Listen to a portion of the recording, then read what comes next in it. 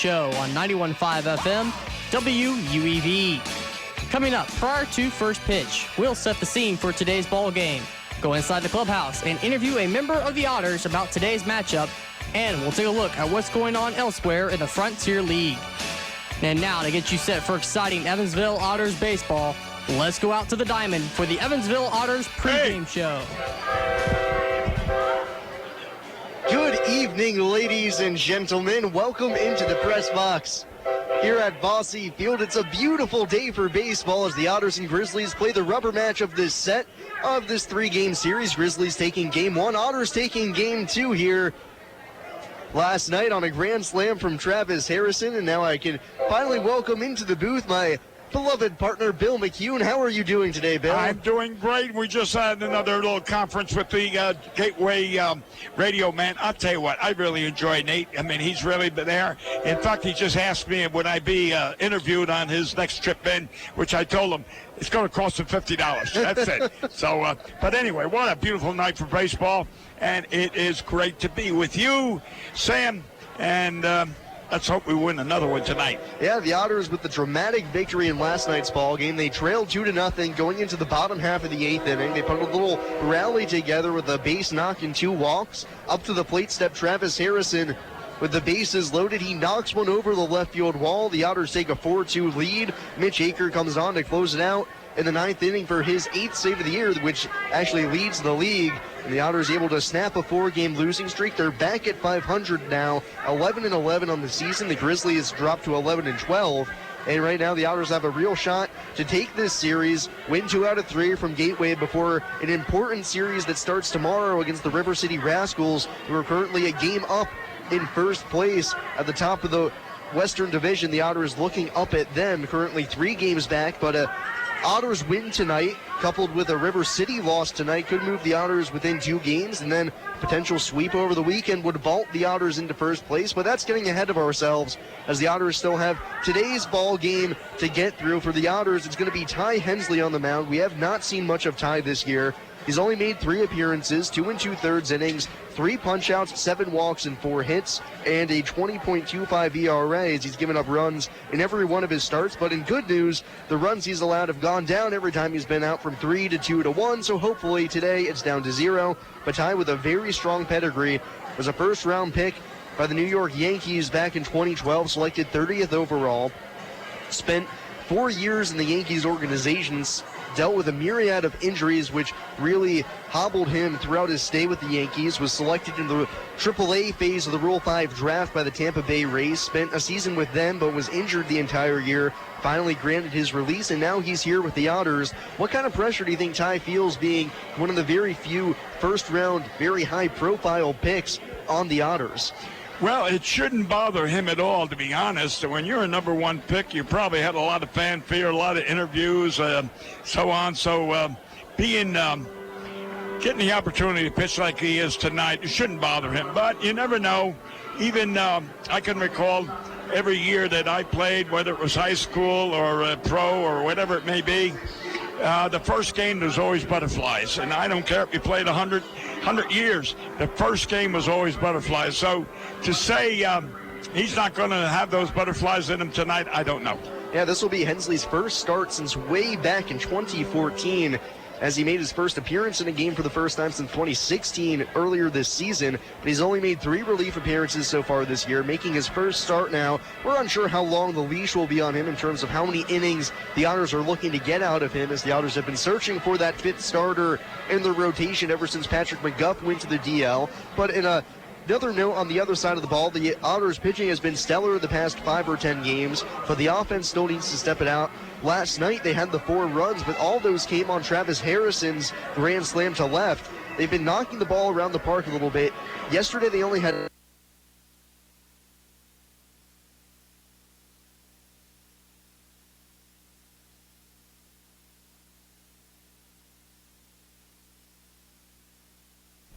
is hitting the ball well, but he hasn't gotten any hits. At today's average, he's batting .307, and I'm going to say maybe 2 weeks ago he was batting .400. Yeah. Now he's hitting the ball solidly, no doubt about it. hitting a lot of ground balls. But what I don't like about him is he jumps on the first pitch, no matter where it is, and he is popped up to center or short center so many times. He's got to wait for his pitch. He's too anxious. He's one of the better ball players on this team, and he's got to step up a little more. Yeah, Toby in this series still without a hit. He's 0 for his last 8, just 6 for his last 38. So he's really hit that decline lately. As you mentioned, was hitting over 400 to start the year. Seen his average drop now over 100 points. And he's really the engine that makes this Otters offense run, it feels at times. When he goes, so too go the Otters, and we saw that earlier in the year. And a little change to the lineup as we'll go through the Otters lineup right now. Remember, fans, that the Otters lineup is brought to you by Mr. Quick Pick, here to provide you the roadside service you deserve. Call Mr. Quick Pick at 812-496-2321. David Cronin will be leading off for the first time this year, as finally somebody other than Ryan Long will be the leadoff hitter. Cronin batting first, playing second. He'll be followed by Long, who drops down 1 in the order to hit second. He's out in left. Batting third is Toby Thomas at short. Cleanup man Jeff Gardner out in right field. Then Travis Harrison, last night's hero, the designated hitter, bats fifth. Brandon Doolin at first base, bats sixth, followed by Manny Cruz in the 7-hole. Playing third base tonight, Mike Rizzatello behind the plate, and Hunter Cohen, the center fielder, rounding up the lineup in the 9-hole spot. We'll take a quick break and be back with an interview with Travis Harrison as I talk to him before today's ball game. You've been listening to the Evansville Otters pregame show here on WUEV 91.5 FM and the Krugmeyer & Kahn Otters Digital Network. The Evansville Otters would like to thank the Evansville Courier and Press for their support and coverage of Otters baseball. The Evansville Courier and Press provides news, sports, and weather coverage to the Tri-State, both in a print and online edition. The Evansville Courier and Press can be found online at courierandpress.com, as well as on Facebook, Twitter, Instagram, and Pinterest. The Evansville Courier and Press, a member of the Journal Media Group. The pizza brick road always goes to Tyroni's. I'm in the mood for pizza and I'm ready to go. The pizza brick road goes to Tyroni's. So follow me down the pizza brick road. Road down to Tyroni's. The pizza brick road. The pizza brick road always goes to Tyroni's.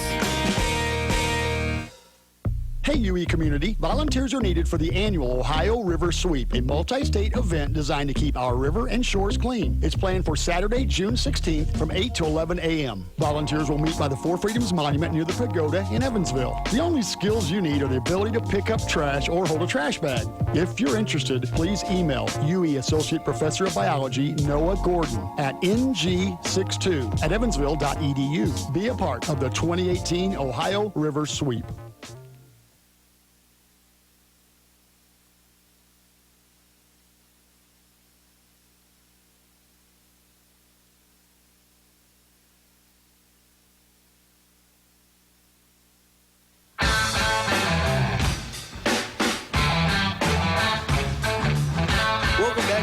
Otters pregame show here on WUEV 91.5 FM. I'm joined by last night's hero, Travis Harrison. How are you doing tonight, Travis? Doing great. How are you, Sam? I'm doing pretty well. Thanks for asking. So last night, you come up in the 8th inning, bases loaded on no one pitch. You smack it over the left field wall for a grand slam. What were you thinking going into that at-bat? Well, we didn't have any information on him at all. So we didn't have velocity, what pitches he had. And so I just went up there trying to get a good pitch. First pitch was a slider outside, call it a strike. And so from then, I just shortened up because, again, I didn't have any info on him and choked up a little bit, and he just hung a slider right down the middle, and I put a good swing on it. So you guys have actually been struggling a little bit with runners in scoring position, and even with the bases loaded so far this year. Was there any kind of change in adjustment knowing you guys were down by 2 and a basic could just tie the game? No, you can't let the situation, be bigger than it is. You just have to control what you can control. Get a good pitch to hit and make a good swing, and don't get too big. Like, for example, on that 0-1 slider, he hung it, he made a mistake, and so it was just my job to not, swing too hard or just put a good swing on, at least tie the game up, and I just happened to backspin it to left. So normally you've been playing third base this year, but last night you were the designated hitter, and coming into that at-bat, you didn't have a hit yet in the game. How difficult is it when you just have all that time left in the dugout in between at-bats to be able to focus in and try and stay positive for the next one? Yeah, I didn't have it hit, but I felt pretty good. The first at-bat, I just missed the fastball, flew out, walked my second at-bat, And then I hit a good ball into left center. Wind was kind of blowing in. It didn't quite carry as I was hoping it would. But I felt good. I felt confident going up there, and it all worked out. But, yeah, DHing is a little different. You have to stay locked into the game. You have to follow the pitchers, what they're doing. It's obviously a lot easier when you're out on the field. It's just different mindset. And you have to really try to focus to stay, pitch by pitch, inning by inning, and just keep grinding it out. So when you are DHing, what do you do in between at-bats when you're down in the dugout to keep yourself engaged with the game? I usually talk to the other guys who aren't playing, the pitchers, just ask questions about the game, some not about the game, just, keeping your mind relaxed and loose. And like I said earlier, you're just paying attention to the game. What is he throwing first pitch? Is he attacking fastballs early? Is he throwing 1-1 sliders? What is he doing with 2 strikes? How is he trying to get you out? Just stuff like that, just so you can have it in the back of your head when you go up there and you're ready to face him. So one thing you added last night as well was your 5th stolen base of the season, which is now tops on the team. And you're not exactly a guy with the most blazing speed out there, but you've been stealing bases at a really good rate. What's been driving that? Yeah, I've been lucky to work with a couple great, base running coaches. One in particular is Sam Perlazzo. I was with the Phillies and the Mariners for a little bit, and he taught me a couple things. One, you got to know what the time is of the pitcher, obviously, but you have to know your time, and you have to understand when I can make it and when I can't. And then you take that and you go also with, who's behind you? What's the count? Do you think they're going to throw you a breaking ball here or the next batter a breaking ball? And if you do, you can get a better jump that way. You can steal off pitchers' tendencies, their timing. You can do a time steal. So there's a bunch of different ways that I'm constantly looking to get, another 90 feet. And so far it's been working out, and I hope to continue that. Well, best of luck tonight, Travis. Thanks, Sam. You've been listening to the Evansville Otters pregame show here on WUEV 91.5 FM. Hi, I'm Bill Morgan of Bill Morgan Roofing and Construction. I've built a reputation of doing quality work that will stand the test of time. We didn't get here by knocking on doors, talking gibberish, or trying to be the lowest bid. You don't like to be sold to, and that's not what we do. My philosophy is simple: treating your home like it's my own, from start to finish. For roofing, gutters, siding, give us a call at Bill Morgan Roofing and Construction. Roofing the right way. 812-499-5892 or BillMorganRoofing.com. No matter how large or small your digging project may be, no matter how urban or rural, you must always call 811 before any digging project. 811 is our national one-call number, alerting your local utility companies to come out and mark any lines they have near your dig site. So before you do this or this, make sure you do this. For digging projects big or small, make the call to 811. Brought to you by Indiana 811.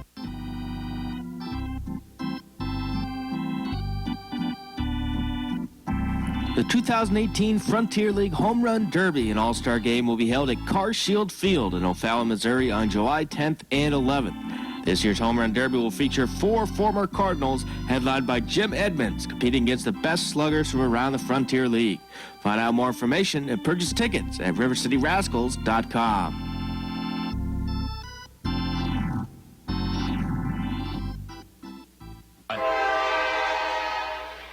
I mean,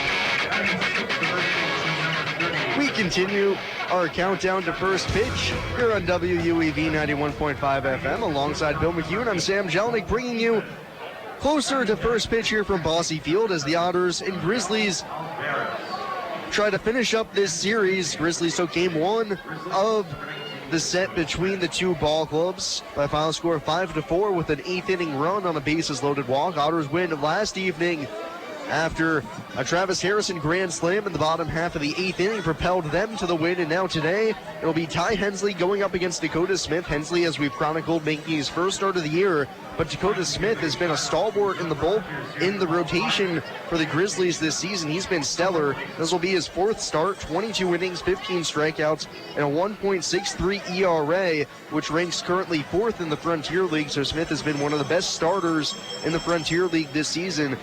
Bill, if the Otters want to generate some offense in this game, what have they got to do differently?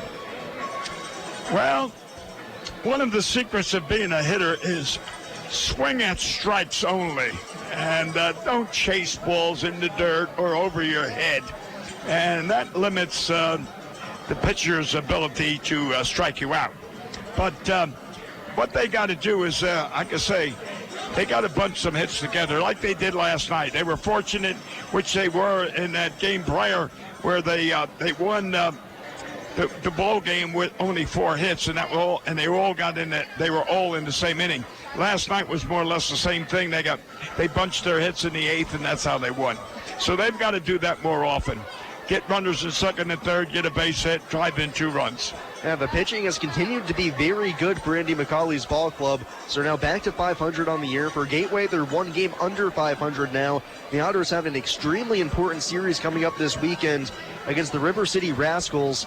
River City currently tops in the Western Division at 14-8, 1 game up on the Southern Illinois Miners. Otters 3 games back of River City, 1 back of Southern Illinois.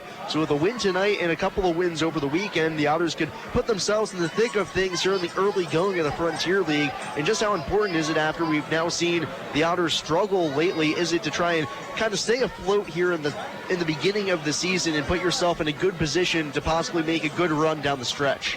I tell you what, you've got to get a good jump early in the season. This stuff of it coming, in August, that's when you can lose a few, because you got yourself a nest where you might be in front by 4 or 5 games, so you could lose 2, but still maintain that lead. When you get a bad start, that means you're always climbing out of the hole, and that is not a good team that climbs out of a hole constantly. Yeah, it's extremely difficult to start a season off poorly and make your way back from it. As they say, you can't win the championship at the beginning of the season, but you most certainly can lose it. And right now the Otters are keeping themselves in a prime position, keeping themselves within striking distance, as it were, to be able to put themselves in a spot where they can make a late charge potentially, or possibly just get hot now, distance themselves from the pack, and put themselves en route to a potential Western Division championship. As right now the main competition for the Otters looks like it'll be Southern Illinois and River City, who are tops in the division. Gateway might be there as well. They've had their woes with pitching lately, as they currently only have 10 pitchers on the roster. So the Otters will be facing off against the Grizzlies here in the final game of this 3-game set. And one thing that's been interesting to see for the Otters as of late is how their offense has been performing. Of course, hopefully tonight it'll follow suit after the Grand Slam last night provided all the runs. And we're just about through with the pregame show here as we line up for the national anthem now. We'll step aside and return with first pitch of this ball game. You've been listening to the Evansville Otters pregame show here on WUEV 91.5 FM and the Kruckemeyer & Kahn Otters Digital Network.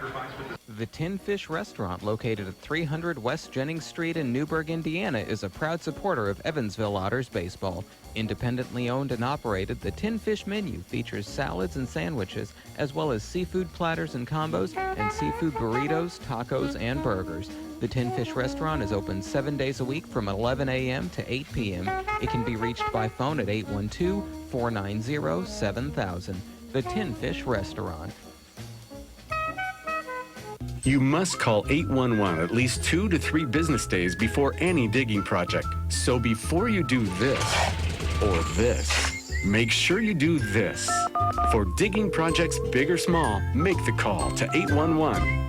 Injuries are inevitable. It doesn't matter if you're playing baseball, walking the dog, or falling from a ladder. Injuries happen. When they do, Tri-State Orthopedics offers treatment for sprains, strains, and fractures by medical specialists.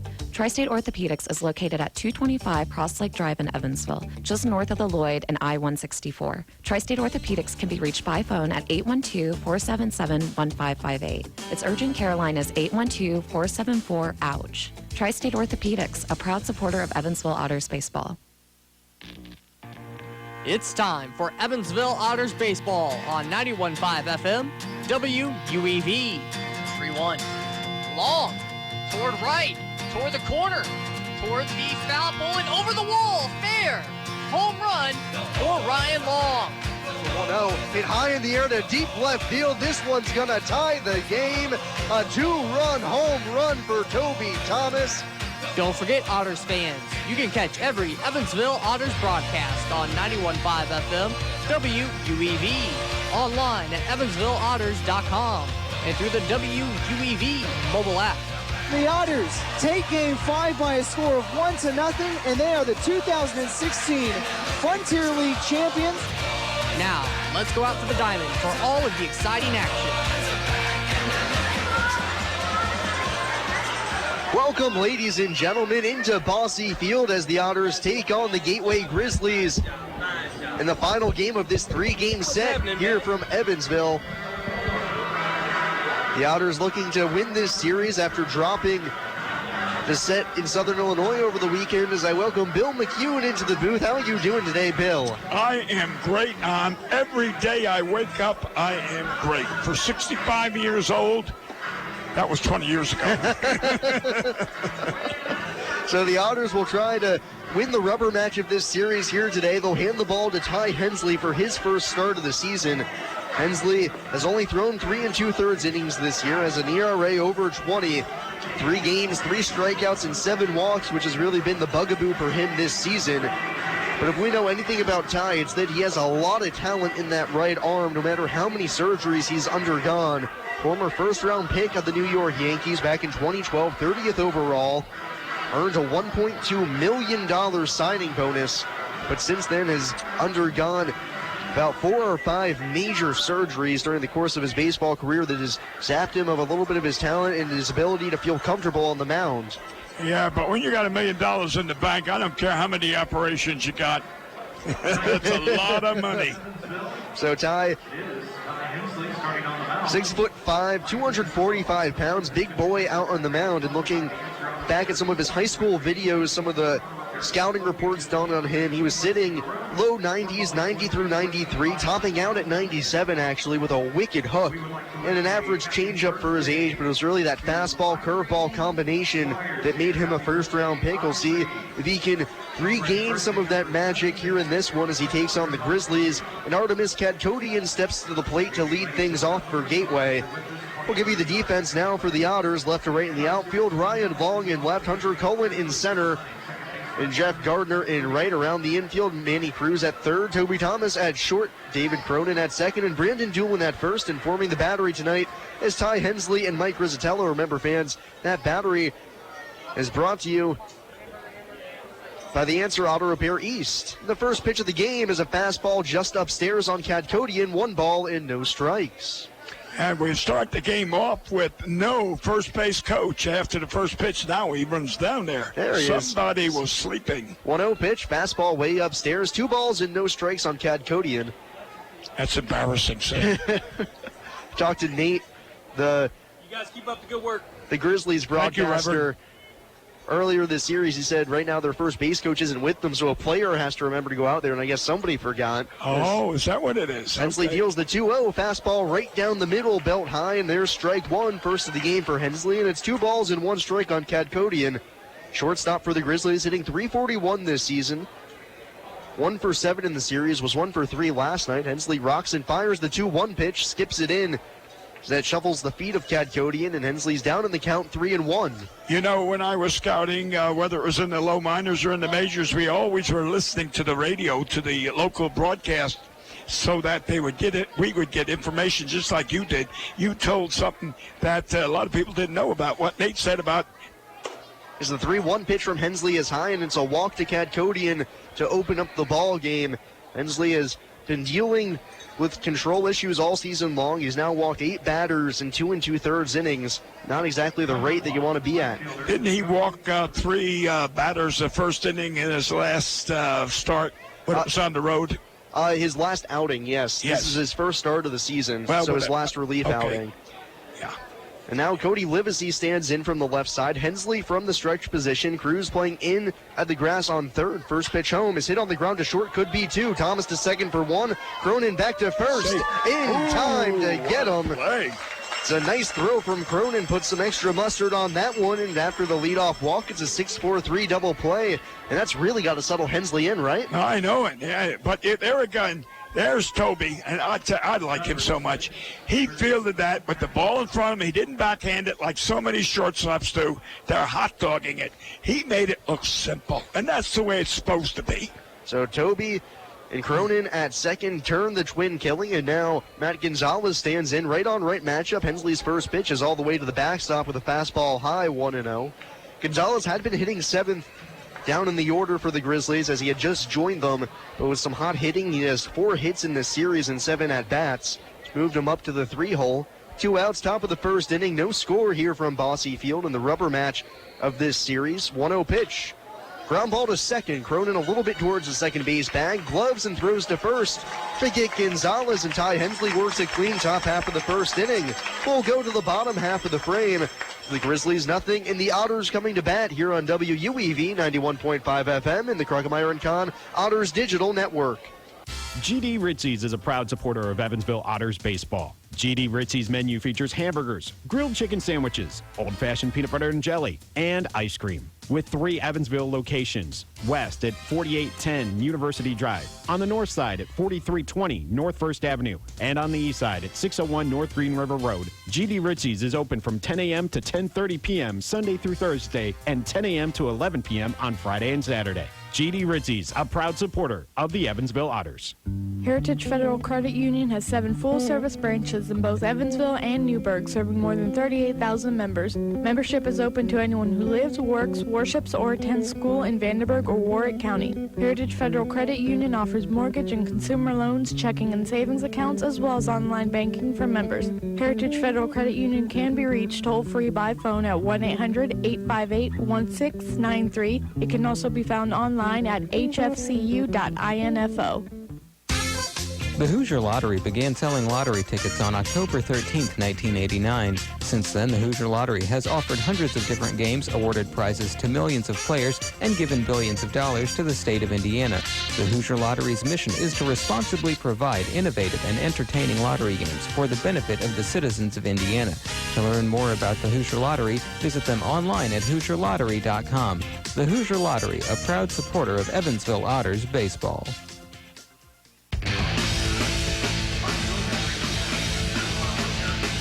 To the bottom half of the first inning we go. Ty Hensley with a clean frame in the top half of the first inning as the Grizzlies can't score. We go to the bottom half of the first inning. Gateway nothing, Evansville nothing as well, as Dakota Smith tosses his warm-up pitches out on the mound. Smith making his 4th start of the year for the Grizzlies. He's 2-1 with a 1.63 ERA, 22 innings, 15 strikeouts against 12 walks and 13 hits. Smith was actually an outfielder for the Kansas Jayhawks during his playing career there, was also a reliever at times, but mainly an outfielder. Even during his junior year, he hit over 300, hit 337, but now a pitcher here in professional baseball and finding some success. Well, you know who started his career as a pitcher but didn't make it and ended up in the Hall of Fame? The guy from that played a few years in that place called, St. Louis, Missouri. Yeah, he had a pretty good career, I think. Stan Musial, the man.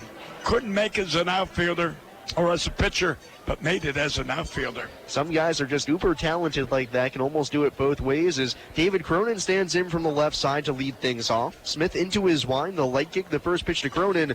It's a fastball just off the outside edge for ball 1. Chris Dykman, your home plate umpire for today's game, as Phil Kundle is the field umpire for this one. Cronin hitting from the left side, second baseman for the Otters. Slightly open stance. He's hitting 143 to begin his Otters career. Slaps at the 1-0 and sends it foul down the left-hand side, 1-1. Just 1 hit and 7 at-bats for Cronin to begin this year for the Otters as he takes over second base duties with Manny Cruz shifting to third. Travis Harrison now DHing with Carlos Castro just a little bit on the sidelines. 1-1 pitch, way outside as that one sails all the way to the backstop. That was up and away. And speaking of St. Louis Cardinals, one of the all-time favorite Cardinals passed away yesterday, Red Shandings. And Red was here in 2007, throwing out the first pitch in cancer. It was a cancer event. Red Shandings was here with the White Rat. As the 2-1 pitch is on the outside corner, backdoor breaking ball flies in on Cronin, and the count's even at 2. Whitey Herzog and Red Shandings, they were both here, 2007. And Red, a part of so many special Cardinals teams with Stan Musial, Bob Gibson, just a really talented squad that they had. As Smith's into his wind is 2-2 to Cronin. Fastball just low. That one had plenty of plate. just underneath the knees. Tough take for Cronin, and the count's full 3-2. Yep, you only can live so long. Well, they say ball players don't cry. Wasn't that a great saying here? A man named Jimmy Dugan said that during the filming here. Tom Hanks. 3-2 pitch to Cronin, fouled off, and he stays alive 3-2. Yeah, right here in Bossy Field, league of its own with Tom Hanks. You're right. All players don't cry. There's no crying in baseball. Oh, that's what it was. Okay. To be accurate. Tomato. Yep. Full count on Cronin, leading it off for the Otters. No score, bottom of the first inning. Payoff pitch again is down and in. Cronin takes as that one skips in near his back foot. It's a leadoff walk, just what the doctor ordered for the Otters in their new leadoff hitter. He works the free pass to open the bottom half of the first inning. Makes Andy look good so far. Yeah, things are easy when your manager, your squad's playing well, pushing all the right buttons. Well, everybody can be a Monday morning quarterback. Oh, everybody can, and I'm very good at it. They say I have the best arm of the Monday morning quarterbacks. Okay. Now in steps Ryan Long, displaced from his leadoff spot, so he hits second now.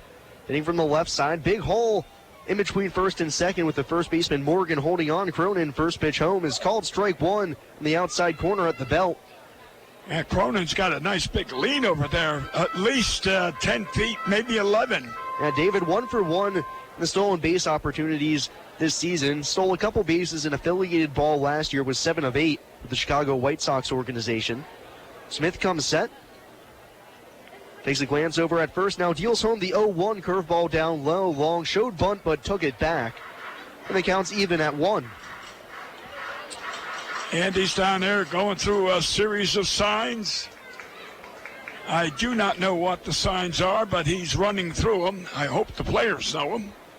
It would be bad if you could figure them out that quickly, because that means Gateway does. His out throw over to first nearly has Cronin as he stumbles back in. Well, you know, there's a major league coach on every team, and that's one of his jobs. Yeah, trying to just crack the code. Steal the signs of the opposing team. All he does is concentrate on, it could be the manager in the dugout. 1-1 pitch to Long, hit on the ground through the hole on the right side. That's going to be a base hit. Cronin going around second. He's hustling into third. He's going to make it in there with a feet first slide as the throw's cut off by the shortstop. And the Otters have runners at first and third to begin the bottom half of the first inning. Yep, looks exciting so far, and it's a good crowd. And the crowd is cheering. Yeah, good crowd on hand today for the Otters. Couple of picnics down the left and right field lines, and expected attendance well into the thousands. Well, it looks like several thousand already. And let's hope Toby's at bat. Okay, Toby hits a lot of ground balls to third, to short. Is known for his double plays, and I don't mind if he hits it to a double play now, as long as the runner on third scores and we take the lead. Exactly. Toby has hit into 7 double plays this season. That's tops in the Frontier League. She has runners at the corners, nobody out. Bottom of the first inning, infield playing back for the double play as they'll trade the outs for the run. First pitch to Toby. Slider hangs upstairs as that one never broke from Smith, and it's ball 1.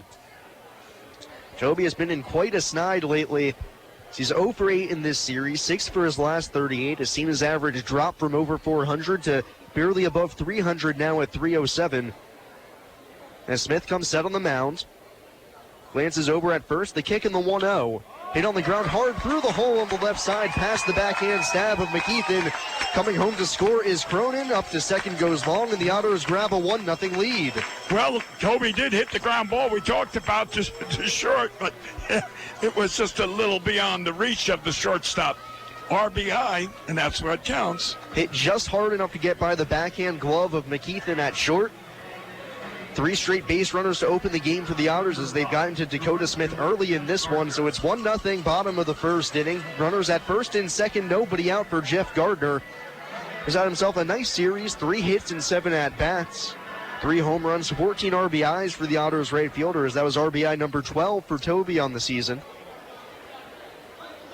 Well, you know, what you do early in the season, we talk about Toby being an all-star. The more he impresses early in the season, As the first pitch to Gardner's down and away. He makes that impression on the opposing managers and coaches so that when it comes time to select the All-Star, they look and say, hey, he started the season off batting .400. Let's put his name in. Now you get toward the All-Star time and he's 0 for 50. He's not going to make it. 1-0 pitch to Gardner. Fastball sails outside as that one can't find the strike zone, and it's 2-0 on Gardner. I know in an interview with Zane Clodfelter, Toby was talking to him about how he's been pitched a little bit differently now that teams know that he's very talented and obviously one of the best hitters in the league, that he's seeing a lot more off-speed pitch, that he can't be nearly as aggressive because they know he likes to jump on that first pitch. Smith looks back to second, the 2-0.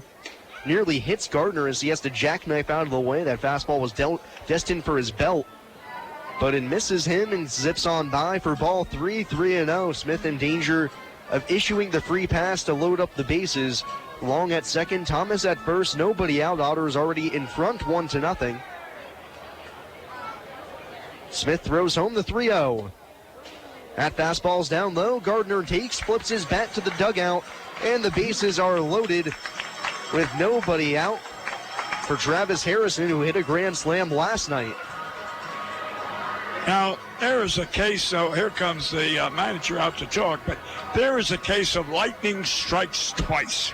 Not often, but it does happen. Wouldn't it be ironic if Harrison hit a grand slam this time up? Yeah, Travis hit the grand slam in the last inning for the Otters that they had an at-bat in yesterday in the bottom of the 8th inning. Could come up today in the first at-bat opportunity and hit a grand slam. And oddly enough, the Otters have been, to put it very bluntly, not very good with the bases loaded this year. As a team, they're only hitting 158 with the bases full, which is something you don't see very much because normally bases loaded, pitcher has to come to the hitter. He can be aggressive. The Otters have struggled with it. But Travis getting on track there. He's hit 400 on the season. Only 2 players have hits with the bases loaded. It's Valorio and Harrison who have hits with the bases loaded. Travis with the big one, the home run. So he digs in, meeting on the mound adjourned. Long at third, Thomas at second, Gardner at first, Harrison at the plate, hitting from the right side against the right-handed Smith. Still working from the stretch, everybody playing back for the double play. The first pitch. Over his head all the way to the backstop, but it ricochets quickly to Alvarez behind the plate, who jumps on it, and Long has to stay at third.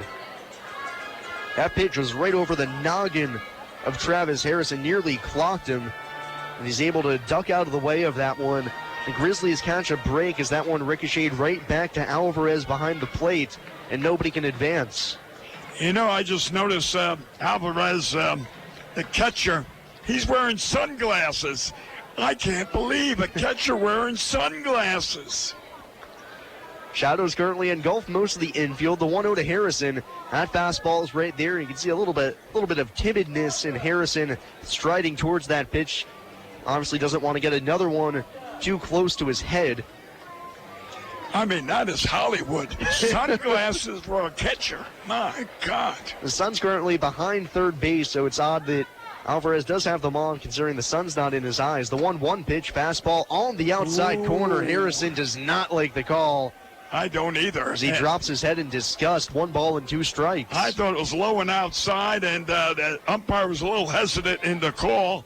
And you're right, Harrison did give him a dirty look, and I would have too. I probably would have said a word too and say, nice call, Mr. Umpire. So bases, which would have been an insult.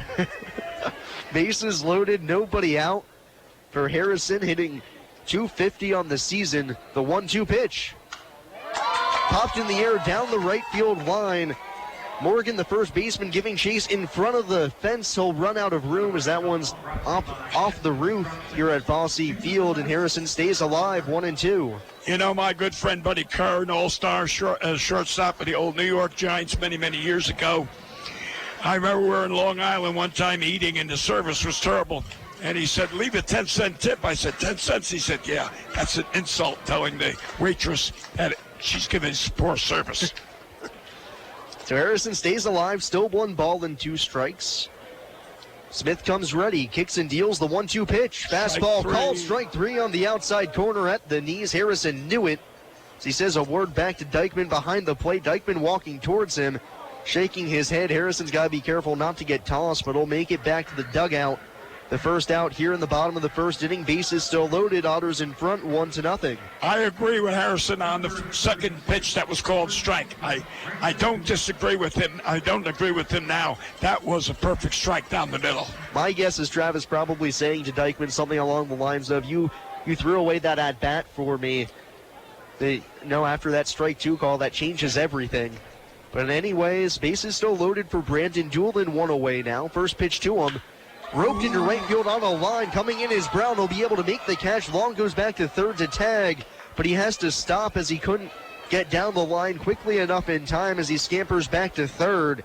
And a tough break for the Otters as Doolin lines out to right. You were saying earlier the Otters don't score much with the bases loaded. Here we've had the bases loaded, no outs, and we've gotten a situation where a strikeout, a beautiful line drive to right field.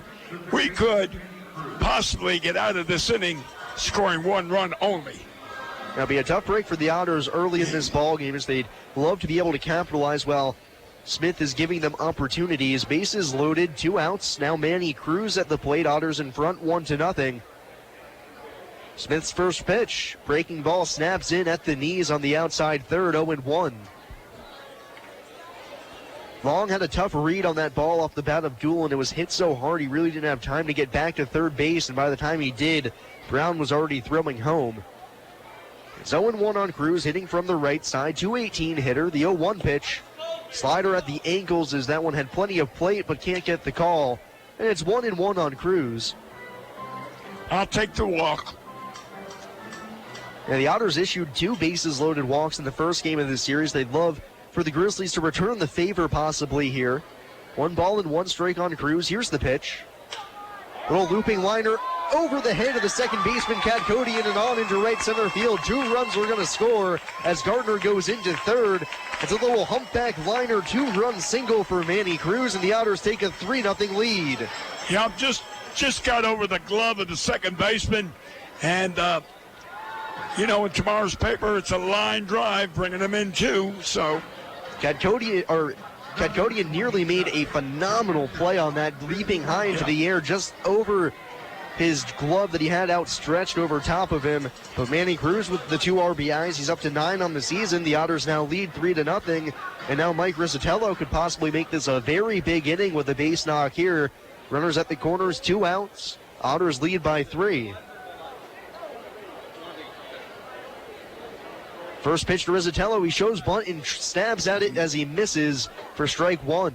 I'm going to say he needs to see somebody, because why are you bunting with a runner on third? That is absurd. Mike, go back to kindergarten and learn something. My God. Rizzatello hitting 143 on the season. He struggled lately, 1 for his last 14. Right on right matchup, 0-1 count. Throw back over to first. Cruz back in with a dive, didn't have a very long lead. That shows you Mike's mind is not in the game. He was concentrating on getting the base hit. When you got runners on third, you're thinking of one thing. Not a base hit for yourself, but a base hit to drive in a run. 0-1 pitch to Rizzatello. Popped in the air to shallow right center field. Center fielder Ellison over. He's calling off the right fielder Brown as he makes the catch in the right center field gap to end the inning. But the Otters strike for 3 runs on 3 hits here in the frame. We'll go to the second. It's Evansville 3 and Gateway nothing here on WUEV 91.5 FM, the Kruckemeyer and Kahn Otters Digital Network. I just love this place. And I just love that ring. It's gorgeous. Where did he get it? Kruckemeyer and Kahn, of course. For the engagement ring that will have everybody talking, look no further than Kruckemeyer & Kahn. With incomparable selection, quality, and service, Kruckemeyer & Kahn is the only choice for the ring that will last a lifetime. Kruckemeyer & Kahn, your lifetime jewelers. So, everybody's talking about the ring. It's pretty great, huh? Pretty great. It's amazing. You gotta tell me, man. Where'd you get it? Kruckemeyer & Kahn, of course. For the engagement ring that will have everybody talking, look no further than Kruckemeyer & Kahn. With incomparable selection, quality, and service, Kruckemeyer & Kahn is the only choice for the ring that will last a lifetime. Kruckemeyer & Kahn, your lifetime jewelers. So let's see it. I absolutely love it. He did a fabulous job picking it out. I couldn't be happier. Well, I had a lot of help. I bet I know where it came from. Krookemeyer and Kahn, of course. For the engagement ring that will have everybody talking, look no further than Krookemeyer & Kahn. With incomparable selection, quality, and service, Krookemeyer & Kahn is the only choice for the ring that will last a lifetime. Krookemeyer & Kahn, your lifetime jewelers. You're listening to exclusive coverage of Evansville Otters baseball on 91.5 FM WUEV Evansville.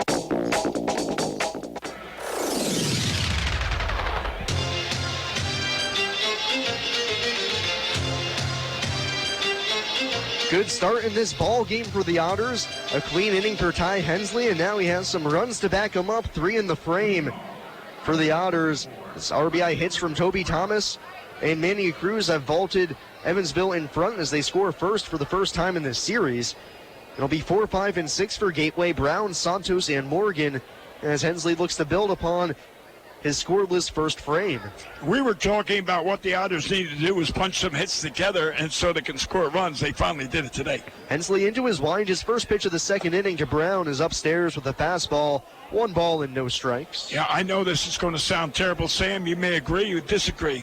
But the way Hensley's pitched and his record, if I was Andy, I would have somebody warming up constantly. 1-0 pitch. Fastball at the knees on the outside corner as Hensley takes out the paintbrush for a strike one. 1 ball and 1 strike. Right. No disrespect to him, but it doesn't look like so far he's got command, and he's got a history of walking too many people. Hensley peers in over his mitt, now kicks and deals the 1-1 pitch. Fastball skips in for ball 2. 2 balls and 1 strike on Brown, the cleanup hitter. 2 home runs, 15 RBIs for him this season, as well as a .316 average. And the cherry on top, 5 stolen bases. So he's done a little bit of everything for Gateway this year. Here comes the 2-1. Fastball way upstairs inside as Brown has to duck out of the way as he spins. 3-1 on the right fielder for Gateway. You know, Ty he doesn't have command. He's high, he's low, he's all over if he's missing a strike by inches, that's one thing. But when you're missing by feet. 3-1 pitch, fastball just a bit above the belt on the outside edge. Hensley can't get the call, and it's a leadoff walk for the second straight inning. Yeah, like I said, no disrespect, but Andy, just to have some insurance, have someone warming up in case you need him. Don't wait until the barn burns, then call the fire department. Number 16.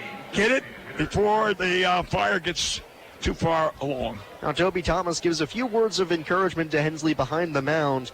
So now deal to Trey Santos. The throw over to first nearly has Brown as he's back in with a hand. He not only throws high pitches to the batters, he throws them to the first base.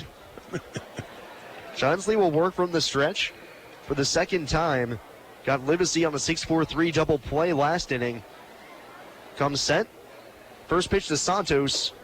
Fastball above the belt, just below the letters for ball 1. Yeah. How many, I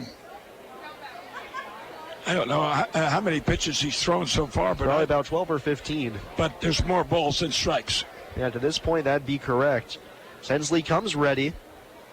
Takes a peek over his shoulder at first. The leg kick in the 1-0 is popped in the air down the third base line out of play. 1 ball and 1 strike on Santos.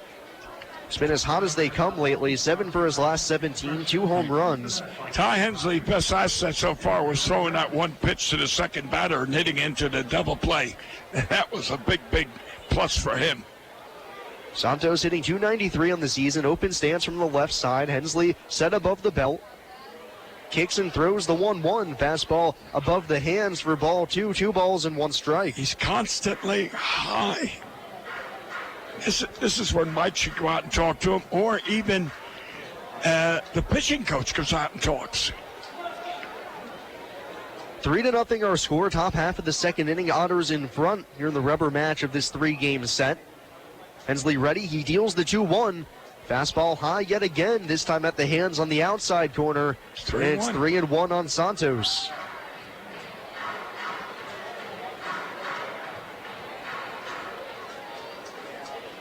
Otters wearing their navy blue tops today, white white pants with the white, blue, and red hat. 3-1. That fastball is low enough as that one's at the belt on the outside corner, and Hensley's run the count full on Santos, 3-2. With Brown at first, nobody out, top half of the second inning. Evansville in front 3-0 after 3 first-inning runs. What the runner on first does on a 3-2 count shows you what type of manager you got. He's going to steal. He's running on the payoff pitch as it's up and away for ball 4, so no throw needed down to second as Brown can walk into second base, and it's back-to-back walks to open up the second inning for Gateway. Now we've got 3 walks. We're only in the second inning. Okay, there goes Max. Thank God. Now Max Peterson coming out from the dugout to talk to Hensley, who's walked more than half of the batters he's faced now in this game. 3 walks to the 5 hitters. And we're in the second inning, and there's no outs and runners on second and third. So first and second. First, what did I say? Second and third? Yeah. I'm sorry. I'm so mixed up because I'm so excited. You know, generally we wait too long before we talk to the pitcher. I'm glad we've seen a more aggressive pitching coach this year go out there more often than he has in the past. Hey, remember fans, Thunderbolt Pass Golf Course has the best golf rates in town, now offering 18 holes with the cart for just $18. Don't forget the dollar drafts and $5 pitchers of ice-cold beer. Come and visit the Bolt Thunderbolt Pass Golf Course, supporter of Evansville Otters baseball. Ready to get back to it now as Brennan Morgan stands in. Hensley set it above the belt, looks back to second. The low leg kick and the first pitch to Morgan. Fastball sails up and in as Morgan bends out of the way for ball 1. He's constantly high. And I mean way high out of the zone. Morgan hitting from the right side, 217 hitter, but he's been better over his last 10 for 30. Oh, he ripped a double there down the left field line the other day. 1-0 pitch. Fastball misses down and away this time as this one's picked above the dirt by Rizzatello. And Morgan hit in a hitter's count, 2 balls and no strikes. Runners at first and second, nobody out. Top of the second inning. Hensley's walked the first 2 batters in this frame. Evansville tries to maintain their 3-0 advantage. But no one is still warming up. Nobody warming the bullpen right now for Evansville. The 2-0. Hit in the air down the right field line pretty deep. Gardner going over towards the corner in front of the warning track. He makes the catch as he pirouettes back in and throws to David Cronin, the cutoff man. Going to third is Brown on the play. So the first out recorded now in the top half of the second inning as Morgan flies out to deep right field for the first out.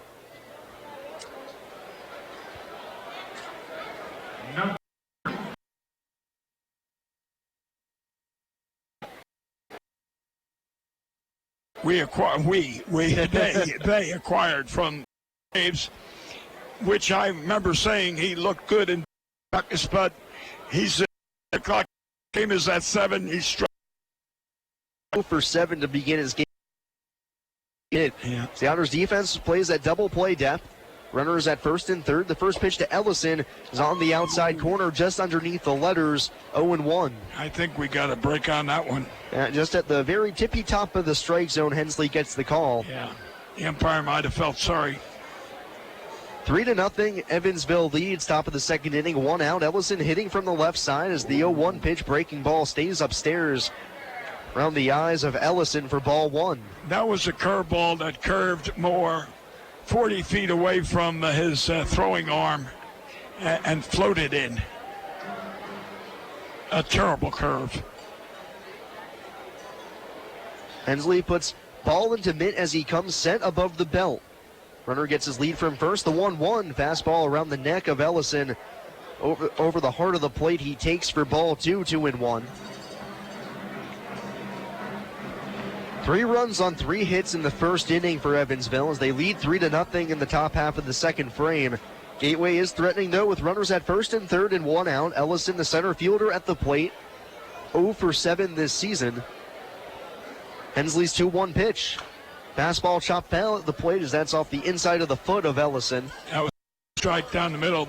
And I'm going to say, Sam, I'm going to 3,100, 3,200 fans here. There's a good crowd out here tonight. Yeah, nice solid attendance here on a beautiful Thursday evening, Thirsty Thursday. It's Thirsty Thursday. I'm looking at all the fans with 2 beers in their hand, not 1 but 2. Hey, you got to get them while they're cold. Yeah. Here's the ball cut. Missed as Hensley breaks out the hook and rings up Ellison for a big second out. You know, you mentioned one of his best pitches was his curveball, and he did exhibit a good curve warming up, and that was a good curve right there. He should be throwing that more than his fastball because he's got better control. So now 2 outs, runners staying at first and third. Otters still in front 3-0 as Joel McKeithen gets his first look in the series. Right on right matchup. He swings at the first pitch fastball and shoots it foul on the right side for strike 1. McKeithen, the shortstop tonight, hitting .200 on the season, just 2 for his last 21. We'll be lucky to get out of this inning. No runs.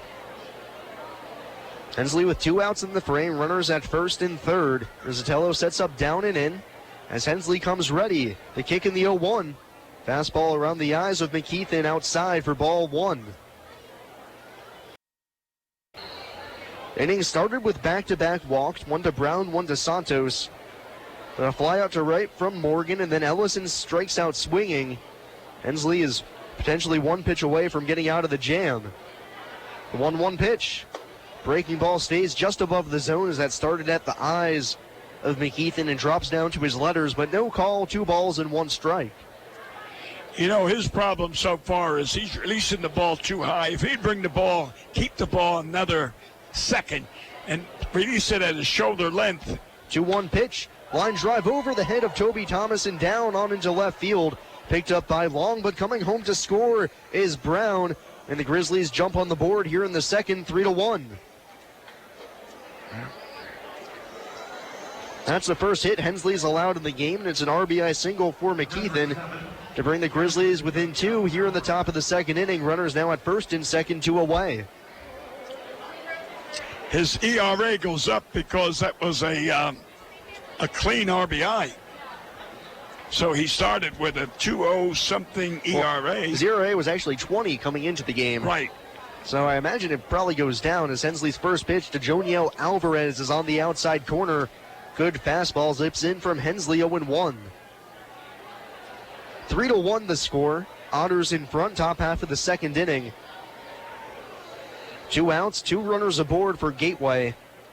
Alvarez, the catcher at the plate, .250 hitter. Hitting from the right side, rests his black bat on his shoulder as Hensley comes ready. Now he steps off the mound and looks the runner back to second.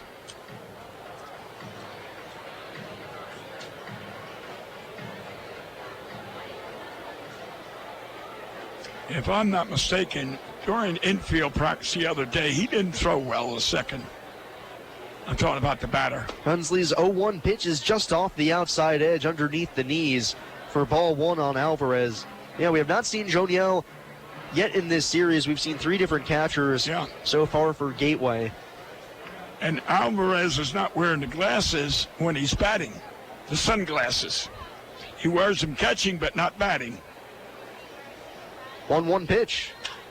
Chopped on the ground to short, big hop for Thomas, who underhand flips to Cronin at second for the force out, and the inning is over. Hensley works around 2 walks and a base hit, allows just 1 run here in the top half of the second inning. We go to the bottom half of the frame. It's Evansville 3, Gateway 1 here on WUEV 91.5 FM and the Kruckemeyer & Kahn Otters Digital Network.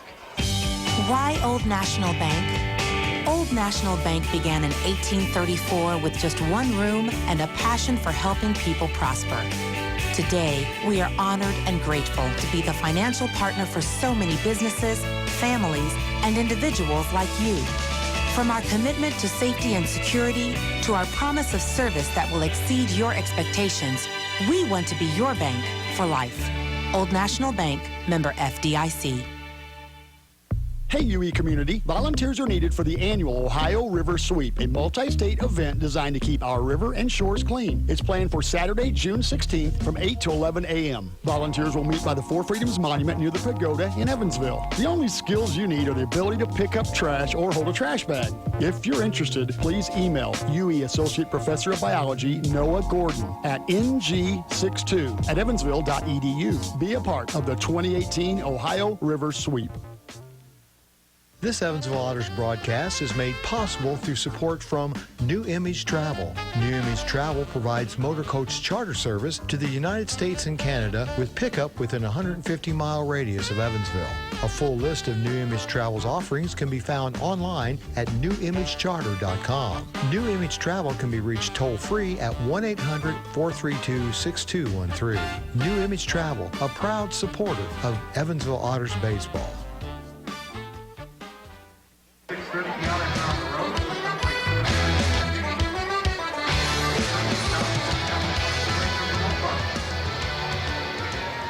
To the bottom half of the second inning we go, and remember fans, whether you're searching for an exquisite diamond engagement ring, diamond anniversary band, dazzling earrings, or a gorgeous diamond bracelet, Kruckemeyer & Kahn is the place for extraordinary value and a pleasurable experience. Kruckemeyer & Kahn, a supporter of Evansville Otters baseball.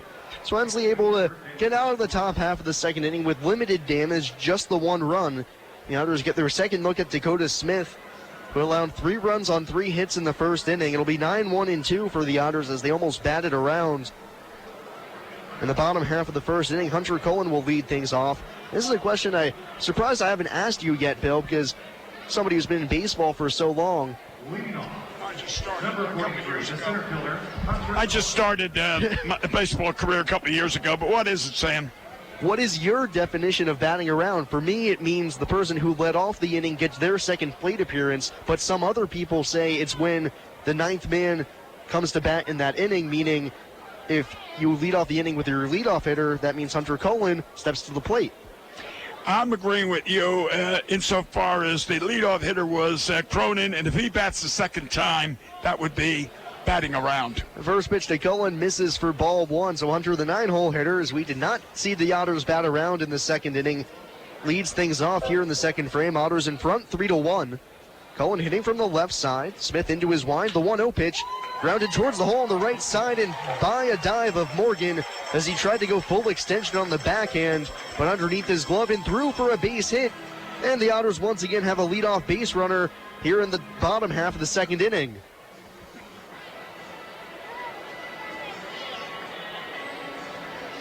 Well, you know, during the in-between innings, our good friend back at the radio station, Paul Mattingly, informed us, we were talking about Red Shandings being the Hall of Famer, and Paul Mattingly informed us that the oldest living Hall of Famer today is Tommy Lasorda. Tommy Lasorda, can't believe it. David Cronin now steps in. Cullen at first, right on left matchup in the first pitch from Smith misses up and away for ball 1. I'll tell you what, that Paul Mattingly back at the station, he checks everything that we say. I'll tell you, he's like a encyclopedia. Encyclopedia Paul back in the studio for us as Cullen gets his lead off of first. Smith coming ready on the mound.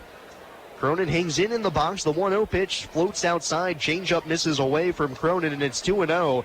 David Watkins scored his first time up as he'll try to be able to get on base again. Otters in front 3-1, bottom half of the second inning. Nobody out, Cullen at first. So they try to get back that one run Gateway scored in the top half of the frame. Smith set, the kick, and the 2-0. Broken bat pop up behind second base. Shortstop McKeithen behind the bag, but it's the second baseman Kadkodian who calls him off to make the catch in shallow center field. And if the bat wasn't broken on the pitch, I think Cronin broke it when he slammed it on the ground. So either way, that bat's now firewood, and there's one out. He jumps on too many high pitches for a little man that he is, Cronin, and that's not insulting him. But he's got to stay off the high pitch. He pops up on the high pitch. So I'll bring up Ryan Long, who singled himself through the right side, much like Cullen did to lead off this inning. One out. Hunter still at first base. He's 2 for 4 in the stolen base department this year. Throw over to first. He's back in with a dive. Ryan singled and scored his first time up. Middle infield playing at double play depth for the Grizzlies as the third baseman Gonzalez plays just behind the grass, even with the third base bag. Smith from the set. Roxon delivers the first pitch to Long, who watches a breaking ball stay outside as Smith tried to backdoor it on Ryan, but finds the door shut for ball one. I bet Mrs. Long down there in Crandall, Texas, was very happy when Ryan got that first base hit. She probably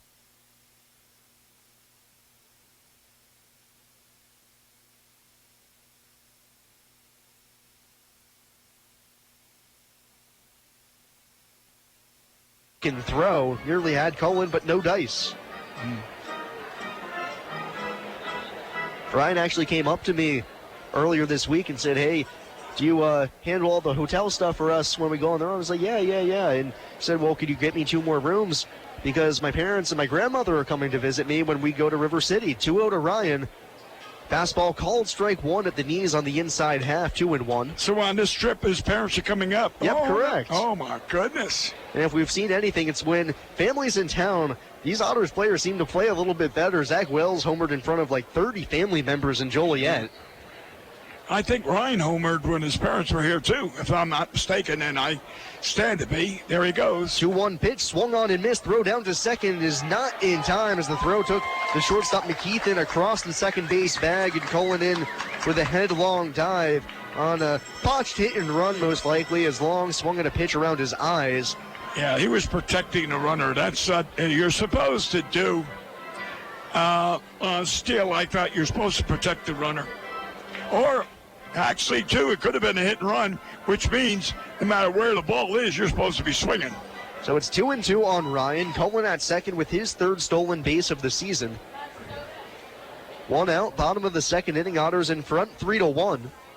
Smith comes ready. Glances back to second, now uncorks the 2-2 pitch. Swung on and missed. A fastball zips by Long. So he can't touch the fastball. Running away from him, he's the second strikeout of the game for Smith, and the second out here in the bottom half of the second. And here comes Toby. He finally got a base hit in between the short and third, where he does ground out a lot. And in fact, last night, Gonzalez made one heck of a play on Rob Toby other base hit. And if you look, I was telling Nate, he plays an extra step or two towards short.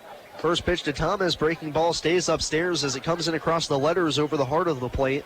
Yeah. 1 ball and no strikes. Talking about Gonzalez, he plays a little more too short than he does the line, and he cuts down a lot of base hits. Yeah, that 5.5 hole can be so tricky there. A lot of base hits have eyes going through them. The 1-0 pitch down in the dirt, blocked by Alvarez. Cullen forced to stay at second. 2-0 on Thomas. 3-1 our score. Otters in front here in the early going bottom half of the second inning.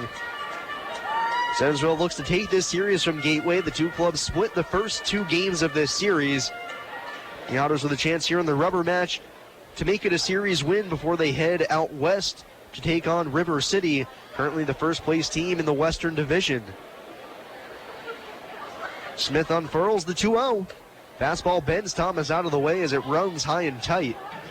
And I believe the catcher for River City is Ciccello. Correct. Former catcher here at the Otters, who has been tearing up the league. Yeah, hitting over 300 right now. Yeah, he's a 300 hitter. He's a good defensive catcher, and we shouldn't have let him go. 3-0 pitch coming home to Thomas. Fastball taken high for ball 4 as he lifted his arms out of the way as it came across the letters. And it's a walk for Toby, the third walk issued in this game by Smith as he hasn't had his best stuff to date. Yeah, when Gingello comes in here with River City for the last 2 years, he has ripped us apart. I mean, he's got home runs and doubles and RBIs. Sounds like he might hold a grudge or something. Yeah, you're right. I know he left here not a happy camper, put it that way. So now Gardner steps to the plate. 2 men aboard, 2 men out. Otters leading 3-1, trying to get that run back that Gateway scored in the top of the frame. First pitch fastball runs high on Gardner for ball 1. Yeah. I know his father was very, very upset when they finished the season here, he talked to me and told me that his son would never play for the Otters again. Runners get their leads off of first and second. Gardner hitting from the left side, walked his first time up. Smith comes set, looks back to second, the 1-0 pitch, hit high in the air, deep down the right field line, curling towards the corner. It will be a foul ball as Gardner can't keep it fair, had the home run distance. The home plate umpire, Phil Kundle, out down the line, able to see that ball all the way foul, and it's just a loud strike one on Gardner. And yet, ironically, the right fielder, Brown, never moved. He did not run in the direction of where the ball was. He just watched it. That is unusual. I had a feeling it was either gone or foul. And luckily for him, it was foul. Yeah, good point. So it's 1-1 on Gardner. Brown, I guess, is trying to save the extra steps.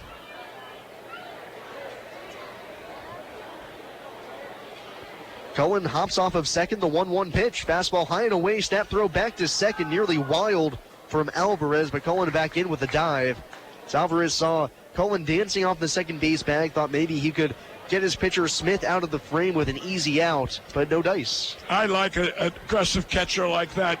Try to pick runners off. I used to do it a lot, not that I'm bragging, but I like a catcher that tries to pick runners off. So Gardner ahead of the count now, 2-1, 2 men on, 2 men out. So the Grizzlies try to get out of this frame with no damage. Otters looking to extend their advantage.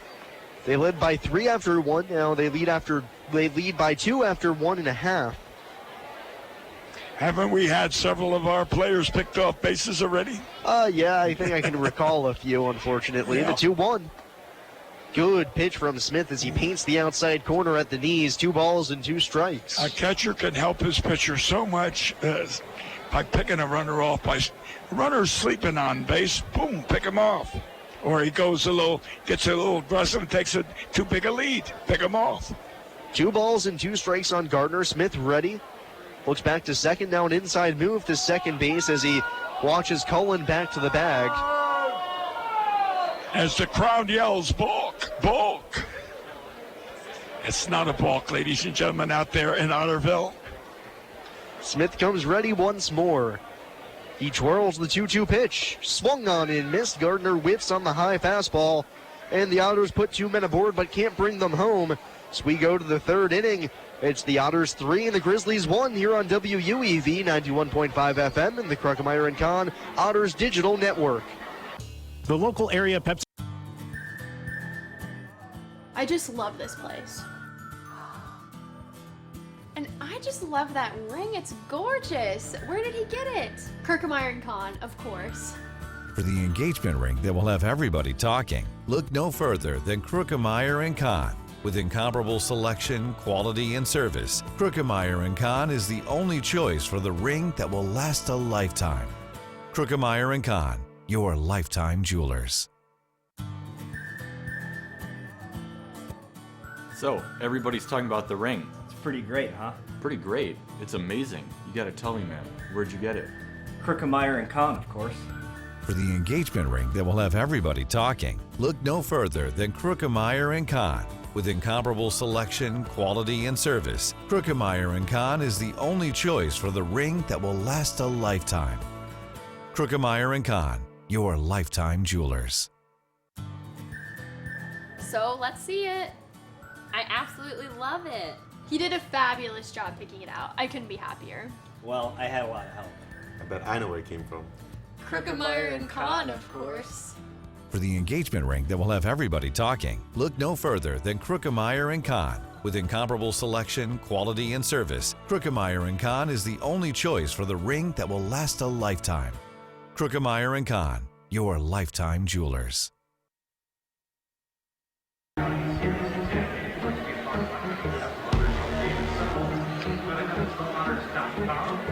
Hey, Otters fans, you can stay up to date with the latest news and promotions from the Evansville Otters by visiting EvansvilleOtters.com and subscribing to the Otters e-newsletter by clicking newsletter on the EvansvilleOtters.com homepage. Also, don't forget to follow the Otters on Twitter at Eville Otters, on Instagram at Evansville Otters, and like the Evansville Otters on Facebook.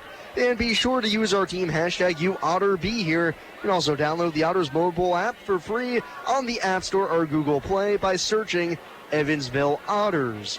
So Ty Hensley back out for the third inning. Staked to a 3-1 advantage. Off the top of the order for Gateway, Kadkodian, Livesey, and Gonzalez. Hensley has walked 3 batters through 2 innings, but only the 1 run allowed. He's been able to work around it thanks to a strikeout and a 6-4-3 double play. But the walk did score. Correct. They always say, walk a man and they'll score. First pitch to Kadkodian, fastball swung on and missed as that one was low, but he went fishing. No balls and 1 strike. That looked like it was a hard slider, if I'm not mistaken. It had good sink to it. It wasn't a curve. Now we've seen Hensley's good hook as he rocks and fires the 0-1. That one's down and away for ball 1. You're right, it kind of has a little bit of a cut to it, maybe a cutter. But it has a little bit more depth than a cutter, but not quite a slider. Right. Yeah, slider is this cut side. I know fans can't see what I'm describing. The 1-1 pitch. That breaking ball starts high and stays there for ball 2 on Kadkodian, 2-1. You know, you weren't here. You probably were in high school. Maybe grammar school for all I'm going to say. Hensley's 2-1. Fastball way outside. He misses. 3 balls and 1 strike on Kadkodian, who walked to lead off the ball game. But I think it was in the late 90s or early 2000 when we were talking about Don Mattingly. Tommy Lasorda. Oh, Tommy Lasorda. As the pitch misses down and away to Kadkodian, he draws his second walk of the game. And both times leading off an inning, and he's aboard at first. Second walk for him, but 4th walk of the game. But Tommy Lasorda and Ripken and Don Mattingly all tried to bring baseball, the major league, Midwest League team here years ago, and they were going to build a stadium downtown. Hensley comes set. His first pitch to Livesey is bunted out hard towards Cruz at third. He charges gloves and throws to first. Ooh. And just barely able to keep his foot on the bag is Doolin as he almost left early. But it's a sacrifice bunt for Livesey. Up to second goes Kadkodian, and there's 1 away. I would have protested that. I thought our first baseman, Doolin, came off that bag a little too quickly because he had a stretch. The throw wasn't that good. So up to second goes Kadkodian. Gonzalez stands in now. Runner in scoring position, 1 out. Otters lead 3-1, top of the third inning. Hensley looks back to second. The kick in the first pitch. Fastball on the black at the outside corner at the knees as well. 0-1 on Gonzalez. Yeah, so you could have had Ripken, Lasorda, and Mattingly as owners of a Class A Midwest team here in Evansville. Hensley ready once more, glances back to second, now another look. The kick in the 0-1. Breaking ball drops in at the knees. Good one from Hensley as he breaks out the 12-6 hammer. No balls and 2 strikes on Gonzalez, and funny enough, even though Ripken didn't get the team here, he actually got the team he wanted eventually in Aberdeen, Maryland with the Aberdeen Ironbirds of the New York Penn League. Right. And opened up his famed Ripken experience there and in Myrtle Beach with a bunch of fields for youth teams to play at.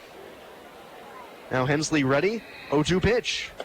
Fastball way down low as Rizzatello has to pick it, and now we'll call time and go out to talk with Hensley about their pitch selection. That's a beautiful ballpark in Aberdeen, Maryland. I had the lucky chance to play there during my playing career when I was younger in high school. And a beautiful complex there. They've got 10 or 15 beautiful all-turf fields. They made one of the fields look like a replica of Camden Yards for the little kids. Oh, boy. It's beautiful. Only thing I remember about Aberdeen, Maryland, was there was an Army base there. 1-2 pitch. Hard ground ball off of Hensley's leg as it skips to Thomas behind second. His throw to first is in time. Score at 1-6-3, and a kick save from Hensley helps him avoid a potential RBI single. as the deflection took it right to Thomas behind second. He throws on to first for the out. They'll check on Ty now to make sure his foot's okay. No, you're right. That was a base hit going up the middle, and it deflected off his leg and gave Thomas Toby the chance to throw him out. And that was from short center field. He threw him out. Now, again, shows you the range, the accuracy, and the athletic ability of Toby Thomas. Yeah, the Otters got a little bit lucky as they were lucky enough to have Hensley clip that on its way by. And then Thomas almost overran it as he was ranging up the middle as it kicked just to the left of the second base bag, but able to make the play still. So there's 2 away. To third goes Katkodian. Now Brown steps to the plate, who walked and scored the only one run of the game for Gateway thus far. 2 away. Otters have a 3-1 advantage. Right on right matchup. Hensley from the set position. His first pitch to Brown. Breaking ball hangs upstairs above the letters. Ball 1. Yeah, Aberdeen, Maryland had an Army camp there that I used to pass when I was stationed down at Camp Gordon, Georgia myself. 1-0 pitch, fastball outside as Hensley pops the mitt, belt high.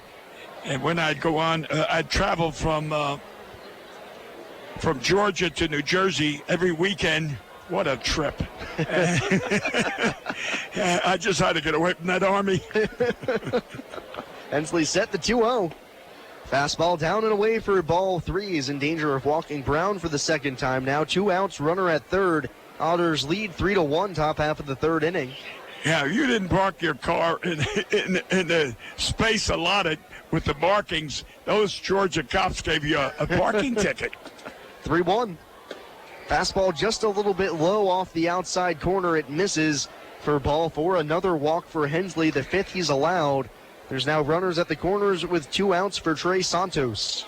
Prior to coming into today's game, Ty Hensley had pitched 2 2/3 innings, had struck out 3, but he had walked 7. Well, here we are in the third inning, and he's already walked 4. 5. Following that walk to Brown. Right, 2 to the first leadoff hitter, 2 to Brown, and 1 to Santos. Right, 5. Santos now at the plate, hitting from the left side. First pitch. Fastball hits the target on the outside corner just below the knees, 0-1. Men at first and third. Grizzlies trail by 2 runs, 3-1 Otters in front.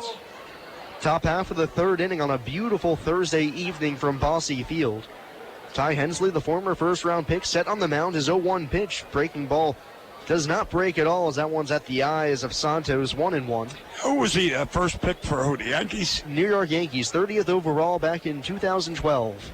So he was a regular pick, or was he one of those extra picks? Regular first-round pick. Comes set, the 1-1 pitch. Nearly hits Santos as he spins out of the way of the fastball right at his shoulder, 2-1. And Hensley, the allotted bonus money that MLB recommends for the 30th overall pick that year was $1.6 million. Hensley ended up signing for 1.2 because after the Yankees went through their physical on him, they found some shoulder abnormalities and said, look, if you want to sign, you're going to have to take a little bit of a pay cut, which he eventually did, and since then he's had to endure a lot of injuries. 2-1 pitch, swung on and missed as Santos whiffs on the offering from Hensley, 2-2. I would have signed as quickly as they said 1.4. I would have said, give me the pen. You imagine you put that, buy a couple CDs, you could be set for life. Hensley had a commitment to Ole Miss to play baseball there, but instead opted to go pro. The 2-2 pitch. Hard ground ball by the dive of Doolin and on into right field. A run will score. Everybody moves up 1 base. It's an RBI single for Santos, and the Grizzlies are within 1. It's 3-2. Andy, I don't want to tell you how to manage, but Max, get somebody warmed up, please. When he walks those batters, they get base hits and they score runs. So here we are, 3-0, and it's 3-1. Now it's 3-2. Every inning, if they're going to keep scoring, we're going to lose this game. Now Brennan Morgan stepping in. Inning still going for Gateway. Runners at first and second. Down by just 1 now, so the tying run at second base, 2 away. Morgan flew out to deep right field his last time up. Down to the right field corner. Took a nice play from Gardner to retrieve it. Right on right matchup. Hensley's ready. Kicks and deals the first pitch. Fastball right down the middle at quad high. 0-1. Nobody warming up yet. That is one of the things the Otters do not do well. They don't have pitchers ready to come in when needed. Hensley comes set on the mound. Rocks and fires the 0-1. Fastball on the outside, Black 0-2. Hensley now one pitch away from getting out of this inning with the lead still intact. Is this not the first batter he's had an 0-2 count on? I think it is. Other than that, he might have had 2 strikes but 3 balls. 0-2 on Morgan. At second is Brown. At first is Santos. Runners take their leads, 2 away, 2 on. Otters in front by 1. The 0-2 fastball called strike three on the outside corner. Second punch out of the game for Hensley, and it's a big one as he rings up Morgan to end the inning.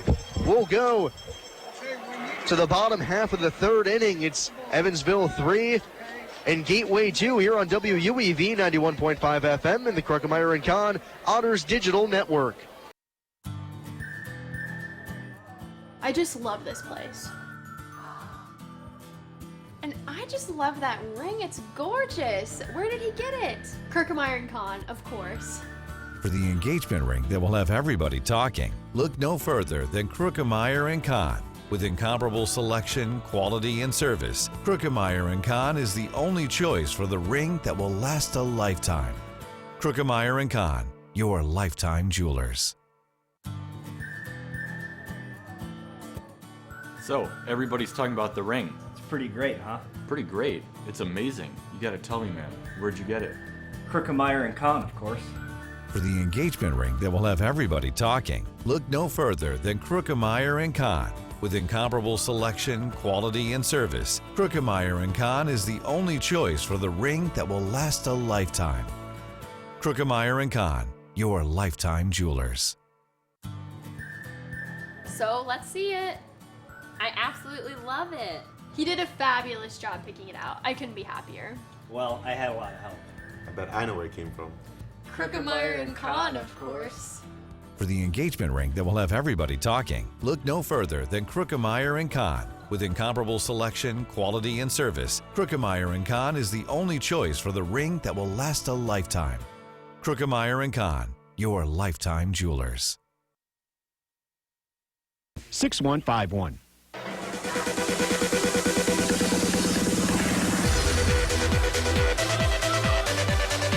To the bottom half of the third inning we go. So after scoring 3 runs in the first inning, Otters silenced in the second as Gateway tacks on runs in the second and third inning to get within 1 run.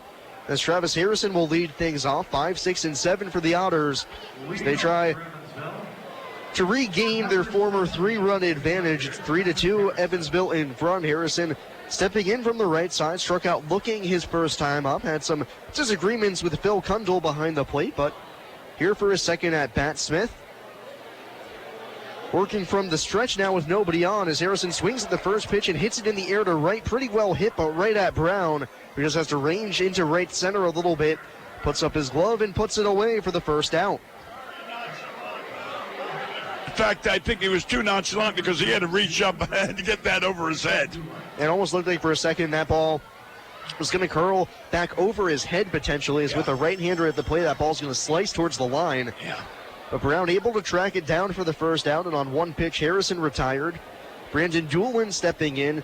He was retired on just one pitch his first time up on a line out to right. Oh, he creamed that pitch he hit there to right field, especially with the bases loaded. He takes the first pitch down low at the shoes, 1-0. As you said, Long was on third base, and it was hit so hard and retrieved so quickly that Ryan didn't have a chance to go back, tag, and score. Thankfully, Manny Cruz came through on deck with the 2-run singles. The 1-0 pitch is outside to Doolin. Yeah, other than that, we'd be looking at a 2-2 game right now. 2-1 game. 2-1 game, yeah. Cruz's hit was a 2-run single. Yeah, that's right. A big blow in the inning for the Otters. Otherwise, that bases loaded chance would have gone by the wayside. 2-0 to Doolin. A looping liner into right center field. That's going to get down and split the gap and go all the way to the right center field wall. Go to Ellison third. Go to into third. it, retrieve it. Doolin goes to second. It'll hold up there with a 1-out double. I thought he could have made he could have made a triple out of that because the ball wasn't picked up when he was about 10 feet away from second.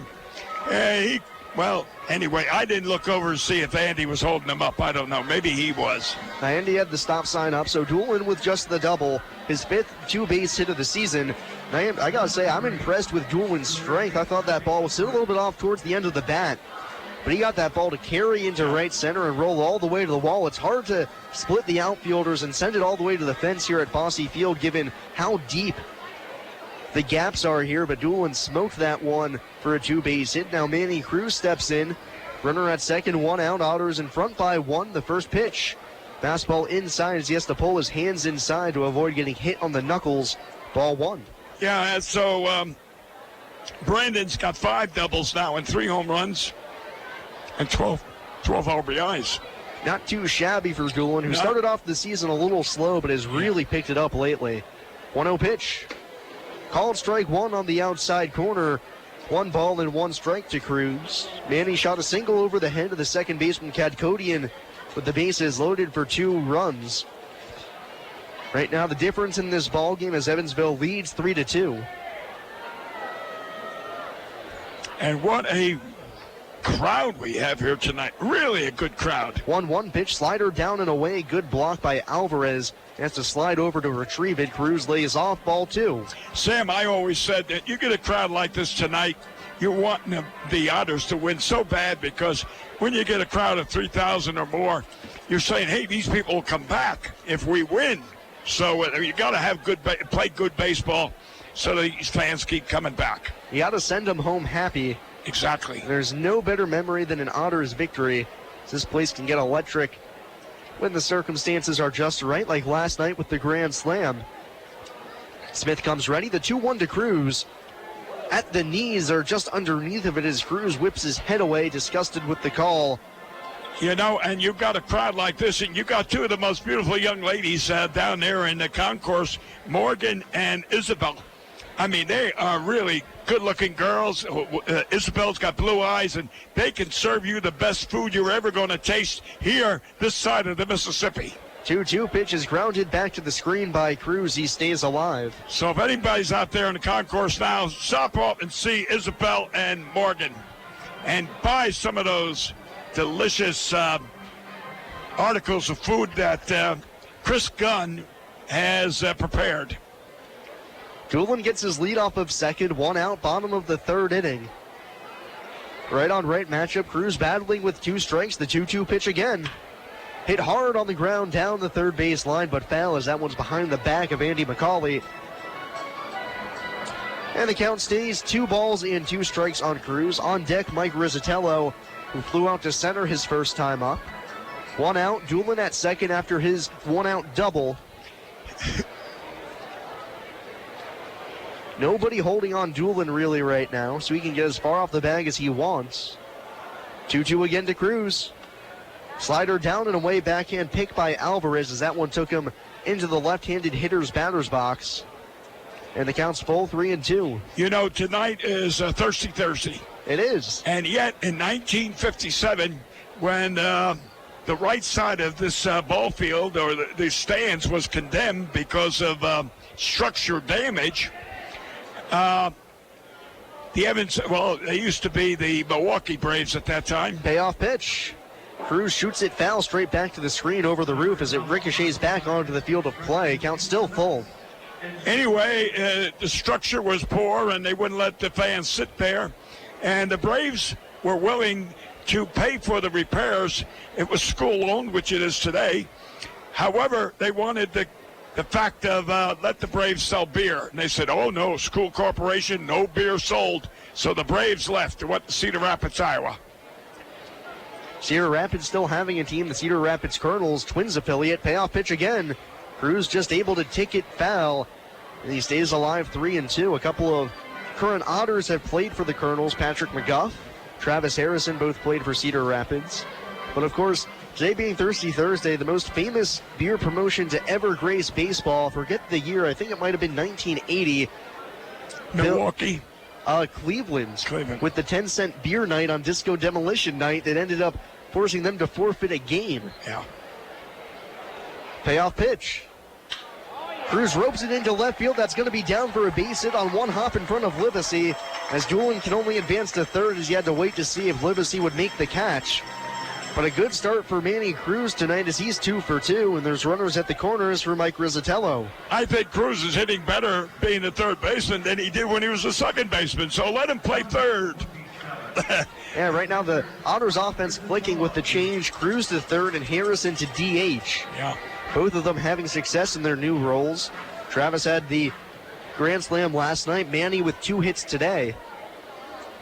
Well, to finish up the story real quick, the Braves left here in 57, went in 58. They went to Cedar Rapids. There wasn't baseball, professional baseball here in town in Balsey Field until the White Sox came in. I think it was 1966. And they were here from, or 65, 66, 67, something like that, until the triplets came in.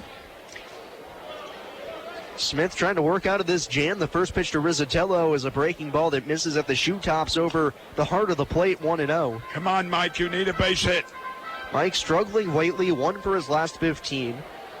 Just 1 RBI on the season. That does have 3 extra base hits, though. Got a triple and a double. The first hit, it was a double, I believe. Down the left field line. Now the 1-0 pitch skips in outside, 2-0, and Mike can keyhole on a fastball now and find a pitch to either drive into the gap or just produce a fly ball to score Doolin from third. If you recall, Mike was in the same situation, runners on first and third, and he tried to bunt his first pitch the last time up. 2-0 pitch from Smith. Fastball down low, misses around ankle high, and Mike takes for ball 3. Doolin's at third, Cruz is at first. There's 1 man out. Otters lead by 1 run now, 3-2. Here in the rubber match of this 3-game series between Gateway and Evansville, the 3-0 pitch skips in once again for ball 4. Rizzatello takes the walk, and the bases are loaded for the 9-hole hitter, Hunter Cullen.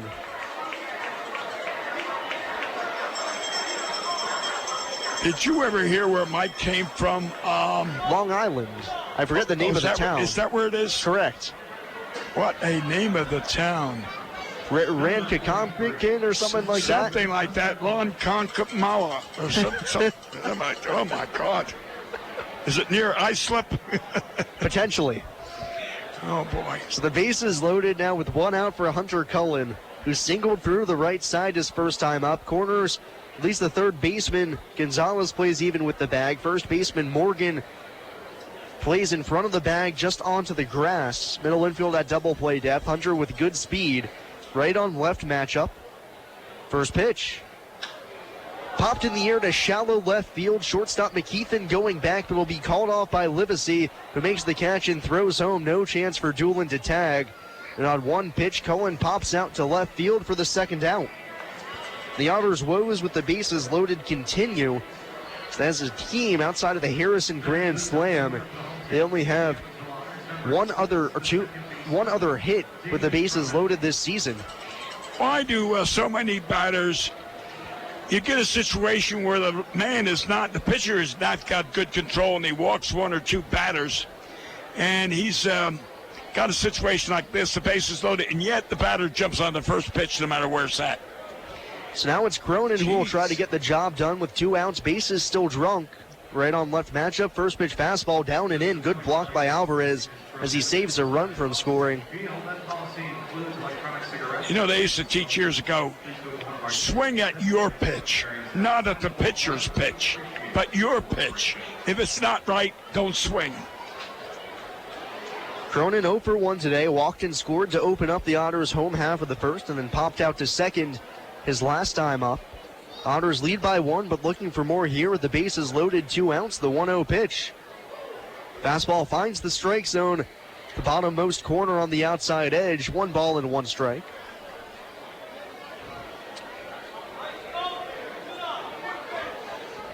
Doolin at third, Cruz at second, Rizzatello at first, 2 men out for Cronin in his 3rd game as an Otter. 1-1 pitch. Hit on the ground, backhand stop by Morgan, but it deflects off his glove. Everybody's going to move up a base. Base hit. Run comes home to score. Not sure if it's a hit or an error base yet. Hit. And they'll give Cronin the base hit, his first RBI as an Otter, and he gives Evansville a 4-2 lead. You know, there goes that thing that I always complain about, backhanding. fielders who backhand with the glove. It hits off the heel of the glove and ricochets off. Why infielders can't put their body in front of, I don't know. Yeah, Morgan was going towards the second base bag, tried to backhand it, but on the pick, it banged off his glove and ricocheted towards second. So everybody moves up. Otters now lead by 2 as the first pitch to Ryan Long is down low, ball 1. You probably don't remember Al Rosen. Yes. He played third base for the Tigers. Tigers? No. Cleveland. Later became general manager of the San Francisco Giants. Al Rosen played third for the Cleveland Indians. He would let balls bounce off his chest, then pick him up and throw you out. Long ahead in the count, 1-0. Bases still full. He hits this one high in the air to right field, not very deep. Brown barely has to move as he camps underneath it and puts it away for the final out. But the Otters do get 1 run in the frame on the infield single from David Cronin. We go to the 4th. It's Evansville 4 and Gateway 2 here on WUEV 91.5 FM and the Krugemeyer and Kahn Otters Digital Network. Injuries are inevitable. I just love this place. And I just love that ring. It's gorgeous. Where did he get it? Krugemeyer and Kahn, of course.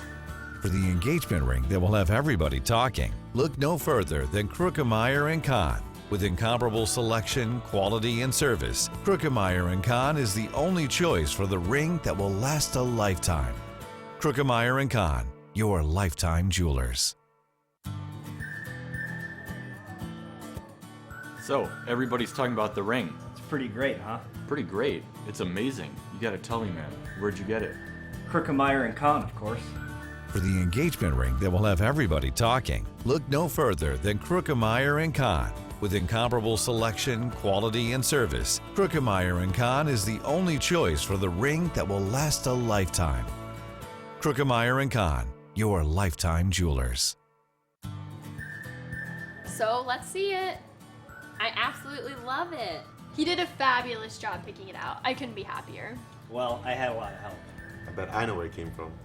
Krugemeyer and Kahn, of course. For the engagement ring that will have everybody talking, look no further than Krugemeyer & Kahn. With incomparable selection, quality, and service, Krugemeyer & Kahn is the only choice for the ring that will last a lifetime. Krugemeyer & Kahn, your lifetime jewelers.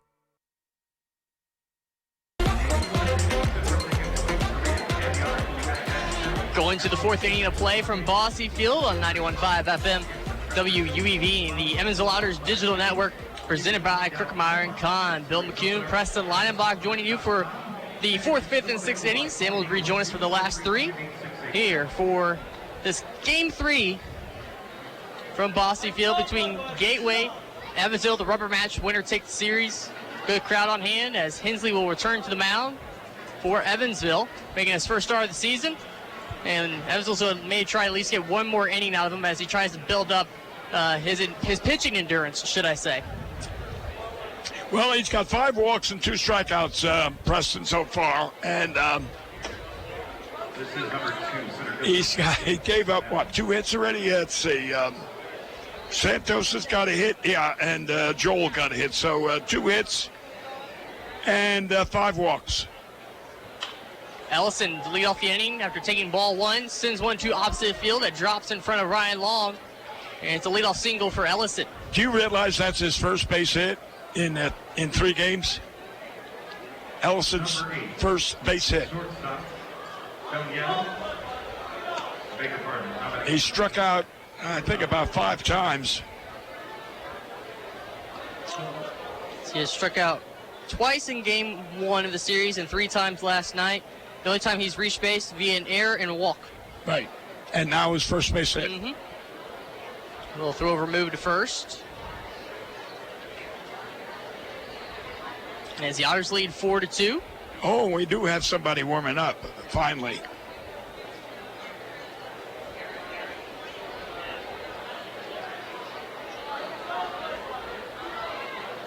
First pitch here to Joel McKeithen, swung on and missed, but foul tipped into the mid.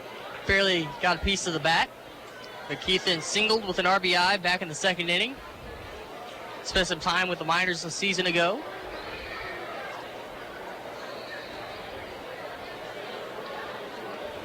Pass from the right side. Breaking ball that just sneaks underneath the letters for strike 2. That was, I think he got a break on that one. It had good bite to it, but it was kind of high. Gets a break on the breaking ball. Yes. Coin that saying. As Hensley will step off on an 0-2 count here shortly. Oh, there's... the ball got away. Yeah, ball got away. It's from the bullpen down there. Oh, my God. Always out. How did that get out that far? Near the Bud Light line patio sign toward right center. That was at least 100 yards away from the bullpen. Good crowd out there, speaking of the Bud Light line patio. Oh, yeah. It'd be nice if someone hit one of those umbrellas out there. Swung on and missed as that one, like a slider that turned away at the last second. Strikeout, out number 1. Yeah, that's his third strikeout. He came into this game, Preston, with 3 strikeouts and 7 walks. So now he's got 12 walks with 6 strikeouts.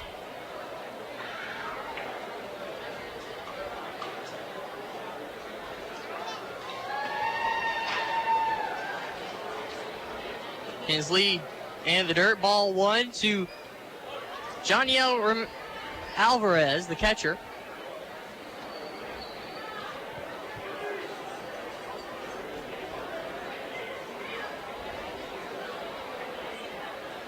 Hensley's from North Park, Florida. Well, I don't remember any of the scouts anymore.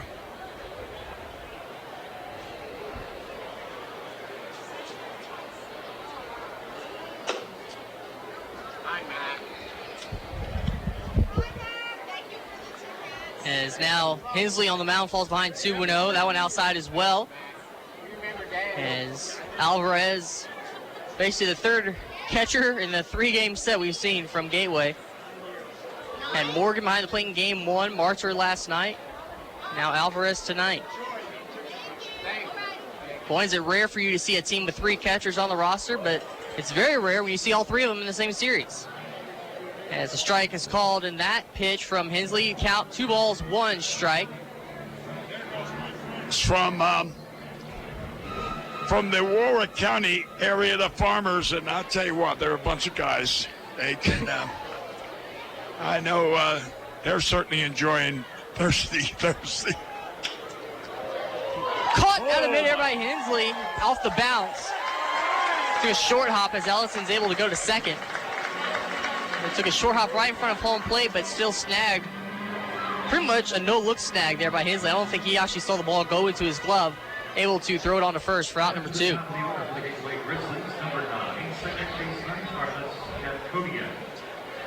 So back to the top of the order with Artemis Kakodian.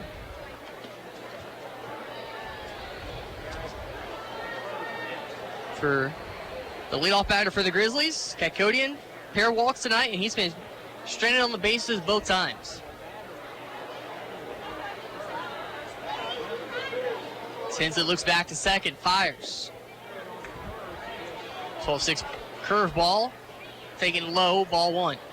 You know what I was going to say, Preston, earlier, before my friends came up to the window here to say hello, was the scouts. I don't remember too many of the scouts now because the ones I worked with...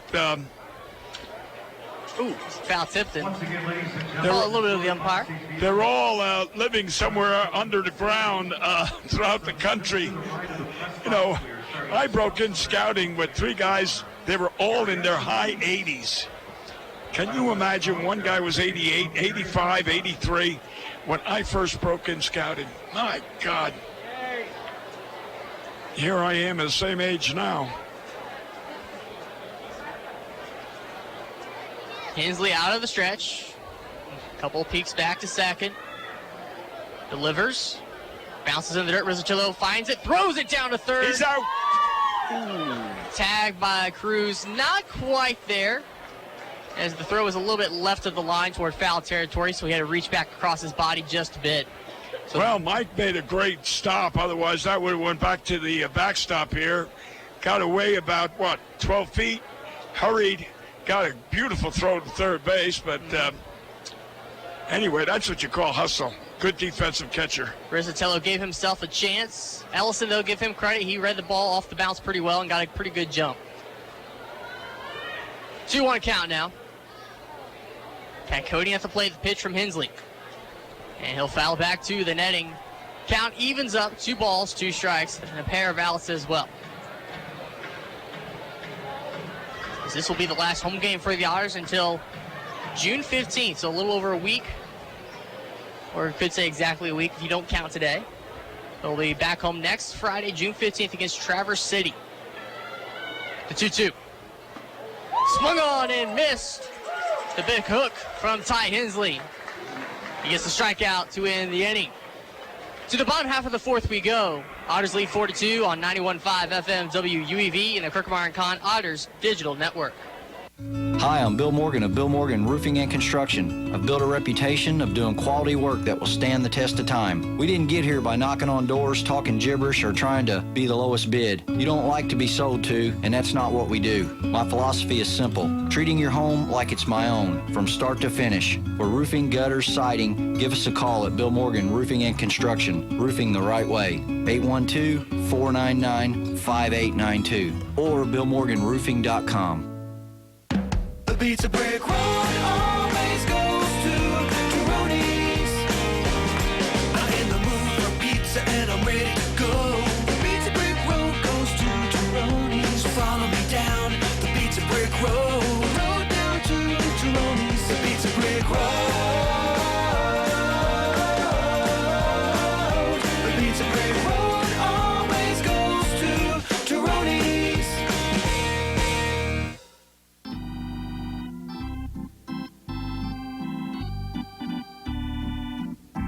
The 2018 Frontier League Home Run Derby and All-Star Game will be held at Car Shield Field in O'Fallon, Missouri on July 10th and 11th. This year's Home Run Derby will feature 4 former Cardinals headlined by Jim Edmonds competing against the best sluggers from around the Frontier League. Find out more information and purchase tickets at rivercityrascals.com.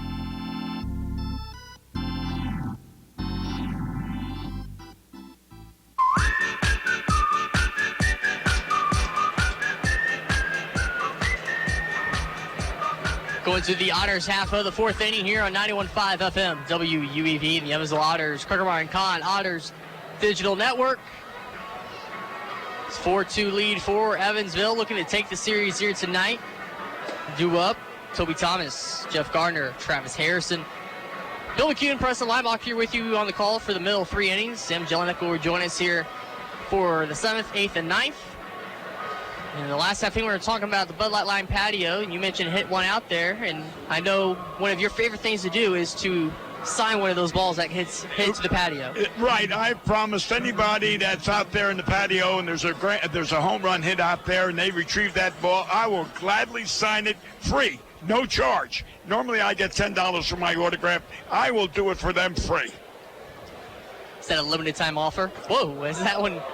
Sells high above Thomas. Providing they bring the ball in on Sunday morning at 1 o'clock. That's the only time I'm available. 1 o'clock in the morning. Oh. You know, that's too late. Or early. I'm going to tell you, and I'll tell the world a secret right now. Many, many years ago, after I was finished my baseball, I got a political job. There's the 1-0 from Smith, outside 2-0 to Thomas. Through politics, I got a job as a sheriff's detective, but I had to take a test, and I came in 5th. And the sheriff, he called the other 4 in and said, "We have an interview." Strike 1 at the knees, 2-1 the count now. Sorry. Just like that, 2 or 3 in the morning. They said, "We can't make it." He said, "Okay, next, you refused the job." And that's how I ended up getting the job, because it was fixed, I admit. You heard it here first on WUEV and the Otters Digital Network. As Thomas grounds out to third, first out of the inning. Gonzalez, the third baseman. He has been a menace to Toby. He has fielded more of Toby's ground balls in this series than any other fielder or batter. last night, remember that he robbed Toby of one that was in the hole between short and third. He went far to his left and he got it. Robbed Toby.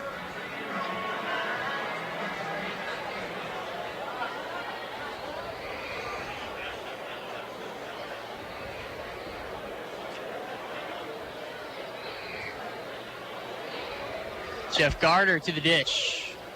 Strike one, down and in. So he looks at it for strike one. For Gardner, a walk and a strikeout tonight so far on the slate. To the first two at-bats, first and second inning.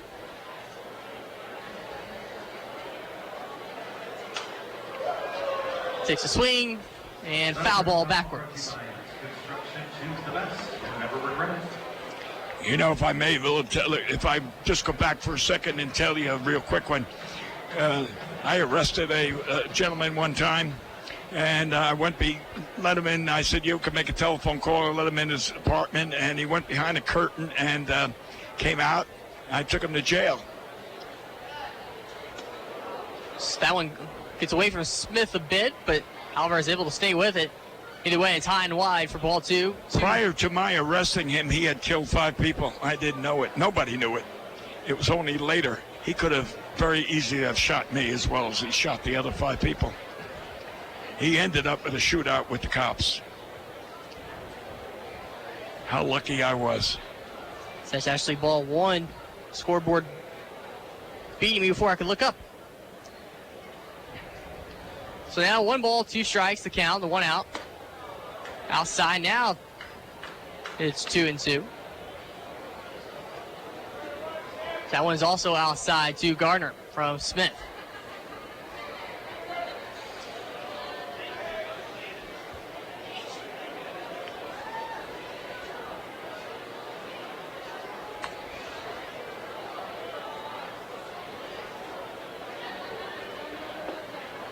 That one bounces into dirt. Count runs full to Gardner.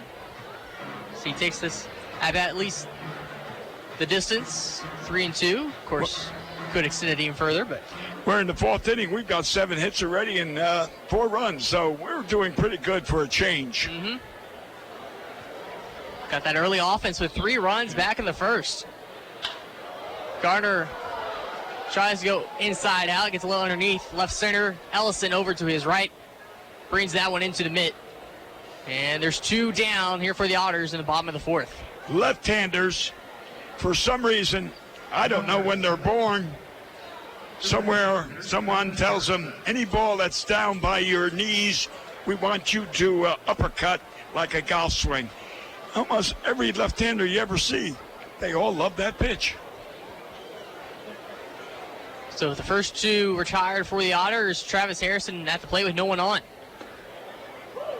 Good pitch there from Smith. Gets strike 1 down in the zone. Jumps ahead.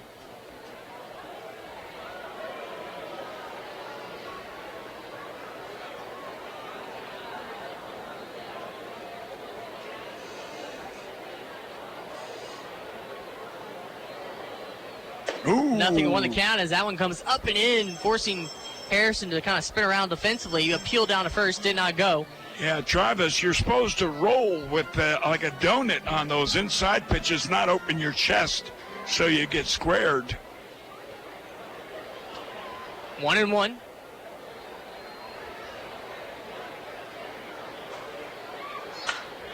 Smith puts one across the heart of plate. Harrison goes opposite field, backing up the right fielder to make the catch, as that's Brown with some room for out number 3. Through 4 innings of play, the Otters hold a 2-run advantage, 4-2 over Gateway. We go to the 5th. This is Evansville Otters baseball on WUEV 91.5 FM and the Evansville Otters digital network presented by Kirkmeyer & Kahn. I just love this place.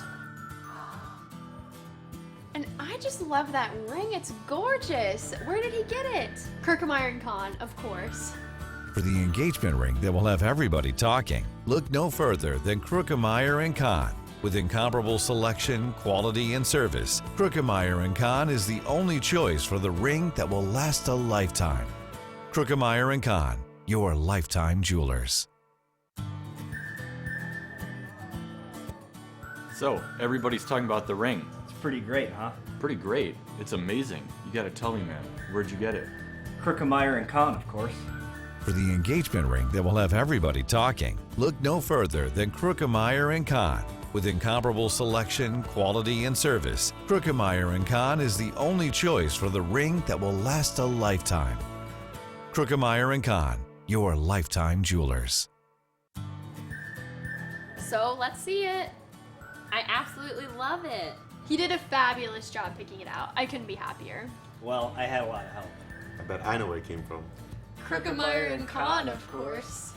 For the engagement ring that will have everybody talking, look no further than Krookemeyer & Kahn. With incomparable selection, quality, and service, Krookemeyer & Kahn is the only choice for the ring that will last a lifetime.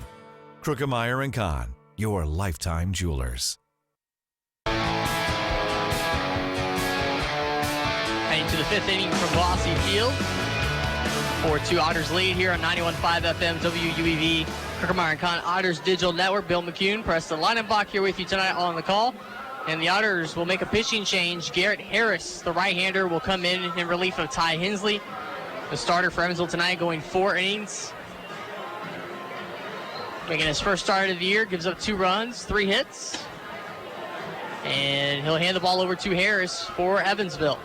And Hensley cannot be the winner nor the loser. He's got to go 5 to get credit for the win if the score was to remain the same. Due up for the Grizzlies, Livesey, Gonzalez, and Brown. 2, 3, 4 spots for the Grizzlies.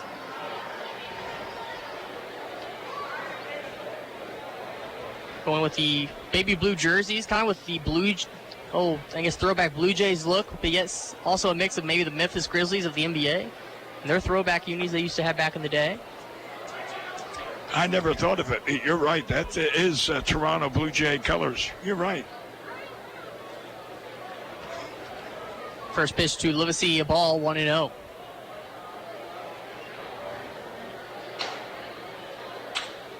Grounder toward Thomas. Scoops, throws, in time for out number 1. Livesey is out. Good start for Harris coming out of the pen. Don't you love watching Toby field those ground balls? I mean, he's so smooth. He comes, he charges, keeps his body low. Hands are extended, scoops up 2 hands. I mean, he is a perfect picture of what an infielder should look like. At the plate, Gonzalez looks at strike 1. That's blitzed on home by Harris. Gonzalez is hitless tonight. He has been a menace the first 2 games. Woo! Went really swinging for that one. That was far outside the zone. Gonzalez down 0-2. Late tailing action. Good complimentary pitch after the first pitch fastball.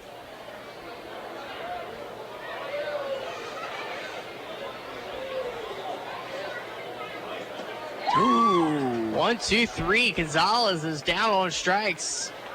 Garrett Harris taking charge of the inning so far. 2 beautiful breaking pitches. Wow.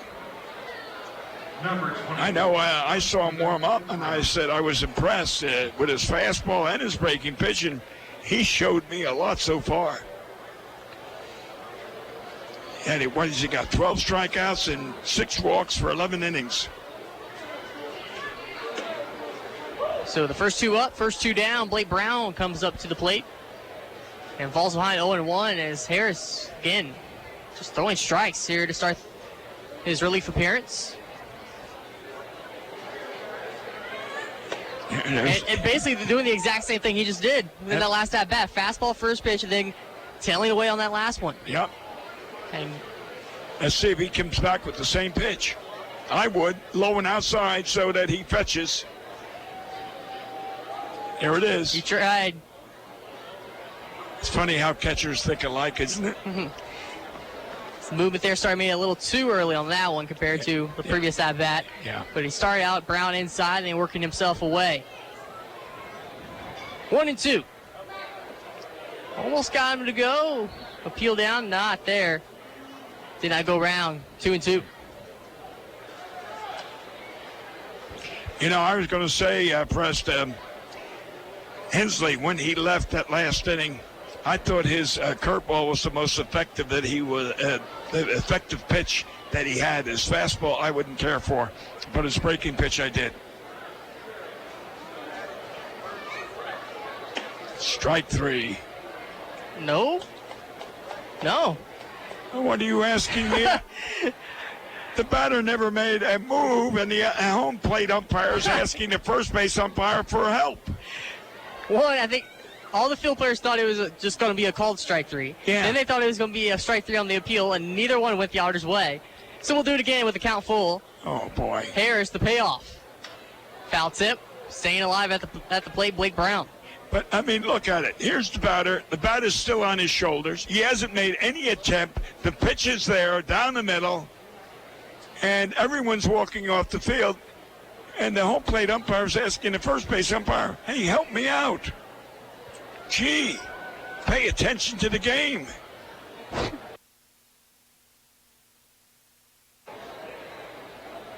Out of the stretch, the right-hander Harris. Swing and a miss, blows it by him with the fastball for a strikeout to end the frame. Harris, a solid 1-2-3 inning out of the pen.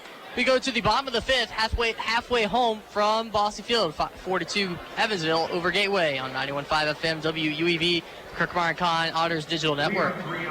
GD Ritzy's is a proud supporter of Evansville Otters baseball. GD Ritzy's menu features hamburgers, grilled chicken sandwiches, old-fashioned peanut butter and jelly, and ice cream. With 3 Evansville locations, west at 4810 University Drive, on the north side at 4320 North 1st Avenue, and on the east side at 601 North Green River Road. GD Ritzy's is open from 10 a.m. to 10:30 p.m. Sunday through Thursday and 10 a.m. to 11 p.m. on Friday and Saturday. GD Ritzy's, a proud supporter of the Evansville Otters.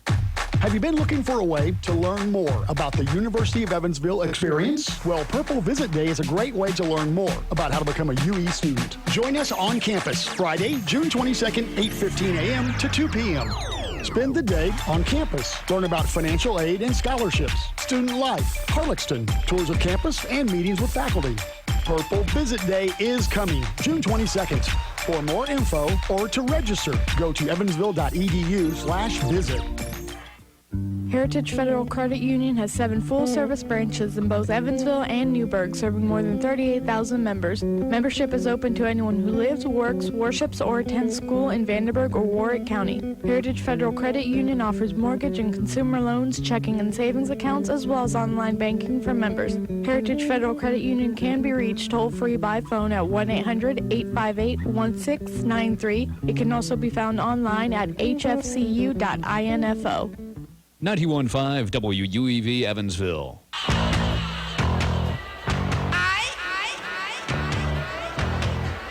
Heading to the bottom of the fifth inning from Bossy Field. The rubber match here tonight. Bill McCune, Preston Leidenbach with you, calling this 4-2 lead so far for the Evansville Otters over Gateway.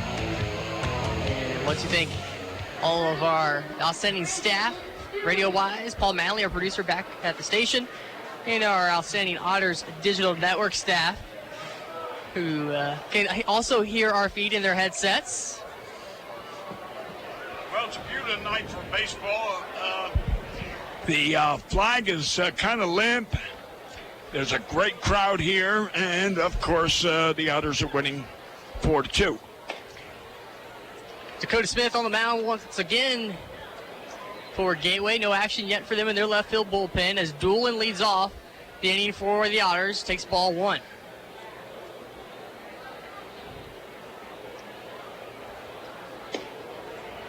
Ball 2 taken low, just an inch above the dirt, I think. Doolin so far tonight, line out, double with a run scored back in that third inning. The lone run in the third for Evansville. Well, you remember his first time up, he hit a shot to right field. Long was on third. Slices this one off toward the left field picnic area. It looks like it might have gone all the way to the parking lot. And Long was on third, and it was hit so quickly out to the right fielder that Long didn't have time to go back to third, tag, and score. And Brandon's really hitting the ball hard. Solid. And as you can just see with each game and with each series, he's really starting to get more comfortable in the batter's box. Taking some good hacks. Yeah. Takes that one above the shoulders, 3-1. And I'll repeat, if he hits one into the Bud Light lime patio, I will gladly sign that ball. Autograph free.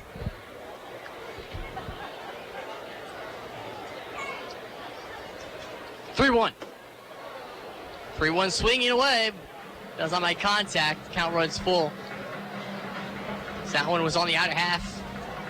Probably a good pitch to swing at. Just couldn't quite make contact. And as Julian will step in and give it another try here in a sec.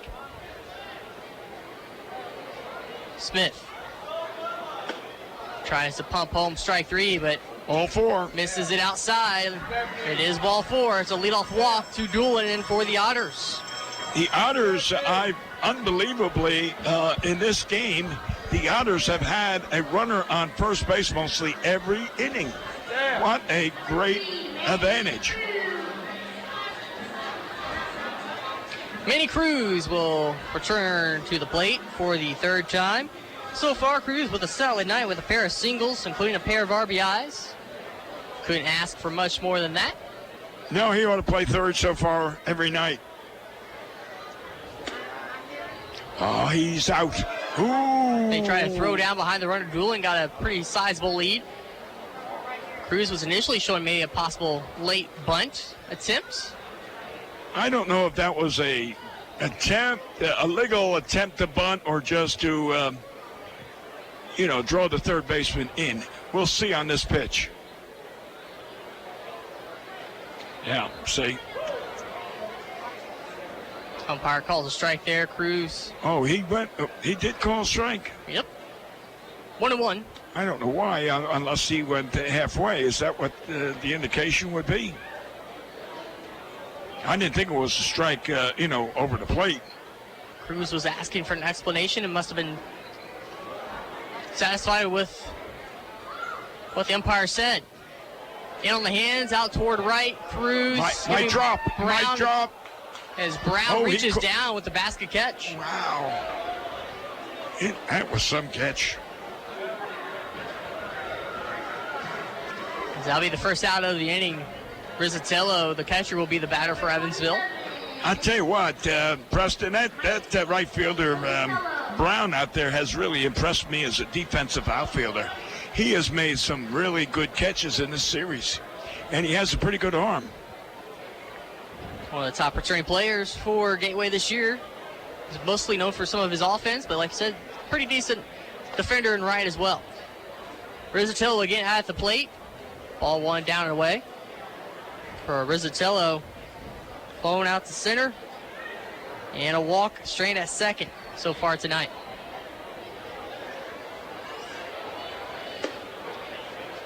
Mike's got to get himself a base hit pretty soon, otherwise he's not going to be in that lineup anymore. Rizzatello up ahead 2-0.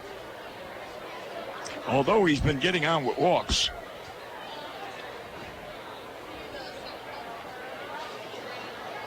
(3-0). Rizzatello might be on base here momentarily for a second time tonight. Both times possibly via the walk. He had 7 walks coming into the game, 7 out of 28 times at bat. And he'll take ball 4. And that'll be 2 tonight, which will make 9 then. And sometimes they're just as good as a base hit. 4-pitch walk to Rizzatello. Now, while I'm here, and before I forget about it, did you see the train go by earlier? No, but I did hear Paul Mattingly run it, insofar as the choo-choo, It was very early in the game. I was wondering, because we just talked about it last night. No, I didn't. I'm sorry. I must have been asleep. Is there's going to be a meeting on the mound here for Gateway? Paul Mattingly used to be the engineer on that, and that's why I think it brings back memories, and that's why he plays it all the time back there in the studio. He likes to recall his youth. My grandfather also used to work on the railroad. Oh, really? Yep. As it looks like it'll be a pitching change for Gateway. So with 1 out, couple of runners on for Evansville in the 4-2 lead. Pitching change for Gateway. We'll step aside and take a break. Oh, really? Evansville Otters baseball, WUEV 91.5 FM, and the Looks like Otters digital network for Gateway. So with one out, a couple of runners on for Evansville. The Hoosier Lottery began selling lottery tickets on October 13th, 1999. Since then, the Hoosier Lottery has offered hundreds of different awarded prizes. The lottery's mission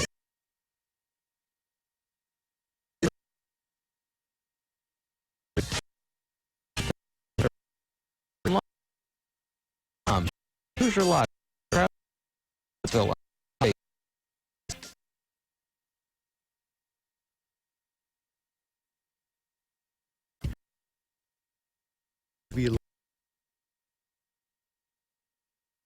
Western Indiana.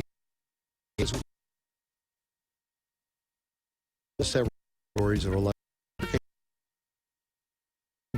electric. More information on IB local.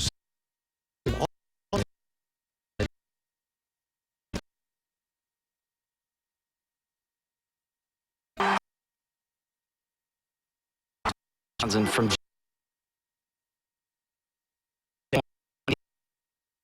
Evansville Otters. Mold or water, home or business. 5 for AMT restoration.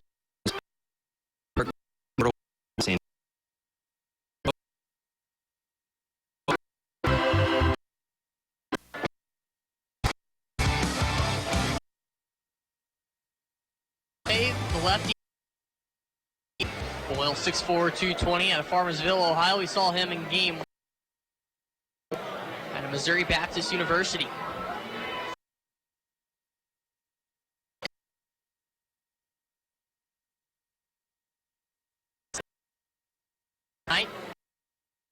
Thank you, UAV.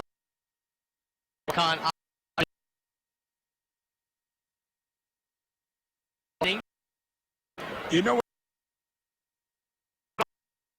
Tonight.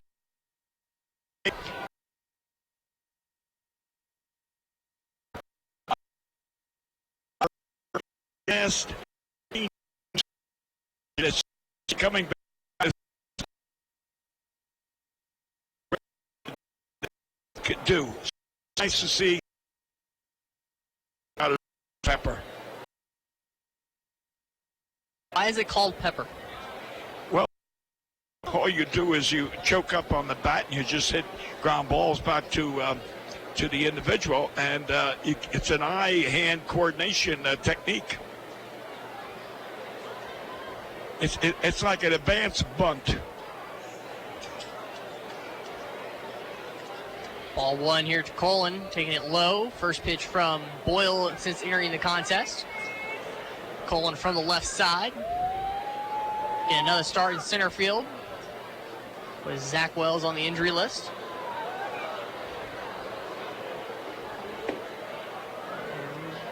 Alvarez held that one a little longer than normal because he tried to get the call strike, but it's 2-0. So that one was right at the knees.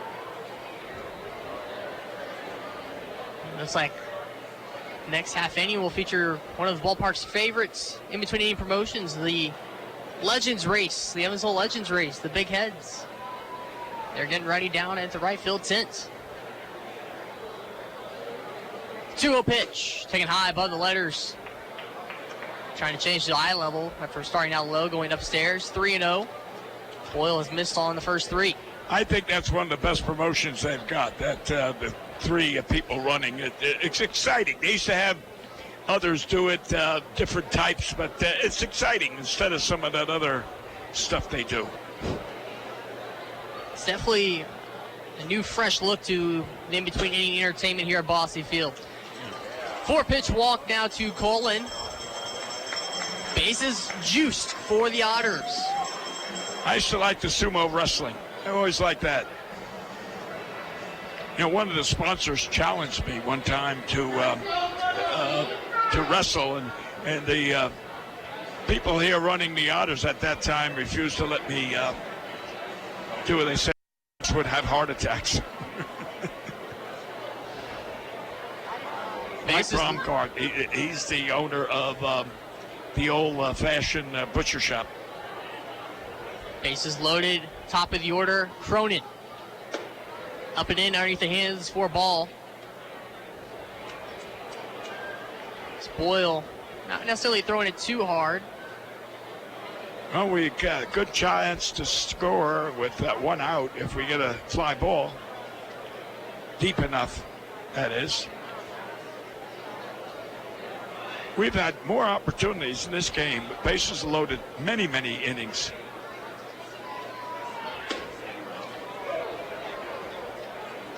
As the 1-0 offering called a strike by our home plate umpire. And it evens the count 1-1 to David Cronin. Joined the Otters earlier this week.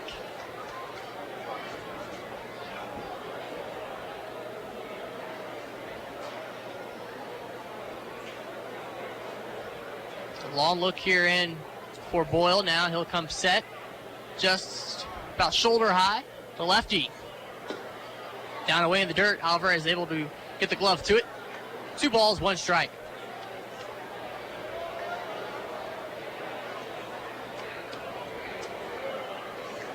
You know, he got Morgan down there on first base. He's kind of playing in. He was the catcher in the first game. He DH'd last night. Now he's playing first base tonight.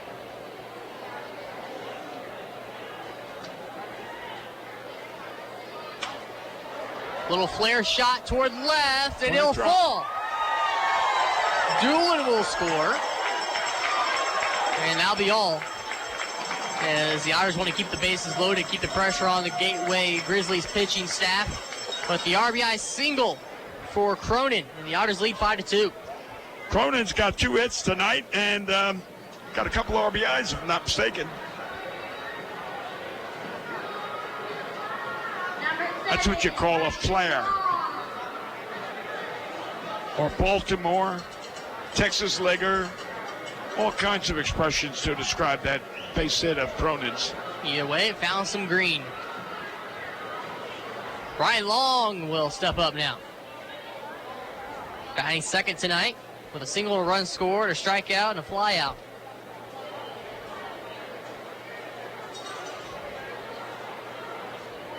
Definitely not an easy situation right away for Boyle to enter the game, but Sam said that his parents are coming to River City. That Long's parents are coming in to River City, all the way from Texas. Crandall, Texas. 0-1 count. Maybe Long can really widen this lead for Evansville, giving them some serious cushion. Down and in for ball 1, evens the count. I think his mother told me it was an 11-hour trip when they came in here to Evansville early in the season. I think she said they drove 11 hours to get here. So River City might be an extra hour.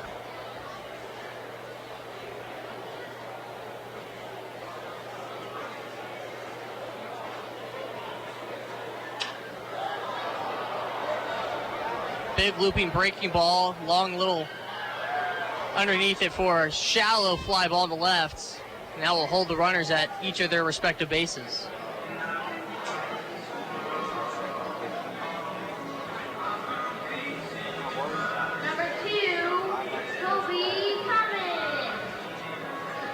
So with 2 down, Evansville would like to at least get 1 more, maybe 2 more. Well, Toby needs a few more hits to get that average back up to make himself eligible for the All-Star team. You know, when early in the season you establish your credentials, and this is Toby's time to impress the manager and coaches of Gateway that he belongs in the All-Star team. First pitch to Thomas from Boyle on the outer black, called to strike with a fastball. You could say that Toby is a pull hitter because everything he hits is to the third base shortstop side. He's looking to get one just past Matt Gonzalez at third. Yeah, that's right. And look how far Took a big swing there. Empty, though, and it's 0-2. You look at where Gonzalez is playing, he is nearly back on the outfield grass, so he's increased his range tremendously by playing that deep, which again has robbed Toby of several hits.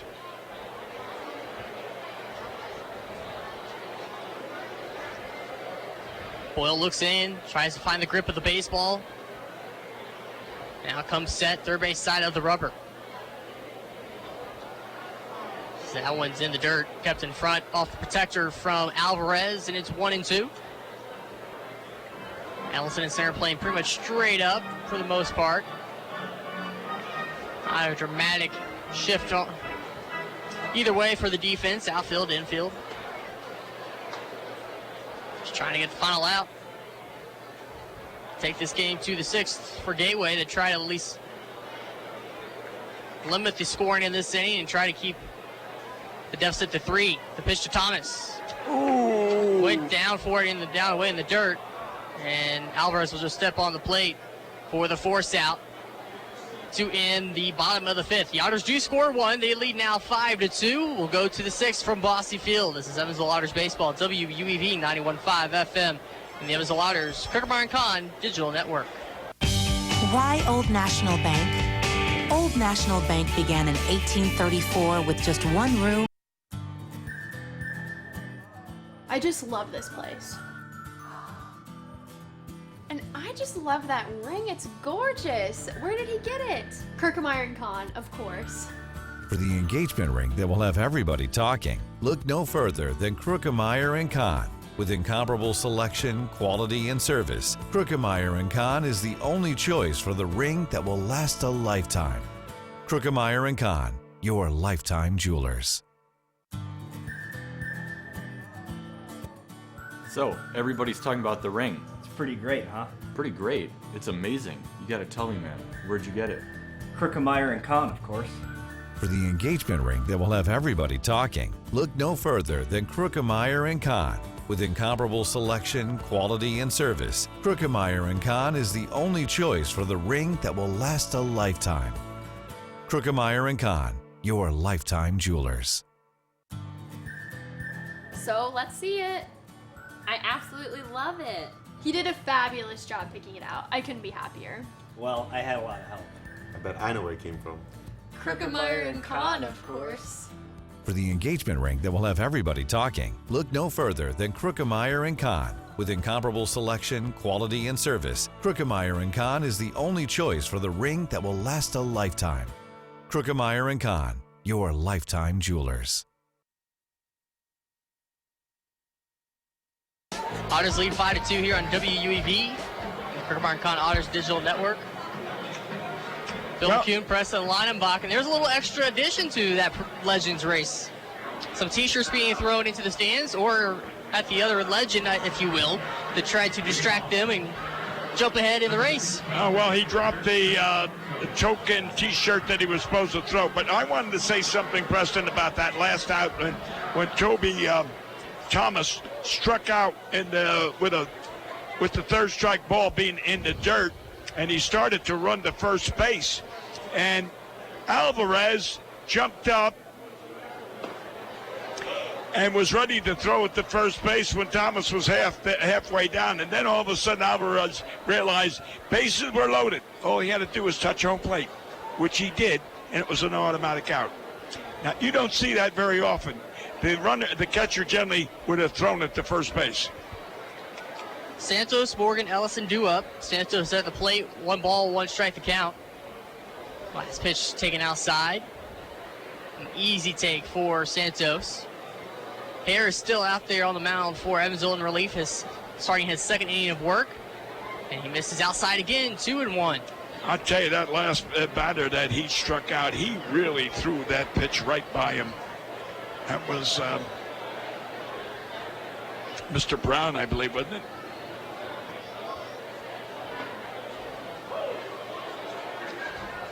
Two and two count. All square again. As Harris looks for his 3rd consecutive strikeout. Had 2 to finish off the 5th.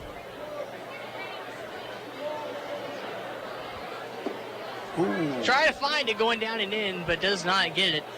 Santos able to hold off and is 3-2. It's going to be interesting if he tries to blow it by him.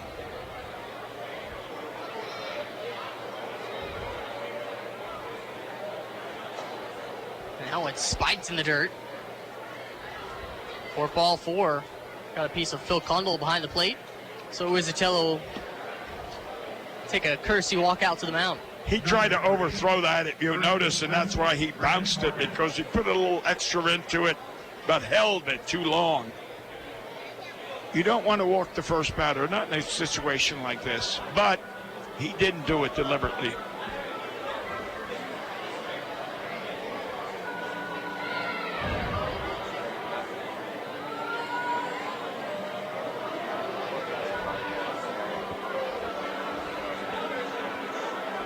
So after giving the umpire some time, Uizatello back behind the plate. Gets down in the crouch and relays the signs out to Harris. On the first pitch of this at-bat to Morgan. Called strike one. As we said, Morgan was the catcher the first game, DH in the second, first baseman here in the third. Hit a lot of ground balls in batting practice the first night. Swinging and miss, 1-1, or 0-2 rather.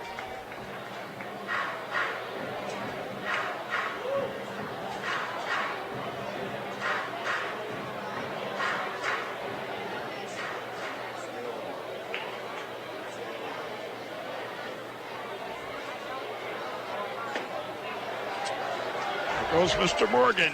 1-2-3, strikeout for Harris.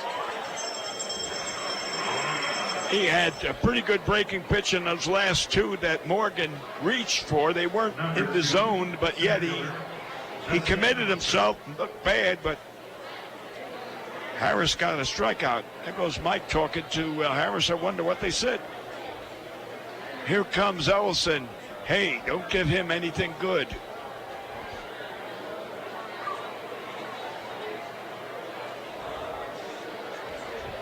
Here's Ellison, as you mentioned, at the plate. Give him breaking pitches. There's the first one. That's it. Strike. Just give him breaking pitches. This guy can't hit the breaking pitch. Let's see if he comes back.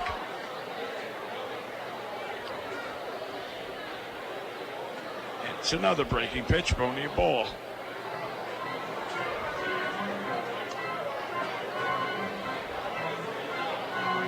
You know, a catcher, Preston, is like a computer.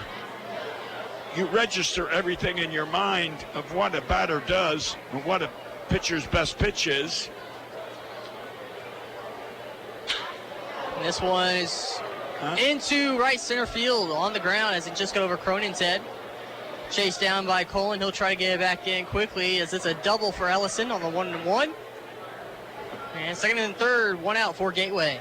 And I was going to say, a catcher should remember what a batter does, and Ellison couldn't hit the breaking pitch, so you don't want to give him anything good to hit.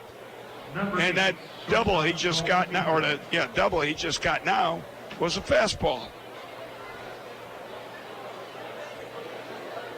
Whatever makes a batter look bad, that's the pitch you keep throwing.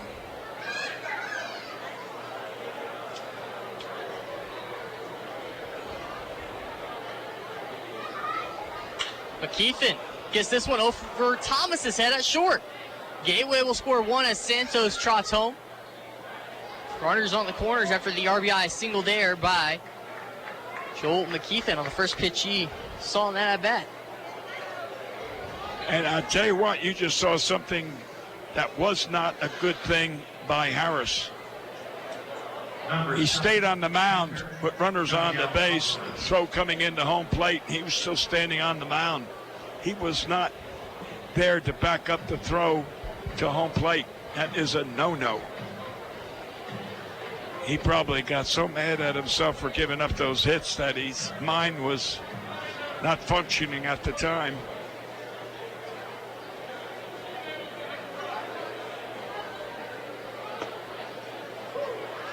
Here's Alvarez. Strike one called. Harris at times has worked multiple innings before this season. Usually the first inning pretty good. There are times where maybe that second inning might get to him a little bit. Looks like Tyler Beardsley tossing down the Evansville right field bullpen. As McKeithen takes off for second. He was at second base before Harris released the ball. He did not look over. Mike Rastelli didn't have a chance to throw him out at all. You just put the runner in scoring position because his mind is not functioning now. He's not paying attention to the game. He's lost his concentration because of that. Those guys got those hits. 1-1.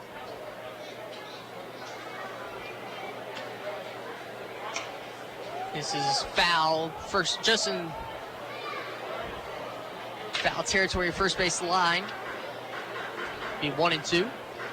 Can you believe where that pitch was and that batter went after that pitch? The catcher, Alvarez, I mean, that was nearly hit the dirt. And he just reached as far as he could and just threw the bat out there and hit the ball. You want to throw the inside pitch now. Throw it inside, jam him. He's probably going to be leaning.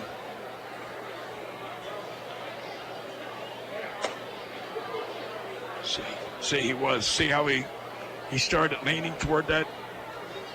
That's where you want to jam him now. Slider outside, 2-2.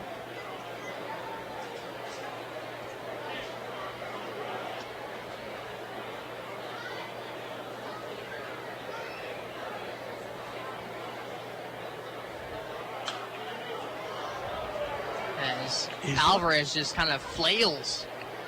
Yeah, he's leaning because he's expecting the breaking pitch, and he's leaning. His body is already committing himself to go across that plate. Again, throw it inside because you're going to jam him. But again, that's me. I'm catching, not him. He's able to spoil it. 2-2. On home. There you are. Called strike 3. Rung up on strikes. Out number 2. It takes so long for these guys to listen to me. You know, what they should do is put radios in these guys' ears so they can listen to what you and I tell them. We'll leave that one for another day.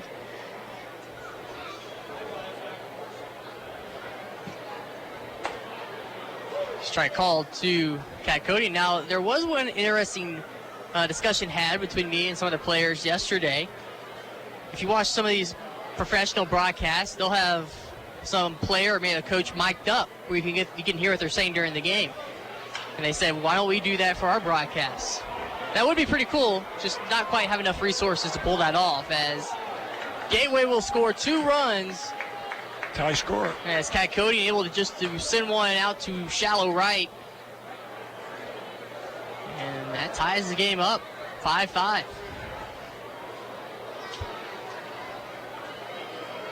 So where was this being done that you were talking about now? Well, if you just watch on TV sometimes, you'll see they'll do like live look-ins into like a timeout huddle for basketball. You get to hear what the coach is saying or some of the players, and some of the Otters players like, how come we don't do that for the radio where we can hear what they're saying during the game?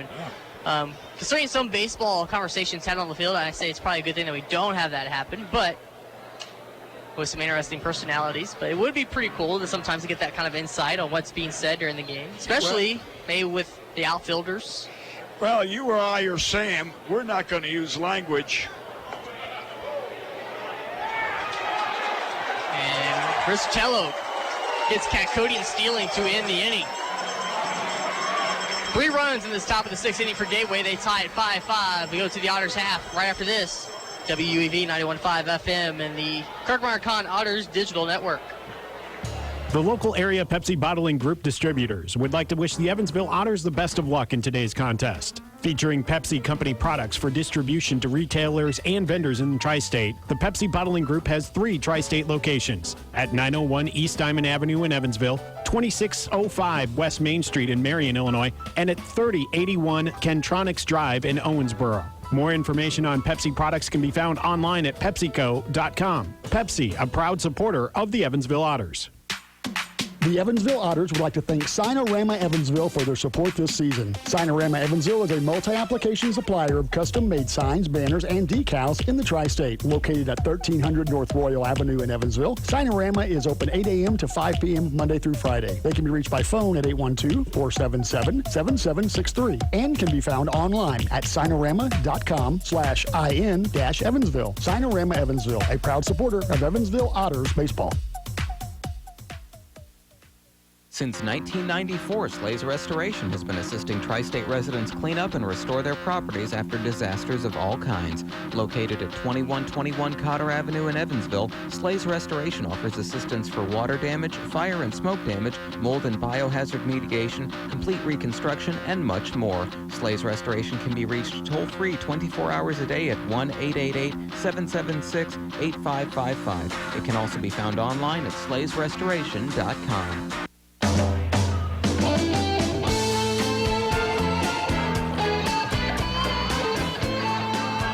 Head to the bottom of the sixth inning from Bossy Field, tied at 5 between Gateway and Evansville. Winner takes the series. Last game of this homestand. Otters will hit the road for a 6-game trip coming up over the weekend into early next week.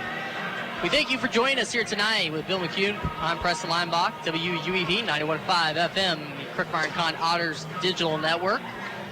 Harder of the order due up for the Otters: Gardner, Harrison, and Doolin. See if Evansville can have a little response here to those 3 runs from Gateway in the top half of the 6th. Well, let me say this, Preston. As you can see, the Otters have had certainly plenty of chances to score with the bases loaded. They've come through a little, but not as many runs as they should have with the runners they've had on base. They've had key strikeouts when you needed a base hit. Boyle back on the mound now for Gateway, facing off against Gardner. Again, Harrison will be next up on deck. First pitch of the inning. First pitch swinging. The overhead foul ball brought to you by Hess Construction. Choose the best and never regret it.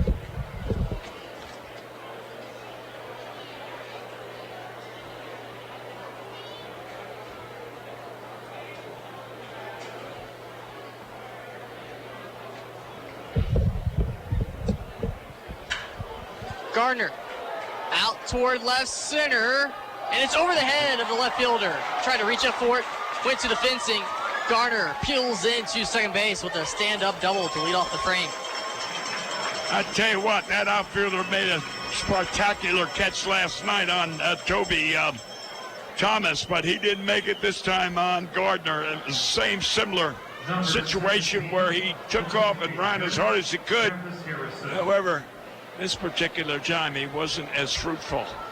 As Livesey tried to run it down and gave it one last extension, but again, just out of his reach. So Gardner, again, with a leadoff double for the Otters. Yeah, they got a chance to score again. Leadoff batter gets on second base. Evansville trying to show that they're not fazed by Gateway's run. They're in the top of the frame. Harrison, first pitch from Boyle, fouled away first base side. The Otters need this run. Too big of a crowd to disappoint them.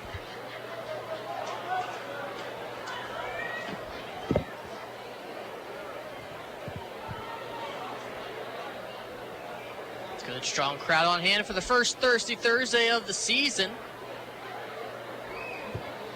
Supposed to be last week, but the rain kind of spoiled that. Yeah. I tell you what, this is one of the greatest opportunities for the fans here in Evansville to attend a game for the low price of $6. I mean, you couldn't get a better opportunity to see baseball than here. Harrison takes a big rip, but swing and a miss, strike 2. We should have this type of crowd every night, be honest. Baseball at its finest. Come out and see the Evansville Otters.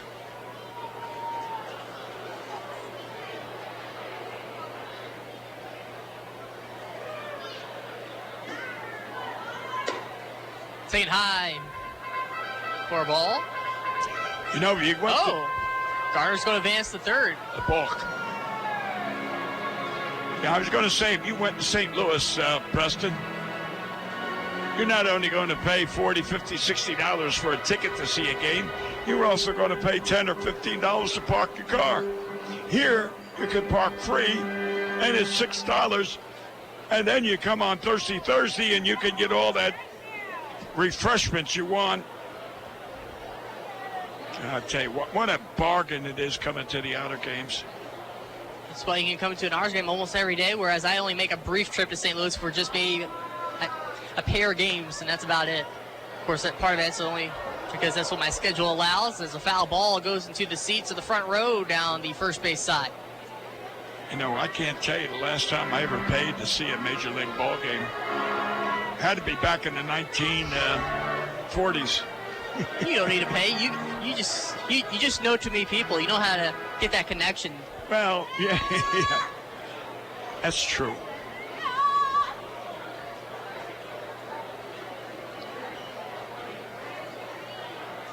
Bill McCune knows people. As that one's down and in for a ball, 1-2. Gardner now 90 feet from home. Yeah, we were talking earlier about Red Shane Diggs. Yeah, I knew Red. The White Rat, I know the White Rat. Tommy Lasorda, I know Tommy. I mean, you start throwing those names around there. I've been associated with those people most of my life.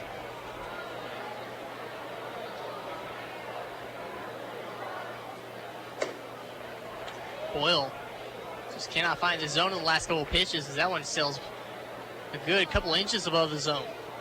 But the only thing is, Preston, I may know all of them people, but still, if I went to IHOP, I'd still have to pay $2 for a cup of coffee.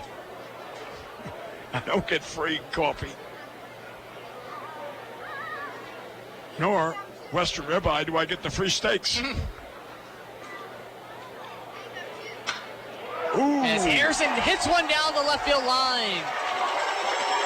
He'll dig for two as he scores Gardner with the RBI. What a shot. And the Otters retake the lead 6-5. I tell you what, that was a beautiful shot. And here you have that Gonzalez playing deep, giving him more range, but he still couldn't get that line drive. That's what the Otters need, timely hitting.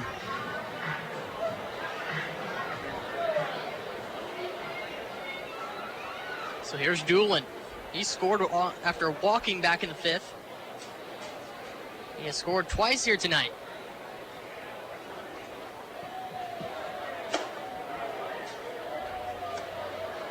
Ball one inside. Doolin is, per usual, rocking the shin guard on the front foot.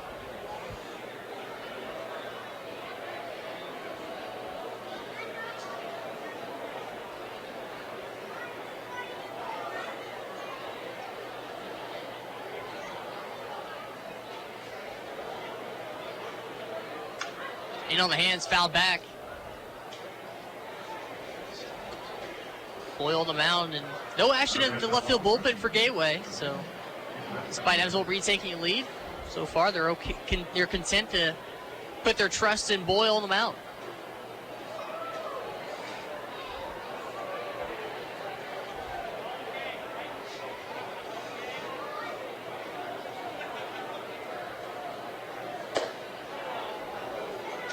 He blew that one by him high outside, but I was about to say that one was rocketed past Doolin, who gave himself a pretty healthy cut. yeah, Brandon's been hitting the ball pretty solidly lately. He doesn't get cheated with his swings. There's no doubt about that.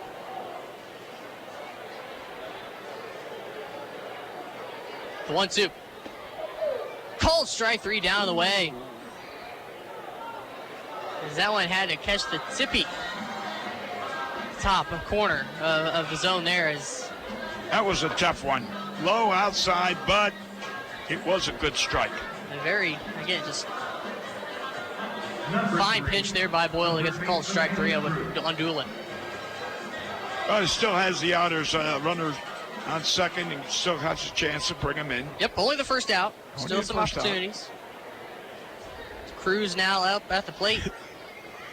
He was finally retired for the first time tonight, back in the fifth on a fly out, and Harrison, with the Gateway's defense snapping a little bit, just takes third easily.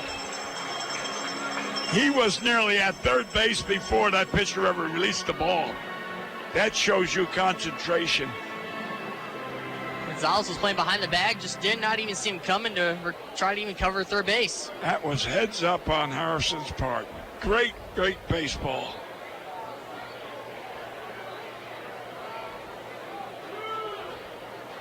The defense will come in now for Gateway, following that stolen base. Shoe high, 2-0.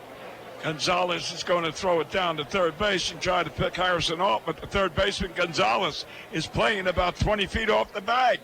If he did throw it, it would have went to left field.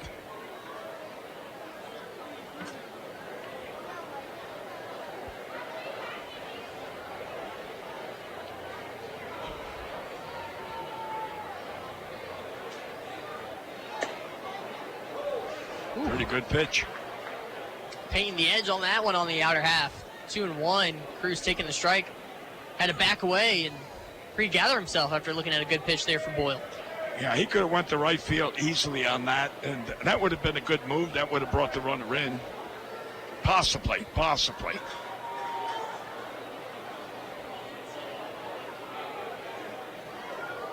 Blocked in the dirt by Alvarez.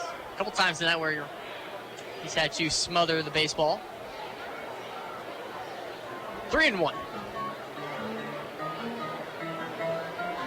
Good crowd on hand. Just a little buzz in the air here tonight. The crowd is quiet because this is a very, very crucial time. Runners on third. Crucial situation. Last night it was a little quiet, and then all of a sudden the crowd exploded when Harrison hit that grand slam. The 3-1. Called strike two, down and in. Fastball that time from Boyle. Do you remember years ago when the home runs, we used to have fireworks off that scoreboard? We don't have that no more. Nope, they're set up just behind that left center fence.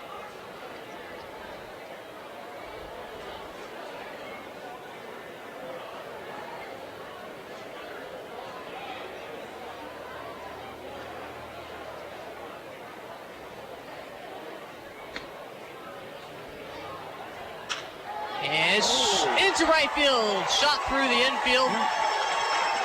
To right, RBI single for Cruz. The Otters lead by 2, 7-5. That's Cruz's third hit tonight. Playing third base, he is more effective offensively than he is defensively at third. And all 3 hits have been singles. Yep. And RBIs too. 3 RBIs tonight now. Number 27, the catcher, Mike Grizzlies. And his time will be called. Gateway, a little mound visit. Looking at the line score, it looks like 5 runs on 6 hits, no errors for Gateway. We're getting it literally off the scoreboard in left center. 7 runs on 11 hits, no errors for Evansville. Well, the pitcher down there is not warmed up yet because you had made a reference earlier that they were going to stay with this pitcher because no one was warming up. Now they do have someone warming up.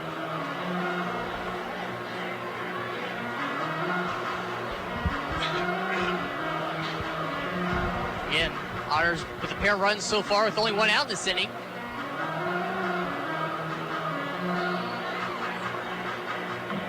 Well, the Otters are matching their hits of the other night when they had 11 the other night. Now they got 11 again tonight. So let's keep producing.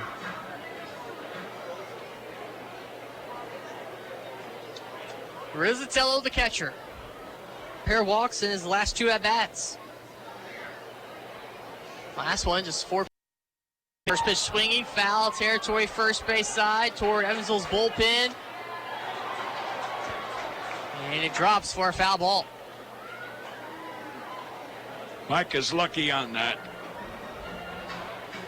You know, I always like to brag, Preston, to say when I was catching, I became the batter. I always would picture myself when I was batting. I would place myself as the catcher and say, what would I be calling for? And therefore, that's what I was looking for that pitch to be. And 90% of the time I was right. We gave you an advantage. Now, Mike's a catcher. He should be thinking of what this pitcher's going to throw.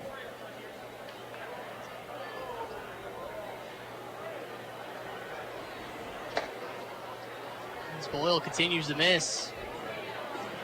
You know, it's 1-1 with that last pitch being outside. If you study the pitcher that you're playing against and he throws fastballs in certain situations or breaking pitches, when you get in that situation, that's what you should expect.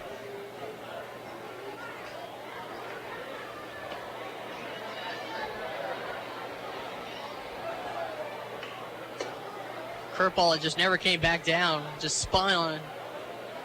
Never, like I said, just stayed up above the zone, 2-1. Although Mike's a better defensive catcher, I believe, than Luis, but that's my opinion. He's got a better accurate arm, throws out more runners, blocks the ball better in the dirt. Up and in, again above the letters by a good couple inches. 3-1 is Rizzatello is on the verge of picking up his third walk of the night. But Perlorio is a better hitter, though. You know, he makes contact.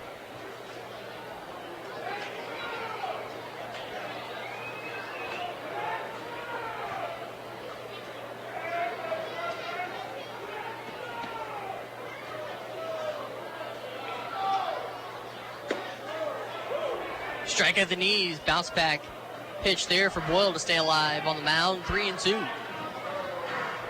Well, Andy gave a bunch of signs down there. I don't know what they are, but he gave a lot of signs. 3-2, 1 out, runners on first. I bet they're stealing.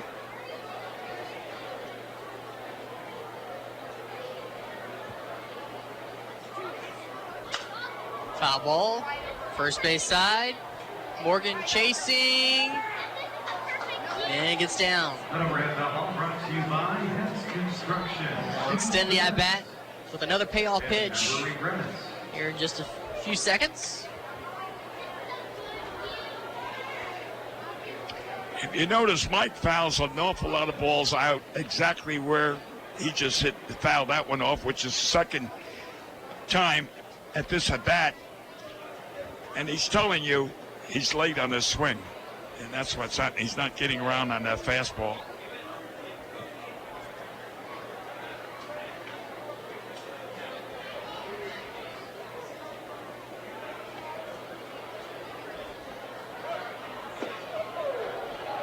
Called strike 3 as Cruz took off for second in there safely. Did he call strike 3? Yes, he did.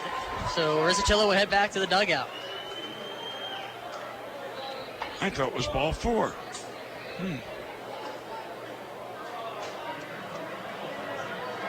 That is his, that's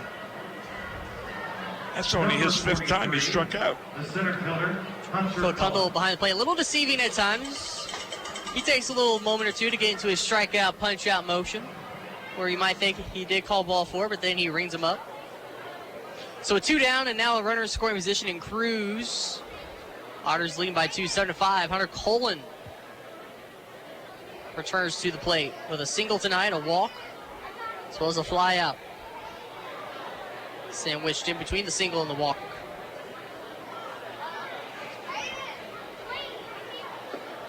Looks at the ball in the dirt, 1-0.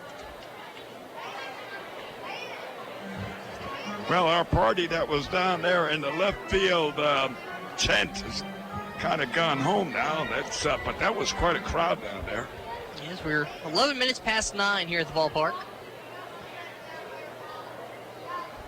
I guess they ran out of food down there, so that's why they went home. You mean they didn't get enough in the 2 hours that they were here? Just keep on eating, right? Time called at the plate. I know I was telling Sam earlier when they were down there earlier, I said, you know, the one thing I don't like about it is they're down there eating and they're got their backs to the game. They don't pay attention. Someone hits a line drive, someone's going to get hurt because they're more or less interested in socializing than watching the game. Just like the first pitch of the at-bat, the second one also in the dirt. 2-0.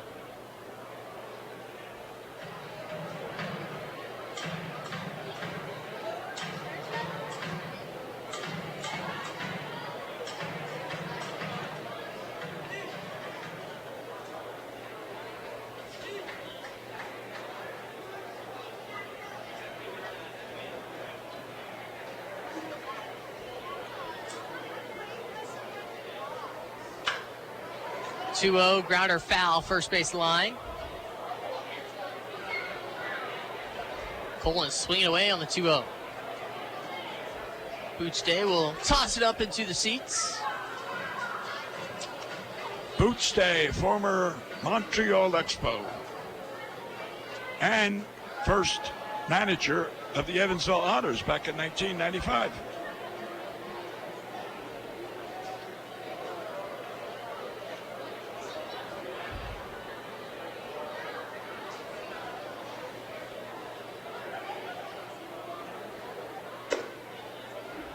Ball 3 to Colin. And Boots was a former triplet. So Boots goes back as a player, manager, and a coach.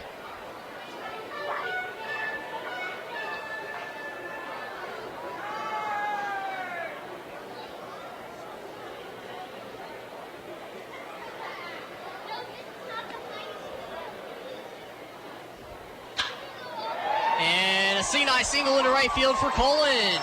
Here comes Cruz, booking it on home. He'll touch home plate to score. An RBI for Colin. The Otters lead by 3, 8-5.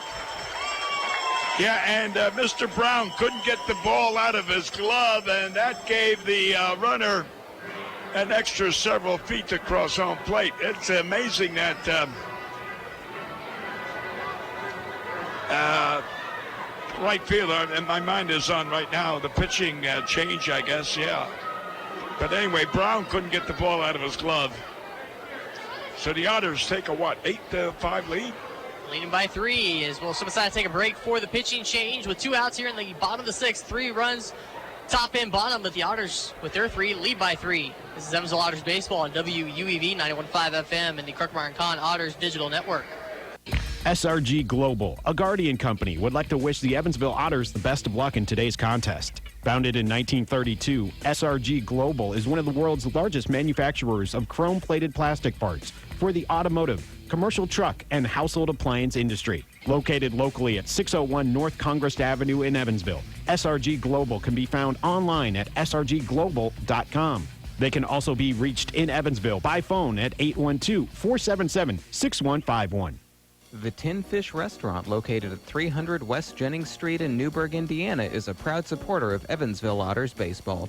Independently owned and operated, the Tin Fish menu, as well as seafood platters and combos, and seafood burritos, tacos, and burgers. The Tin Fish Restaurant is open 7 days a week from 11 a.m. to 8 p.m.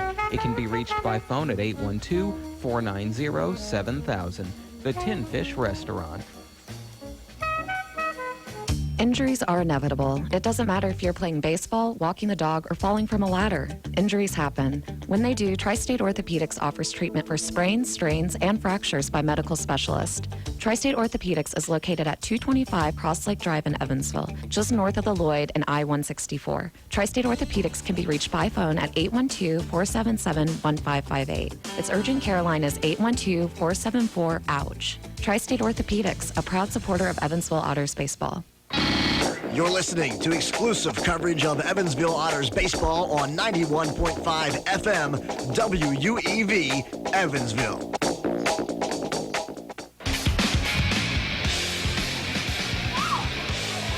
Two outs here in the bottom of the 6th. Call to the bullpen has been made for Gateway to replace reliever Patrick Boyle. Will be right-hander this time, Grant Black, making his second appearance of the series. I tell you what, Otters lead by 3. If you're a gambling man, look at the score. 3 runs in the bottom of the 1st, 3 runs in the top of the 6th, 3 runs in the bottom of the 6th, and 1 in the 2nd, 1 in the 3rd, at top of the 3rd and bottom of the. I'd play 3, 3, and 1 if I was playing the lotto. That's a pretty good. That's 1, 2, 3 ones and 1, 2, 3 threes. Number 6, the second baseman, David Cronin.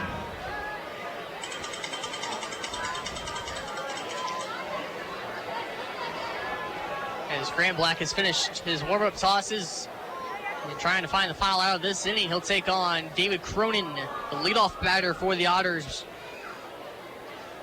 I tell you what, runner at first. Tonight, having Crone lead off is making Andy really look good. 2 hits.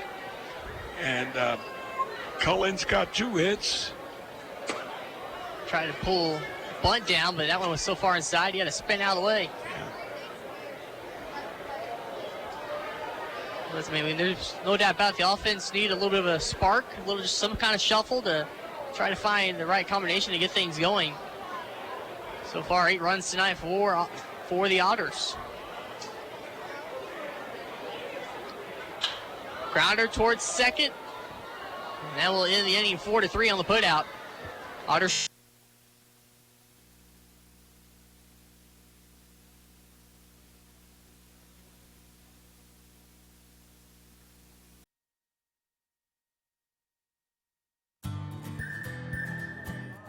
I just love this place. And I just love that ring. It's gorgeous. Where did he get it? Kirkmeyer & Kahn, of course. For the engagement ring that will have everybody talking, look no further than Kirkmeyer & Kahn. With incomparable selection, quality, and service, Kirkmeyer & Kahn is the only choice for the ring that will last a lifetime. Kirkmeyer & Kahn, your lifetime jewelers. So, everybody's talking about the ring. It's pretty great, huh? Pretty great. It's amazing. You gotta tell me, man. Where'd you get it? Kirkmeyer & Kahn, of course. For the engagement ring that will have everybody talking, look no further than Kirkmeyer & Kahn. With incomparable selection, quality, and service, Kirkmeyer & Kahn is the only choice for the ring that will last a lifetime. Kirkmeyer & Kahn, your lifetime jewelers. So let's see it. I absolutely love it. He did a fabulous job picking it out. I couldn't be happier. Well, I had a lot of help. I bet I know where it came from. Kirkmeyer & Kahn, of course. For the engagement ring that will have everybody talking, look no further than Kirkmeyer & Kahn. With incomparable selection, quality, and service, Kirkmeyer & Kahn is the only choice for the ring that will last a lifetime. Kirkmeyer & Kahn, your lifetime jewelers. At RiverCityRascals.com.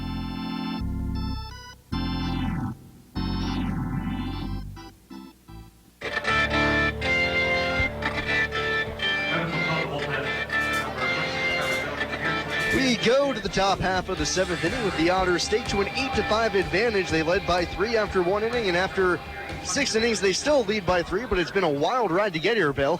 I tell you what, I was telling Preston, 3 innings, they scored 3 runs, and they also scored, well, anyway, three, forget it.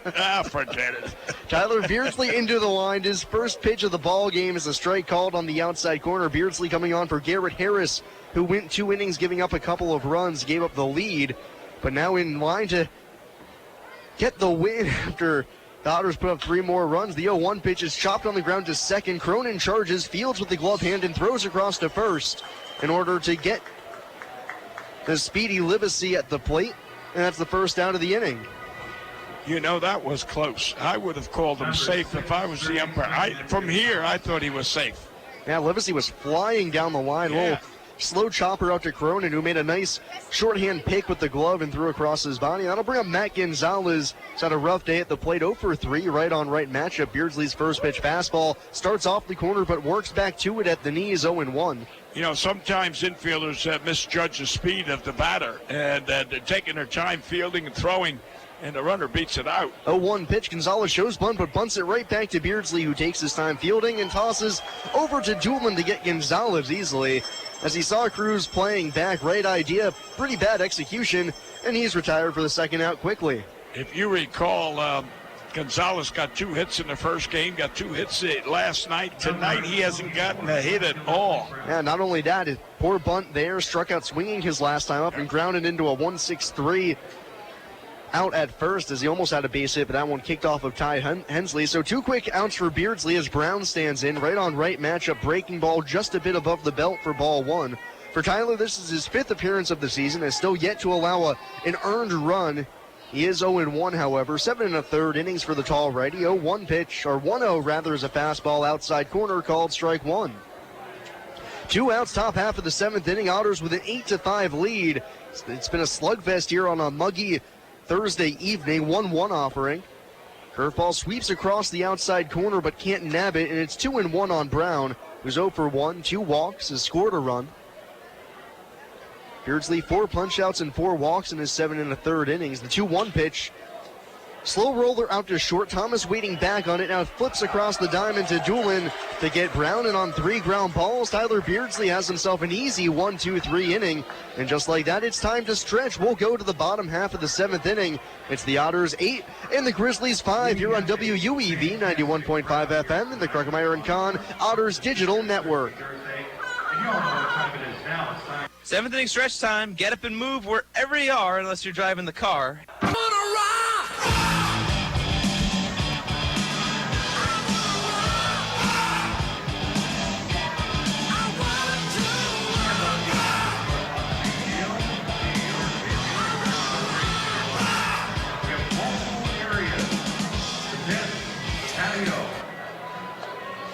We go to the bottom half of the 7th inning,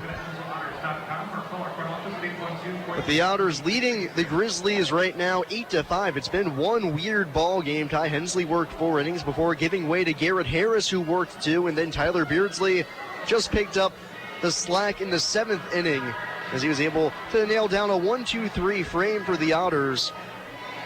So they'll look to put up a few more runs here in the bottom half of the 7th inning. 8-5 they lead. Grant Black, the pitcher for Gateway, finished off the 6th inning, having to come in to replace Patrick Boyle. And Ryan Long will lead us off. He's 1 for 4, singled and scored back in the 1st inning, which seems forever ago at this point. Right on left matchup. Black with the high navy blue socks. The light kick, the first pitch to Long, misses outside for ball 1, 1-0.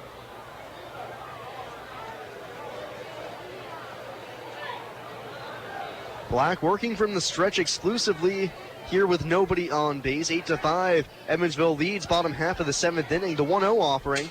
Long breaks his bat on a weak grounder at first, but Morgan bobbles it, flips just in time to get Long at first as Black was covering the first base bag. Morgan fielded but lost the handle on it, but recovered in time to get Ryan, who was hustling down the line. I think he did break his bat. It sounded like he broke his bat, and the way the ball came off the bat, it looked like he broke his bat. Yeah, so some new firewood for Ryan as he's the first casualty here in the bottom half of the 7th inning. Now I'll bring up Toby Thomas, who's 1 for 3 in this game. RBI single back in the 1st inning, but has been held silent since then. Right on right matchup now, 1 away, bottom of the 7th. The first pitch to Thomas is a bell-high fastball right down the middle, 0-1.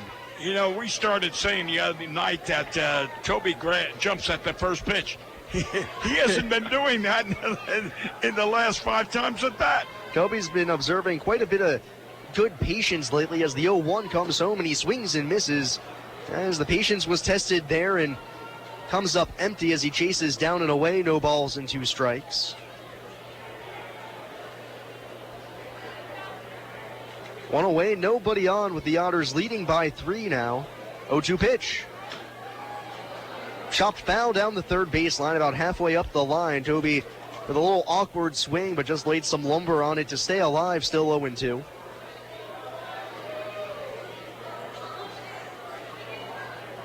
Toby's a pull hitter. Stands far away from that plate, even though he pulls the inside pitch.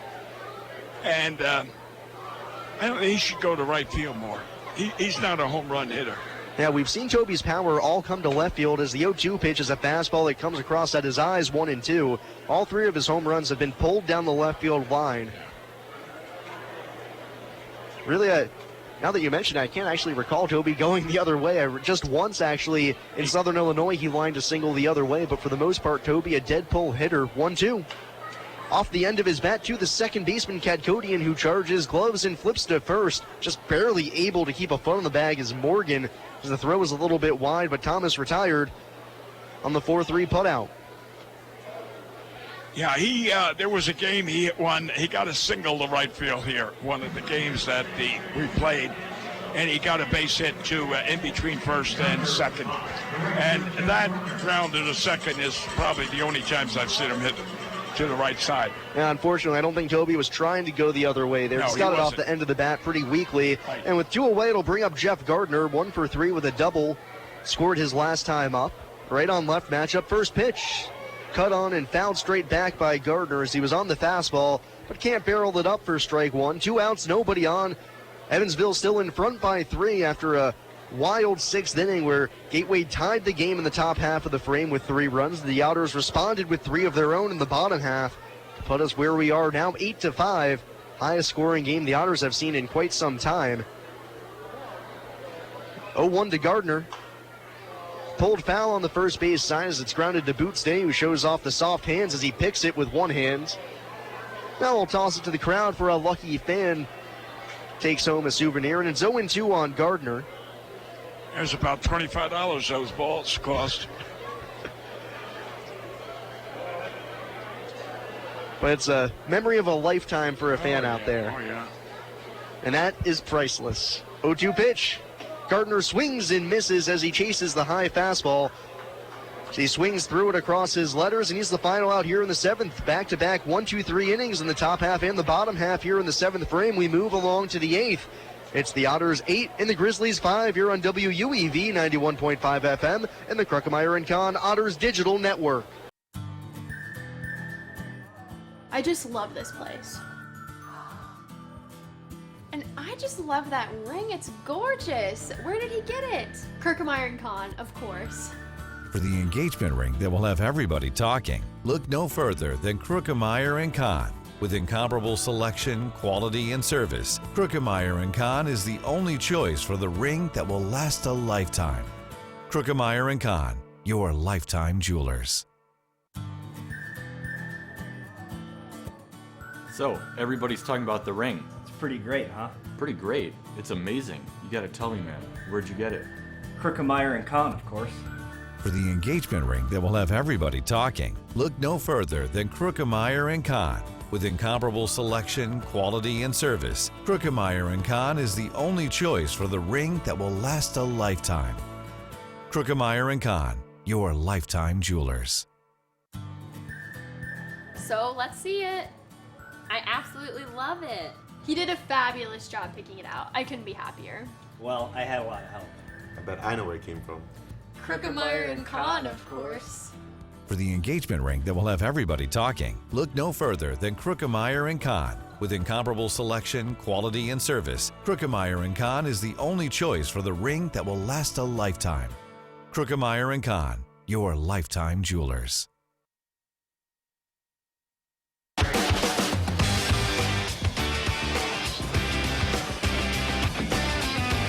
So after an easy 7th frame for Tyler Beardsley, he's back out for a 2nd inning of work. Otters leading 8-5. Beardsley, hand over his head, goes into the wind. First pitch called strike on Trey Santos, down and away. No balls and 1 strike on Santos, who's 1 for 1, 2 walks and an RBI single. So the Otters lead 8-5 as we begin the top half of the 8th inning. Beardsley kicks and fires the 0-1. Fastball almost the same spot, perhaps a few inches lower as he can't get the call. 1 ball and 1 strike now.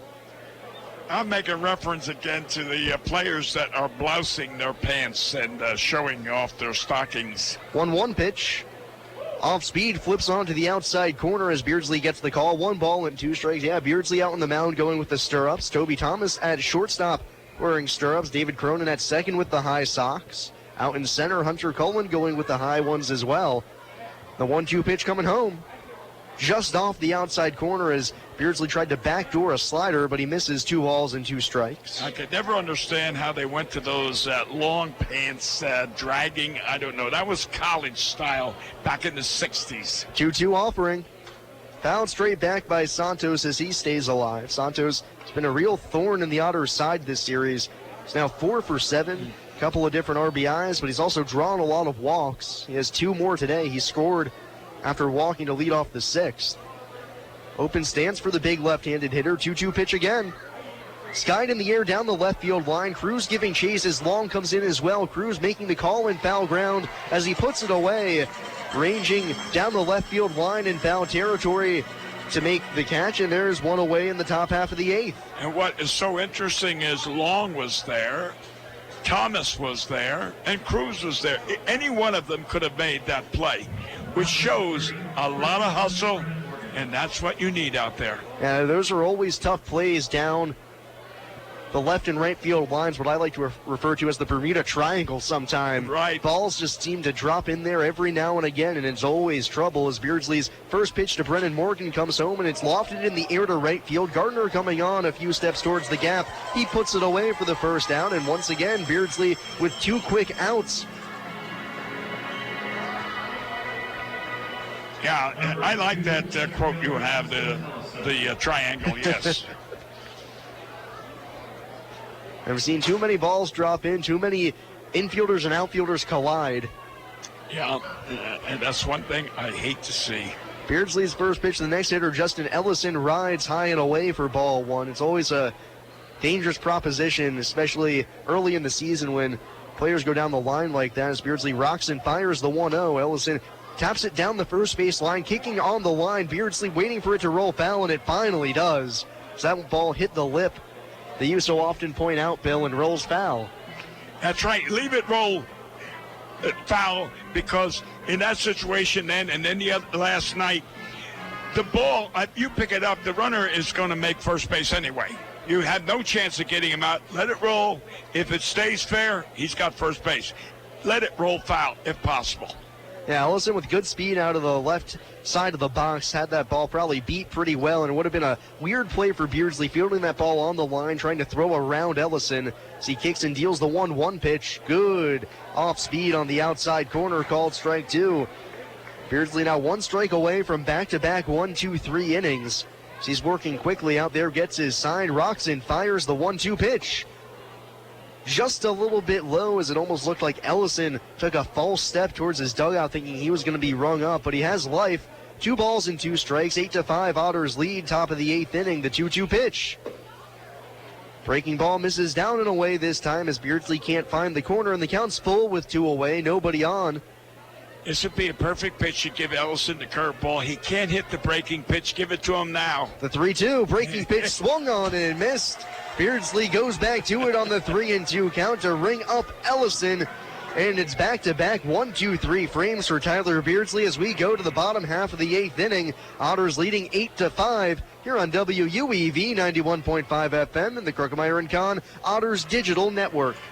GD Ritzy's is a proud supporter of Evansville Otters baseball. GD Ritzy's menu features hamburgers, grilled chicken sandwiches, old-fashioned peanut butter and jelly, and ice cream. With 3 Evansville locations: west at 4810 University Drive, on the north side at 4320 North 1st Avenue, and on the east side at 601 North Green River Road. GD Ritzy's is open from 10 a.m. to 10:30 p.m. Sunday through Thursday, and 10 a.m. to 11 p.m. on Friday and Saturday. GD Ritzy's, a proud supporter of the Evansville Otters.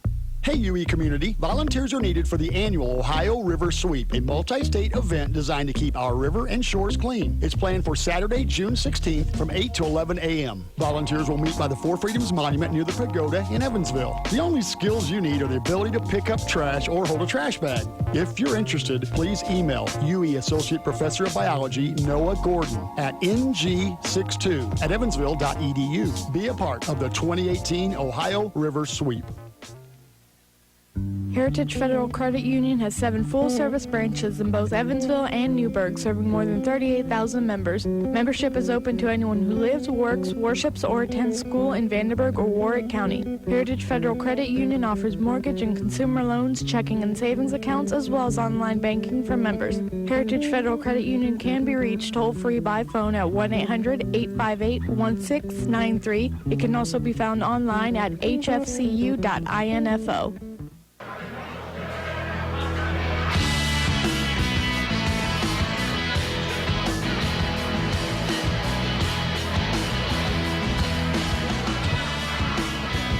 To the bottom half of the 8th inning we go as the Otters trying to provide a little bit more insurance as Mitch Aker is loosening up down in the bullpen. The Otters closer, he pitched in last night's game, picking up his 8th save of the season, so he has a possibility for his 9th tonight unless the Otters can add some insurance runs here in the frame. And believe it or not, this is actually the most runs the Otters have scored in a game. This tied for the most runs the Otters have scored in a game this year, 8. Are you serious? I didn't know that. Yeah. That is something. The Otters' offense hasn't been exactly potent at times, but tonight they've been clicking on all cylinders. 8 runs on 12 hits. Just good at bat after good at bat. One of the men with a good at-bat tonight. Travis Harrison will lead things off here in the bottom half of the 8th inning against Grant Black, back out there for another inning of work. Right on right matchup. The first pitch, broken bat, ground ball towards the left side. Shortstop McKeithian fields it in the hole, but his throw is well late to get Harrison. A single for Harrison. As the third baseman Gonzalez looked like he wanted to field that ball in the hole, but the broken bat was helicoptering towards him, so he pulled up lame, fearing that he was going to be absolutely speared by that broken bat flying towards him. I tell you what, ever since you interviewed Harrison a couple of days back, he has been hitting the ball silently. What can I say? I think I gave him some good advice. I think you did. I think you approached him with a positive attitude saying, Harrison, you are good. And he just took that to the bank. I'm surprised because I told him, if you stop hitting so well, that means you don't have to interview anymore. Oh. First pitch to Brandon Doolin's a called strike at the knees, 0-1. So Harrison at first, a threat to run, picked up his team-leading 6th stolen base of the season. And despite him not having blazing speed, he is just a very good base runner, as he stole third earlier in this game without a play. Just had a great jump on the pitcher. Doolin standing in. He's 1 for 3, been hitting the ball well tonight. Right on left matchup. Harrison short lead at first. The 0-1 to Doolin pushes him off the play, as that one nearly got him in the rib cage. 1 ball and 1 strike. Didn't you have Harrison as your player that you interviewed this prior to the game? And yeah. he talked about his stealing. He did. And I was amazed because I never thought of all those things he was talking about. Yeah, Sam Perlazzo, former Philadelphia Phillies first base coach, taught Harrison a few tricks in the minor leagues in the Twins organization. 1-1 to Doolin, fouled back out of play, 1-2. And Travis said, Travis can run the bases pretty hard. He's got relatively good speed, but not blazing speed by any means. But he talked just about how as long as he knows what his time to second is, he knows what the pitcher's time home is, he can figure out, what's my margin of error here? He says more often than not, I can use that to my advantage. And then also he says hitting in front of a guy like Brandon Doolin, who he knows has a lot of power and pitchers are going to throw soft stuff to, he picks his counts. Like here with 1 ball and 2 strikes. He is running 1-2 pitch, fouled off at the plate. And Doolin stays alive, but Travis knows that that's going to be a breaking ball down low in the dirt. Even if Brandon doesn't make contact, he has second base stolen easily. But he gave himself away. I don't know if you noticed him. He was leaning. Yes, he was leaning over there. So if I was the catcher, I would have quickly jumped out, called timeout, and called for a pitch out. So we'll see what happens now. 1-2 on Doolin. Harrison at first, nobody out. Bottom of the 8th inning. Otters in front by 3. Harrison does not run. Instead, the 1-2 pitch is a fastball upstairs as Alvarez bluffs a throw back to first, 2-2. That's interesting. Now, you've been watching college and professional baseball. How many times have you seen the catcher call for a pitch out? I actually can't remember the last time I've seen That's it. right. It's something that is just rarely used anymore. Exactly. 2-2 on Doolin. He's going. Harrison is running. The 2-2 pitch swung on and missed. Double clutch throw by Alvarez behind the plate as well late to the second base bag as Harrison slides in safely with his second steal of the game. 7 on the season now. Yeah. And Doolin down on strikes for the first out, but you're right. Harrison does lean a little bit towards the second base bag when he wants to go. Yeah, he gets himself away, although Alvarez, for some reason, hesitated on the throw. I don't know why. Looked like he couldn't get a grip on it, maybe. He kind of had to backhand pick that with a curveball down low. I watch catchers in this league, and I watch them in minor league ball, too. The catchers used to take it. They'd flip the ball from the glove into their hand. Did you ever see that? No. Yeah, and they were very accurate, but most of the time, they'd lose the grip. So Harrison in scoring position now for Manny Cruz, who has 3 RBIs this game. 2-run single in the first and an RBI single in the 6th. First pitch to him. Breaking ball down and away. Bangs off the mid of Alvarez, but it stays close to him for ball 1. I can't tell you how many times I used to practice when I was a young kid playing. I had the opportunity of playing in a city league when I was 13 years old. And how many times I would practice that you flip the ball in the air and then you'd grab it. You had to grab it against the threads so that you'd get a backspin. Yeah. Black looks back to second, staring down Harrison. Now the 1-0 to Cruz. Bouncing ball through the hole on the left side. That's a base hit. Harrison will have to hold up at third as he had to watch that ball through. But it's a 4-hit game for Manny Cruz. 4 base knocks. Have yourself a day, Mr. Cruz. Oh, that ties long for the 4 base hits in one game. Nobody with a 5-hit game yet on the roster for the Otters. Travis also at third now. He holds the team lead for most RBIs in a game that came on one swing yesterday with a grand slam. Yeah. Now I'll bring up Mike Rizzatello, who's 0 for 2, 2 walks, a strikeout looking, as well as a fly out to center.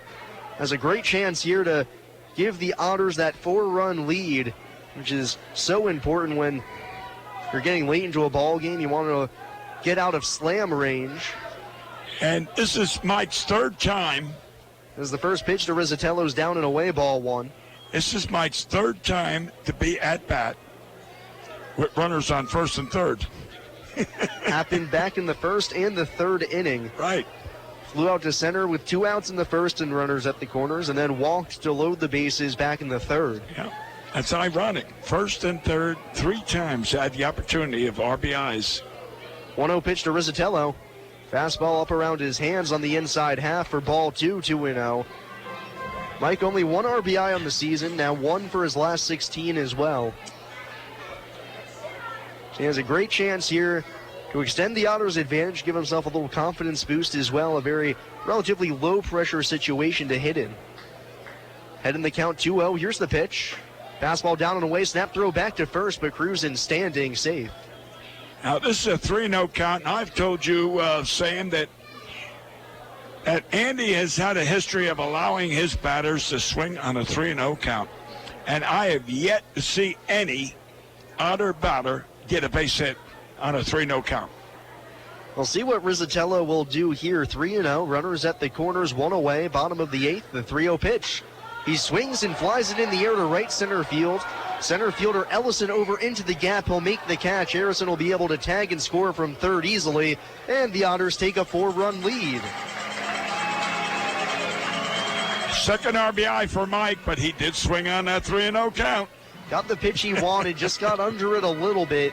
But he'll get credit for the sacrifice fly and RBI. The Otters now lead 9-5 with 2 away in the bottom of the 8th. Cruz still at first as Hunter Cullen steps to the plate. He's having a fine day. Everybody in the Otters lineup really is. Hunter's 2 for 3, an RBI single, a stolen base as well.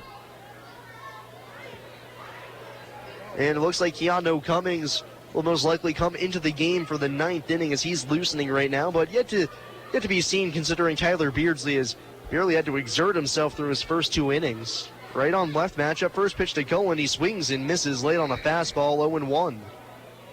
Well, I'd like to see the other man come in and set a Frontier League record for saves. Mr. Aker, right now we're not in a save situation, however, unfortunately. Well, that's true. Maybe that's why they changed. They can always pitch him into a save situation. Allow.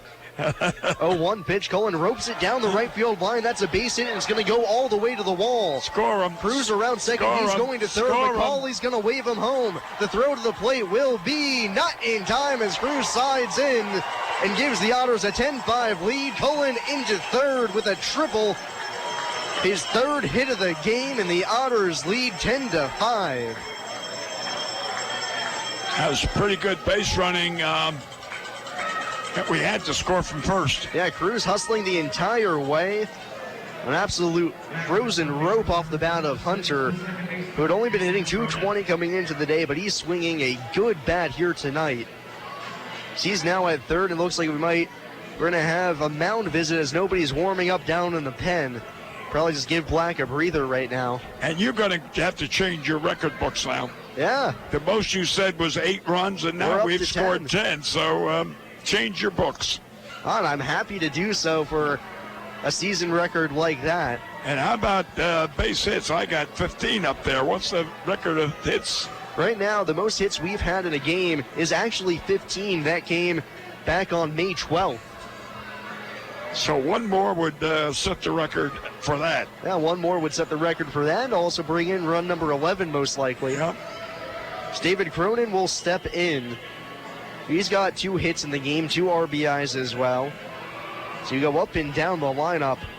Everybody has contributed in some way, shape, or form, either with a base hit, an RBI, walks, you name it. It's been a great night for the Otters. Yeah, a big confidence boost considering the way the offense had been sputtering lately. See them break out like this. As Black's ready, his first pitch to Cronin nearly hits him. Takes a good play from Alvarez to keep that ball from going to the backstop. It was so far inside on Cronin, ball 1.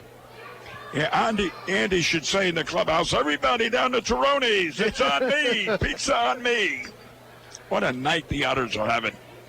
Cullen at third, 2 outs. Otters lead 10-5, bottom half of the 8th inning. Black sent the kick in the 1-0. This fastball's on the inside corner. Foul belt high to Cronin. 1 ball and 1 strikes. David, 2 for 4 in this game, 2 RBIs as well. We've had a great crowd tonight. They're still here, and it's great that the team is playing as well as they are. It brings the fans back. Yeah, something about rising to the occasion for this Otters team, playing in front of a few more fans, giving them a little extra juice. The 1-1. Changeup drops in just below the knees over the heart of the plate. Cronin bent his knees a little bit at the call, cringing a bit. It's strike 2 on him. 2 outs, 2 runs home in the frame for the Otters, as they've scored in every inning but 3 here so far tonight. 1-2 pitch. Chopped down the third base line, foul. So that one heads towards the coach's box. Count stays 1-2. And Mr. Gonzalez backhanded it, and as we talked about, he muffed it on the backhand. He's lucky it was a foul ball. Well, that's true. I can remember Al Campanis in Florida saying, "You won't find any Dodger backhanding those plays." Good old Al Campanis, general manager of the Dodgers. 1-2 pitch again, down in the dirt, as Cronin lays off 2 balls, 2 strikes. Al Campanis graduated from Brooklyn High School, and every year he would take his entire class that he graduated from high school, he would treat down to Florida in Vero Beach. Oh, that's nice. As the 2-2 pitch is tapped on the ground down the first base line, rolling along the line, picked up by the pitcher Black. His throw to first is not in time, as Cullen will come home to score. The Otters have a new record for most hits in a game this season with 16, and they now lead 11-5. Right, and that's Cronin's third hit. Yeah, third hit, third RBI as well, as we're going to have a large selection of players to choose from for our Western Ribeye Player of the Game. Well, I'll tell you what, it is tough, but you got Cronin with 3 hits. Cruz with 4 hits. Cullen with 3 hits. Harrison with 2. Doolin's got a double as well. Yeah. And now the first pitch to Ryan Long is singled right back through the box on the ground. He adds to his total. That's his second hit of the game. And the Otters just keep the line moving here. Boy. Another base knock. Runners at first and second, still 2 away. 17 hits. What? And this is 9 innings. 8 innings. Yeah. They won't even get to hit in the 9th. That's right.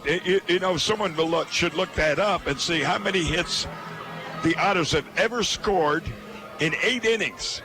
Maybe more in 9 innings, but yet 8 innings. So Toby Thomas will stand in. He's got 1 hit on the day, 1 for 4. First pitch to him. Fastball skips in. Nice block by Alvarez. So I can't imagine how hard it is on a night as hot as this and as many pitches as he's had to catch behind home plate to still have the wherewithal to block pitches like that. Yeah, he's got good agility. That's one thing about this Alvarez. He's got good agility behind that plate. So it's 1-0 on Thomas. Cronin at second, Long at first. Otters lead by 6 now, 11-5. Black set on the mound. The kick in the 1-0. Thomas grounds it down the third base line. That'll end up foul for strike 1. 1 ball and 1 strike on the Otters shortstop. And the catcher that's down in the bullpen for Gateway picked up the ball and threw it into some young kid that was sitting right there on the edge. And that's a memory of a lifetime. Yes, sir. Moths swarming the field. We saw this last night when Mitch Aker came on in the 9th inning. He was swatting away bugs a la Jabba Chamberlain back in 2007 in the ALDS. They are just everywhere out on the diamond now. 1-1. Thomas with a little squibber out to short. Shortstop McKeithen charges, throws across his body just in time to get Thomas by a half step, and the inning is over. But the Otters tack on 2 more runs for good measure, and we'll go to the 9th inning with the Otters leading 11-5 here on WUEV 91.5 FM and the Kruckemeyer & Kahn Otters Digital Network. The Hoosier Lottery began selling lottery tickets on October 13, 1989. Since then, the Hoosier Lottery has offered hundreds of different games, awarded prizes to millions of players, and given billions of dollars to the state of Indiana. The Hoosier Lottery's mission is to responsibly provide innovative and entertaining lottery games for the benefit of the citizens of Indiana. To learn more about the Hoosier Lottery, visit them online at HoosierLottery.com. The Hoosier Lottery, a proud supporter of Evansville Otters baseball.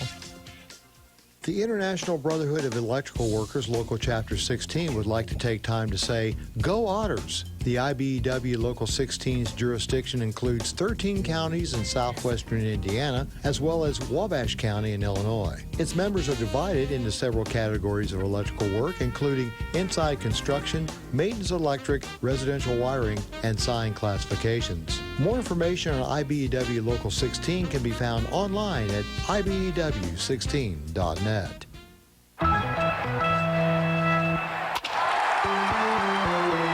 Hi, this is Joe Townsend from JMT Restoration. We are proud to be a sponsor of the 2016 Frontier Champion Evansville Otters. If you ever have a mold or water restoration issue in your home or business, give us a call at 812-205-5384.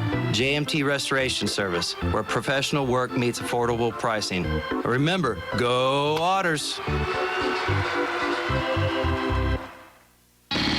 You're listening to exclusive coverage of Evansville Otters baseball on 91.5 FM WUEV Evansville.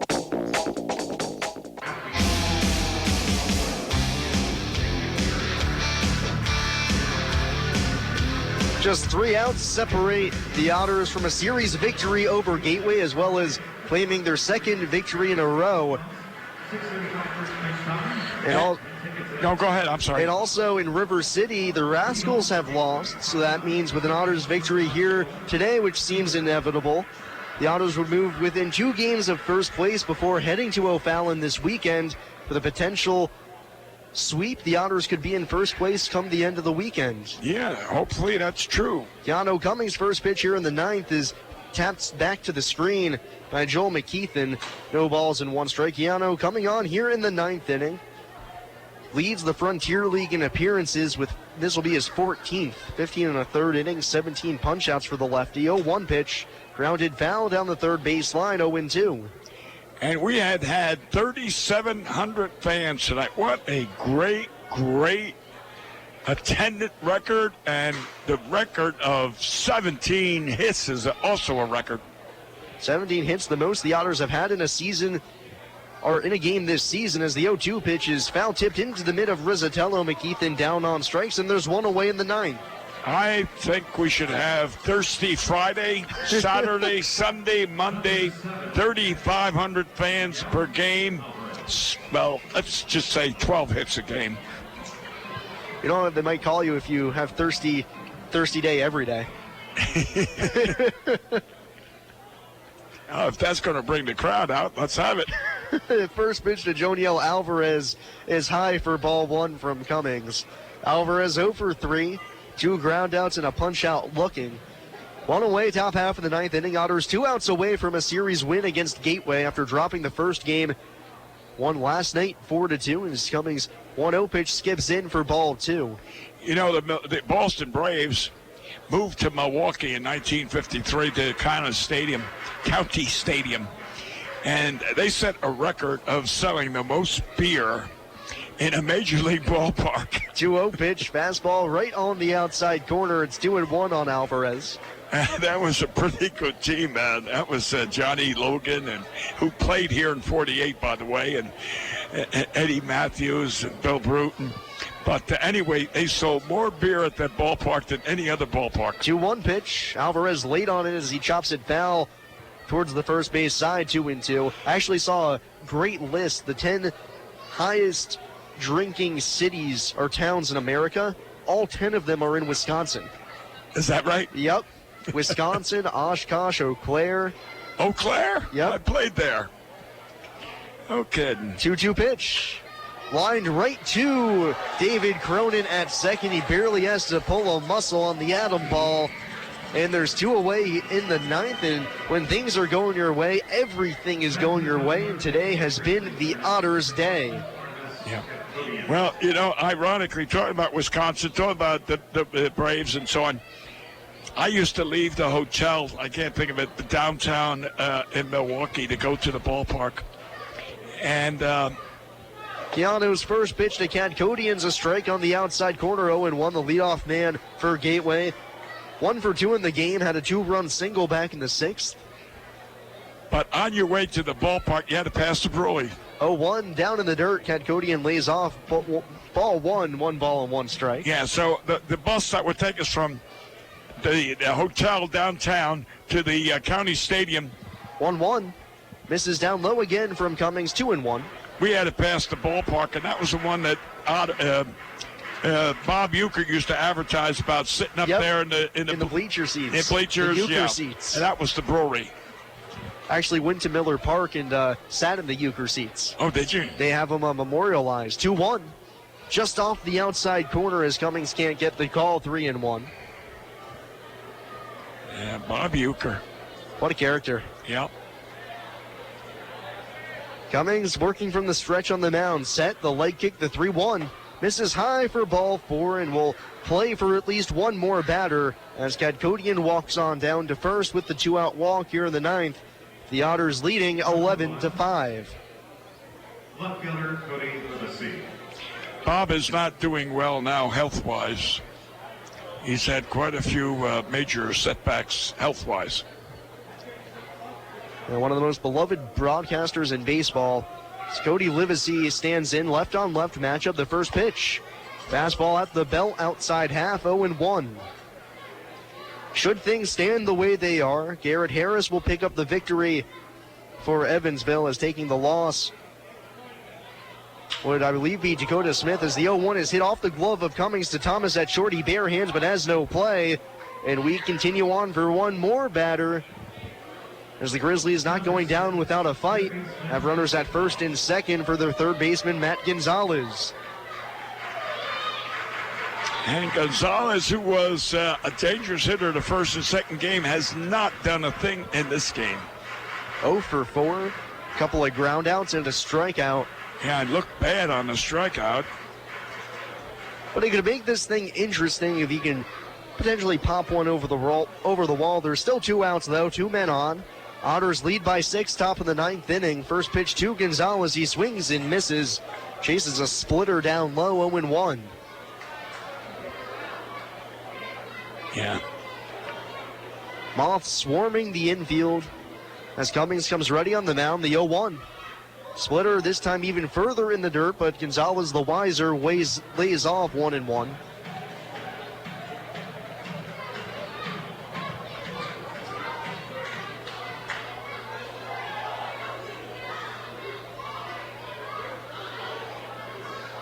Patrick Boyle on the hook for the loss for Gateway. 1-1 pitch. Skied in the air down the first base line. Foul ground. Julian giving chase in front of the fence. He settles up and puts it away. And the Otters claim an 11-5 victory over the Grizzlies to take the series 2-1. And the Otters are back on track. They're above 500 at 12-11. And at the end of tonight, they are now just 2 games back of River City for first place in the Frontier League Western Division. We'll take a short break and be back to wrap things up one final time. It's the Evansville Otters 11 and the Gateway Grizzlies 5. You've been listening to Evansville Otters baseball here on WUEV 91.5 FM and the Kruckemeyer & Kahn Otters Digital Network. The Tri-State Area Marathon service stations are proud supporters of the Evansville Otters. Marathon has over 5,100 Marathon-branded stations nationwide, and a full list of area marathon stations and a list of daily prices are available online at mymarathronstation.com. Marathon provides products which support commercial, industrial, and retail operations. Marathon's slogan is Fueling the American Spirit.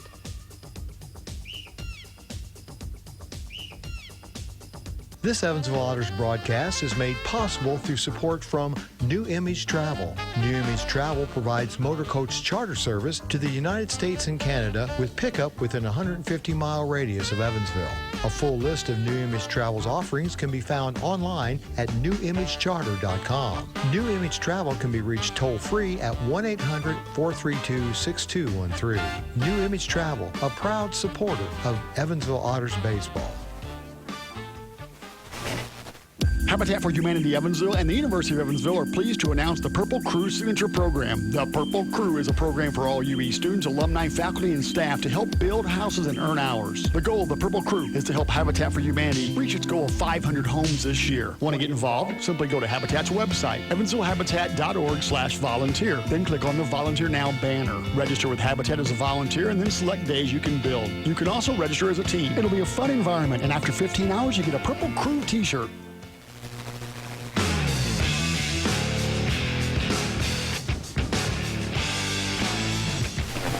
The biggest offensive output of the season for the Otters as they score 11 runs on 17 hits, both season highs for the club as they down the Gateway Grizzlies 11-5 here in the final game of this three-game set against Gateway to take the series. And with the win, the Otters move within 2 games of River City at the top of the division.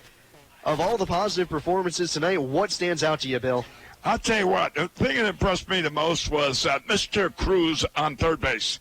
4 hits, but how many RBIs? 3. And he was outstanding as far as I'm concerned. He got the hits when we needed them, and that is one of the biggest things. It's, some guys can get 5 hits in a game, but if he doesn't, it's not effective, that's different. Cruz came in and got the base hits when we needed it. I'd say he is the player of the game, and that impressed me. Yeah, remember, fans, tonight's player of the game, Manny Cruz, is brought to you by Western Ribeye. When you're craving excellence, Western Ribeye and Ribs satisfies. Call 812-476-5405 to make reservations. And although it was rather tough at times, the pitching ended up doing their job tonight for the Otters. Ty Hensley, in his first start of the year, goes 4 innings, only giving up 2 runs. He worked around the walks that he did give up to pitch 4 effective innings. Garrett Harris had some trouble out of the bullpen, giving up the lead. But then down the stretch, Tyler Beardsley with back-to-back 1-2-3 innings. Keanu Cummings pitching a scoreless 9th. And voila, we have ourselves a 6-run victory for the Otters. As you go up and down the lineup, nearly everybody had a base hit in this game outside of Mike Rizzatello. But even Mike drew 2 walks, had a sacrifice fly. Yeah, got the big sacrifice fly, right. Yeah, everybody was making positive contributions to the ball club tonight. And that's how you end up with 17 hits and 11 runs. And for tomorrow, the Otters will travel to River City in O'Fallon, Missouri to take on the first place River City Rascals. As Otters just 2 games back after River City fell 9-5 at Carshield Field earlier tonight to normal. We took a look around the rest of the Frontier League scoreboard. Windy City shut down Schaumburg as they beat the Boomers 4-1. Florence has just walked off on Southern Illinois 7-6 at UC Health Stadium. Joliet leading 5-4 late in that one over Lake Erie, bottom half of the 8th inning. And get this, over in Washington at Wild Things Park, the Wild Things absolutely destroyed the Beach Bums 23-1. Wow. That's a lot of runs, as we thought we saw some good power display here, but Washington taking it up a notch. Yeah, 20 runs is enough. Listen, I want you to do me a favor when you go into River City. Tell Mr. Gigello I said hello, and tell the Ryan Long's parents who are going to be there that I said hello. I mean, it's nice that you have fans that have been here in Evansville, and they pay attention to the Otters, and they pay attention to you and Preston when they're on the radio. Yeah, your final line scores in this game for Gateway: 5 runs on 7 hits, no errors. For the Otters, 11 runs on 17 hits and no errors as well, as Garrett Harris picks up the win despite blowing the lead. He gets the Vulture victory as the Otters were able to take the lead in the bottom half of the inning after he gave up 3 runs in the top half of the 6th inning. Taking the loss for Gateway will end up being Patrick Boyle, who pitches an inning and a third, giving up 3 runs all earned on 5 hits, a walk, and 3 punch-outs. And the Otters will see their weekend rotation as Austin Nicely grabs the ball for tomorrow's game against River City, followed by Tyler Bale and then Randy Wynn on Sunday. So hopefully the Otters have 3 wins in them as they'll try to continue their offensive explosion as they head out west. Once again, your final line scores in this one. Gateway, 5 runs on 7 hits and no errors. The Otters, 11 runs on 17 hits and no errors. As the Otters win the series 2-1, they take the rubber match 11-5. And, Bill, you got anything else to add? I just want to thank Paul Mattingly back there and the crew that keep us on the air. They do an excellent job. Without their help and without their technical knowledge, we wouldn't be here. So, Paul, thank you. And that'll do it here from Bosse Field. The Otters defeat the Grizzlies 11-5 here on a beautiful Thursday evening. We're glad that you could join us to come along for the ride. You've been listening to Evansville Otters baseball here on WUEV 91.5 FM and the Kruckemeyer & Kahn Otters Digital